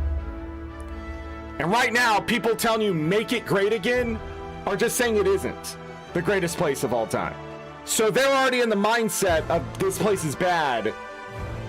I need to survive it. But if somebody came up and said, the United States is great and we need to go beat these other countries in a competition, it would make things so much better. If they said, hey, China's running with the AI, we need AI that is better than their AI, right? But this is how we're gonna do it and give it to the people. That's been the problem this entire time, the last like fucking 3 elections. We're not giving it back to the people. The people are giving and nothing's coming back. And that's capitalism, by the way. I pay my taxes, let these businesses do the thing. They make me things, I go buy those things, they get my money, right? So I go and do things with their stuff to continue to make money to then go buy more of their stuff. And that's how capitalism survives, because you're gonna buy the best stuff. Now we have so much AI slop, we don't know what the best thing is and it falls apart, blah, blah. I bought a shovel. It was $10. I knew what it was when I bought it. It is a piece of shit, but I know it's $10 of a piece of shit that I'm willing to buy again. Okay? There was a shovel not even fucking 10 feet down that was fucking 80 some dollars. If you saw this shovel, you think it was fucking new age tech. They are going to do the same job. At the end of the day, the only reason that shovel would have the advantage is because it would be heavier, but then I have to lift that shovel so many times. But I can put more power into the shovel that I bought than the amount of times where I'm finally too tired to fucking let the weight of the shovel do the job, because I'm not going to know how to use that shovel. So cheap in this case is better. But when I buy a car, I want a car that works and it's going to last me a long time. How do we get back to the age of this will never die? Innovation, education, human rights. I do not care if you are trans. I don't care if you're black, you're an indigenous person, whatever. You need to go do something. And if that something is staying in your home and playing video games, fan-fucking-tastic. But there are people out there who want to make a better car, a better air conditioner, a better something, and they don't get that chance simply because somebody's telling them that they can't go vote. And that's some bullshit, okay? I don't have all the answers. I can't tell you everything, what's right and wrong. There's going to be a point where I go, that's a good one, right? But I can tell you, if somebody needs the opportunity to do something that somebody else can do, and they can't do it, that's not freedom. They're both locked in some kind of rat race, and that is not freedom. That's throwing 2 mice in a maze, and whoever's going to get the cheese first gets to survive. And that is capitalism in the worst way. But when you add in social programs to make sure that as long as both of them get to the end of that maze and know how to do it, and you give them both cheese, that's a social program. That one did take longer, but they know how to get through the maze. Then, here's the thing. When I send them out into the world to run more mazes, I can say that one was faster, right? But the question is, how do I get that one to be just as fast, if not better? We don't just stop simply because they both can get there. We go back to the board after that and go, but these people are still better off than these people. Why? Curiosity cannot die the moment we've solved one problem. And the United States has stopped doing that as a country. And it is killing industries because we're not reining in the rich. We're not putting good, responsible punishments to companies. And we're also not putting leaders in place that understand the science and choose education over profits. That's it. That's my political views. I don't care what you call it, left, right, center, fucking whatever, because I know what makes America America. And it's going to come back, and it's come back every single fucking time. Every time. When people fuck up, they will be punished in ways you do not understand. But we're losing a race that we have to be winning as a country, as a group of people, as an understanding, because we're so busy worried about being xenophobic fucking idiots. We literally sent all those Chinese people back to their country. And they were some of the smartest people that we now need to fix the country. And now China's just going to utilize them against their will. Or entice them enough to stay forever. Because China isn't as fucking cut and dry on that shit as people think. There's a reason why millionaires get to go do millionaire things in China, and their billionaires get to do billionaire things in China.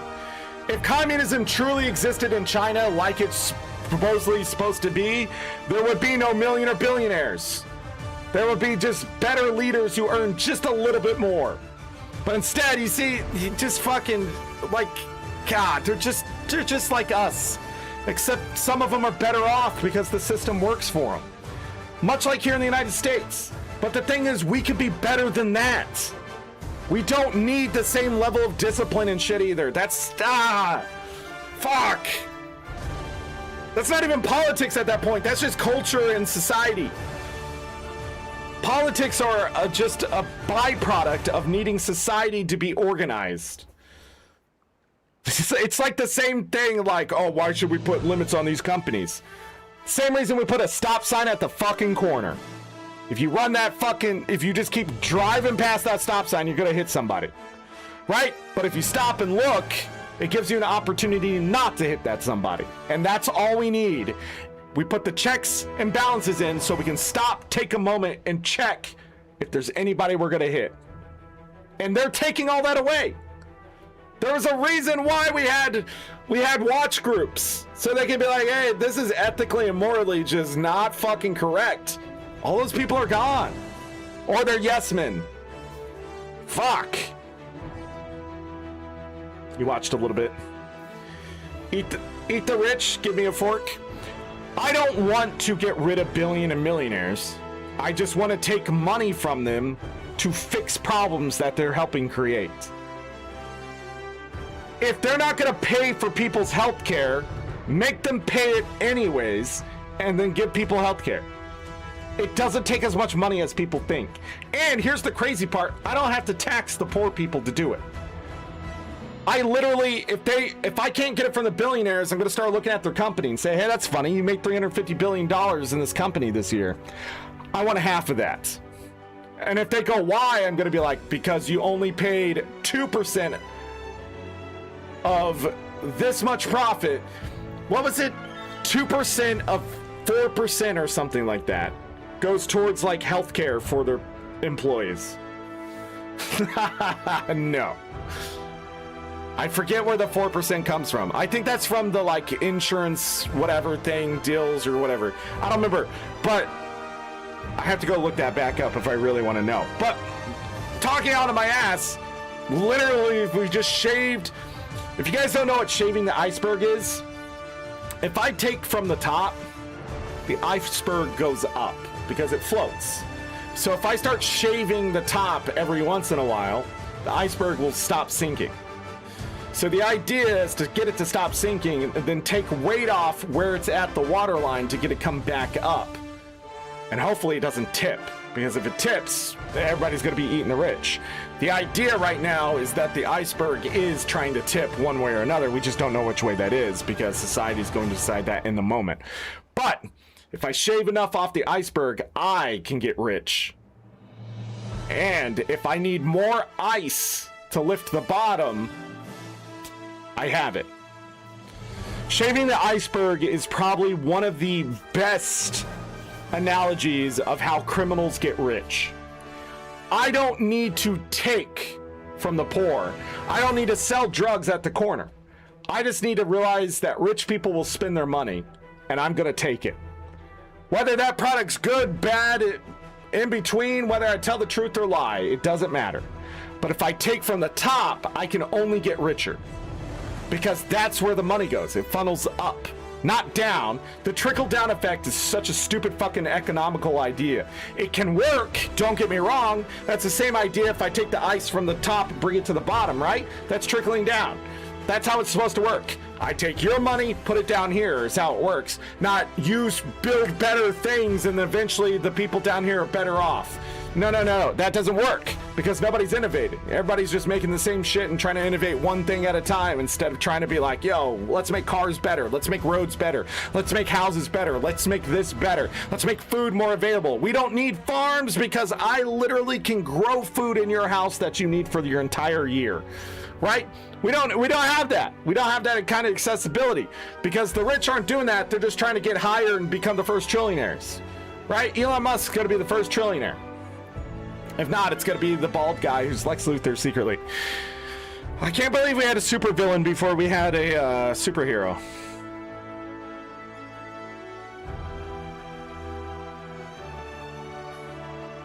Not the worst timeline, though.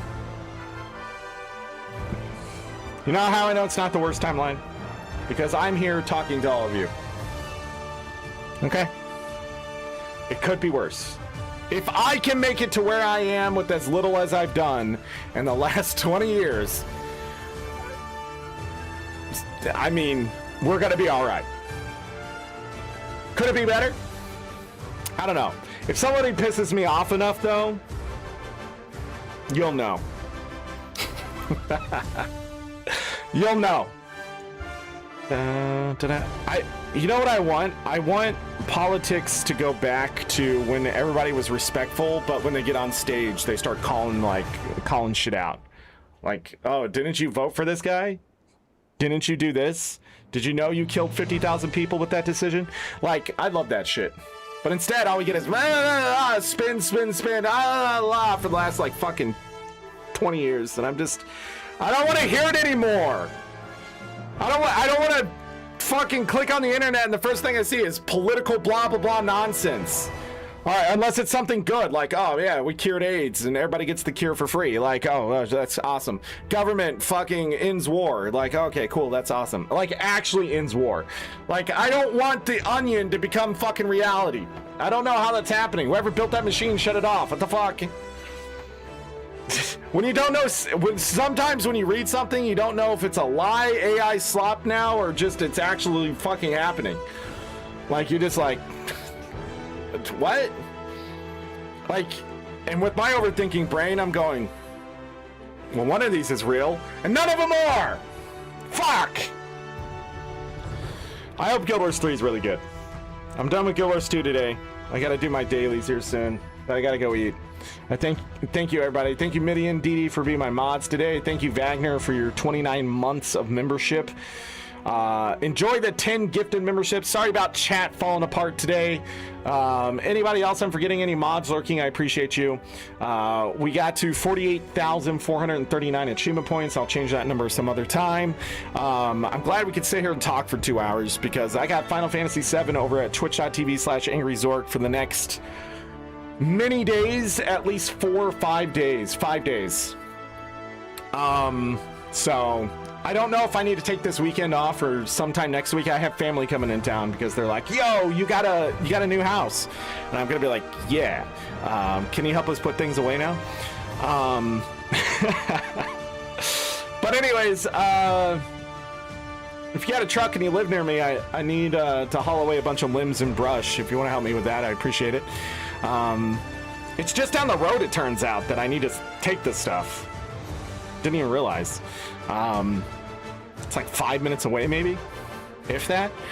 But anyways, I'm trying to think if there's anything else we need to talk about. Not really. Just I'll be over at twitch.tv/AngryZorric. Don't forget about youtube.com/@randomzorric for all the VODs over from Twitch. Palworld is there, 17-part playlist if you want to check that out. There's our most recent thing. We will be back here on YouTube after Final Fantasy VII playing Kingdoms of the Dump. Which is, again, an RPG, Mario RPG / Chrono Trigger, trying to deviate it from that, but you are trash from a kingdom that's a dump. I don't remember exactly what the storyline is, but yeah, so We'll be playing that here on YouTube. That's because we've played it on YouTube before here on the main channel, so I'll be bringing it back here. Mostly anything that I played in the past, like Fields of Mystria was also something we played, and I said it'd come back when it was 1.0. We'll be coming back here to play it because that's where we played it, and I said I'd come back here and do that. So, and then Chaz will finally see me play through Kingdoms of the Dawn. Fields of Mystria, I don't remember who suggested that. I remember the Stardew Valley event was happening, and I think Chaz helped with that too. So Chaz is getting his money's worth at this point. But yeah, other than that, if you would like to support me as I'm now in a new home and I need things and to pay my bills, you can always buy a membership here. Don't feel forced. I'm leaving it at $5, $4.99, I think is what it is. I decided just to leave it there. Over on Twitch, I don't want your money there, but if you do have a Prime sub, go ahead and just use that. That's free money to me, and I appreciate it. I get more back from you buying a membership here than over on Twitch buying a sub there. So, other than that, buy merch. And then other than that, hit the like button, subscribe. If we can get to 1,000 subscribers, last year I was worth up to $4,000 in ad revenue that I did not get. All because I don't have 1,000 subs. YouTube got ad revenue off of me though. Yeah, but with those upcoming changes to the YouTube partner program, I believe I will still stay a partner, even with the normal numbers I came in at. But we can't risk it, so. Galka, see you later. Kale, see you later. Thank you, everybody. Let's go ahead and get out of here before the song ends for another time. And as always, I leave you with this. Take care of yourselves, take care of each other. We're all we got. Have a great night, day, evening, morning, afternoon, whatever time it is. Make it great. If you're going to bed, sleep well, get that rest. You will need it. Trust me. If I don't see you for the rest of this week, that means you did not go over to twitch.tv/AngryZorric and watch me play Final Fantasy VII, the new Steam version, and get all the achievements. What are you doing? Like, literally, I'm going to be streaming like 8-10 hour days. Come visit me. Say hi. It gets lonely in chat. Everybody being quiet when I play Final Fantasy VII. They're just listening to the music and the game sound, and I talk every once in a while, and they're like, shut up, and I'm like, okay. But if you come in and say hello, I have to answer, so they can just eat it. Come watch me play Final Fantasy VII. I don't think I have anything else. Oh yeah, I'm an ArenaNet partner. Use my links down below if you're interested in Guild Wars 2, Guild Wars Reforged. I think you can buy that through the store too. Go buy or try the game. Guild Wars 2 is fantastic. I put in 20,000 hours. There's a festival going on right now, so you can get even more shit. But other than that, there are sales that will be happening. I don't know when the fall sales will begin. I think that's the next sales, and maybe the game will go on sale during the 14-year anniversary of Guild Wars 2, I'm guessing. So, yeah. Other than that, that's it. Blue Sky. Discord. Bye.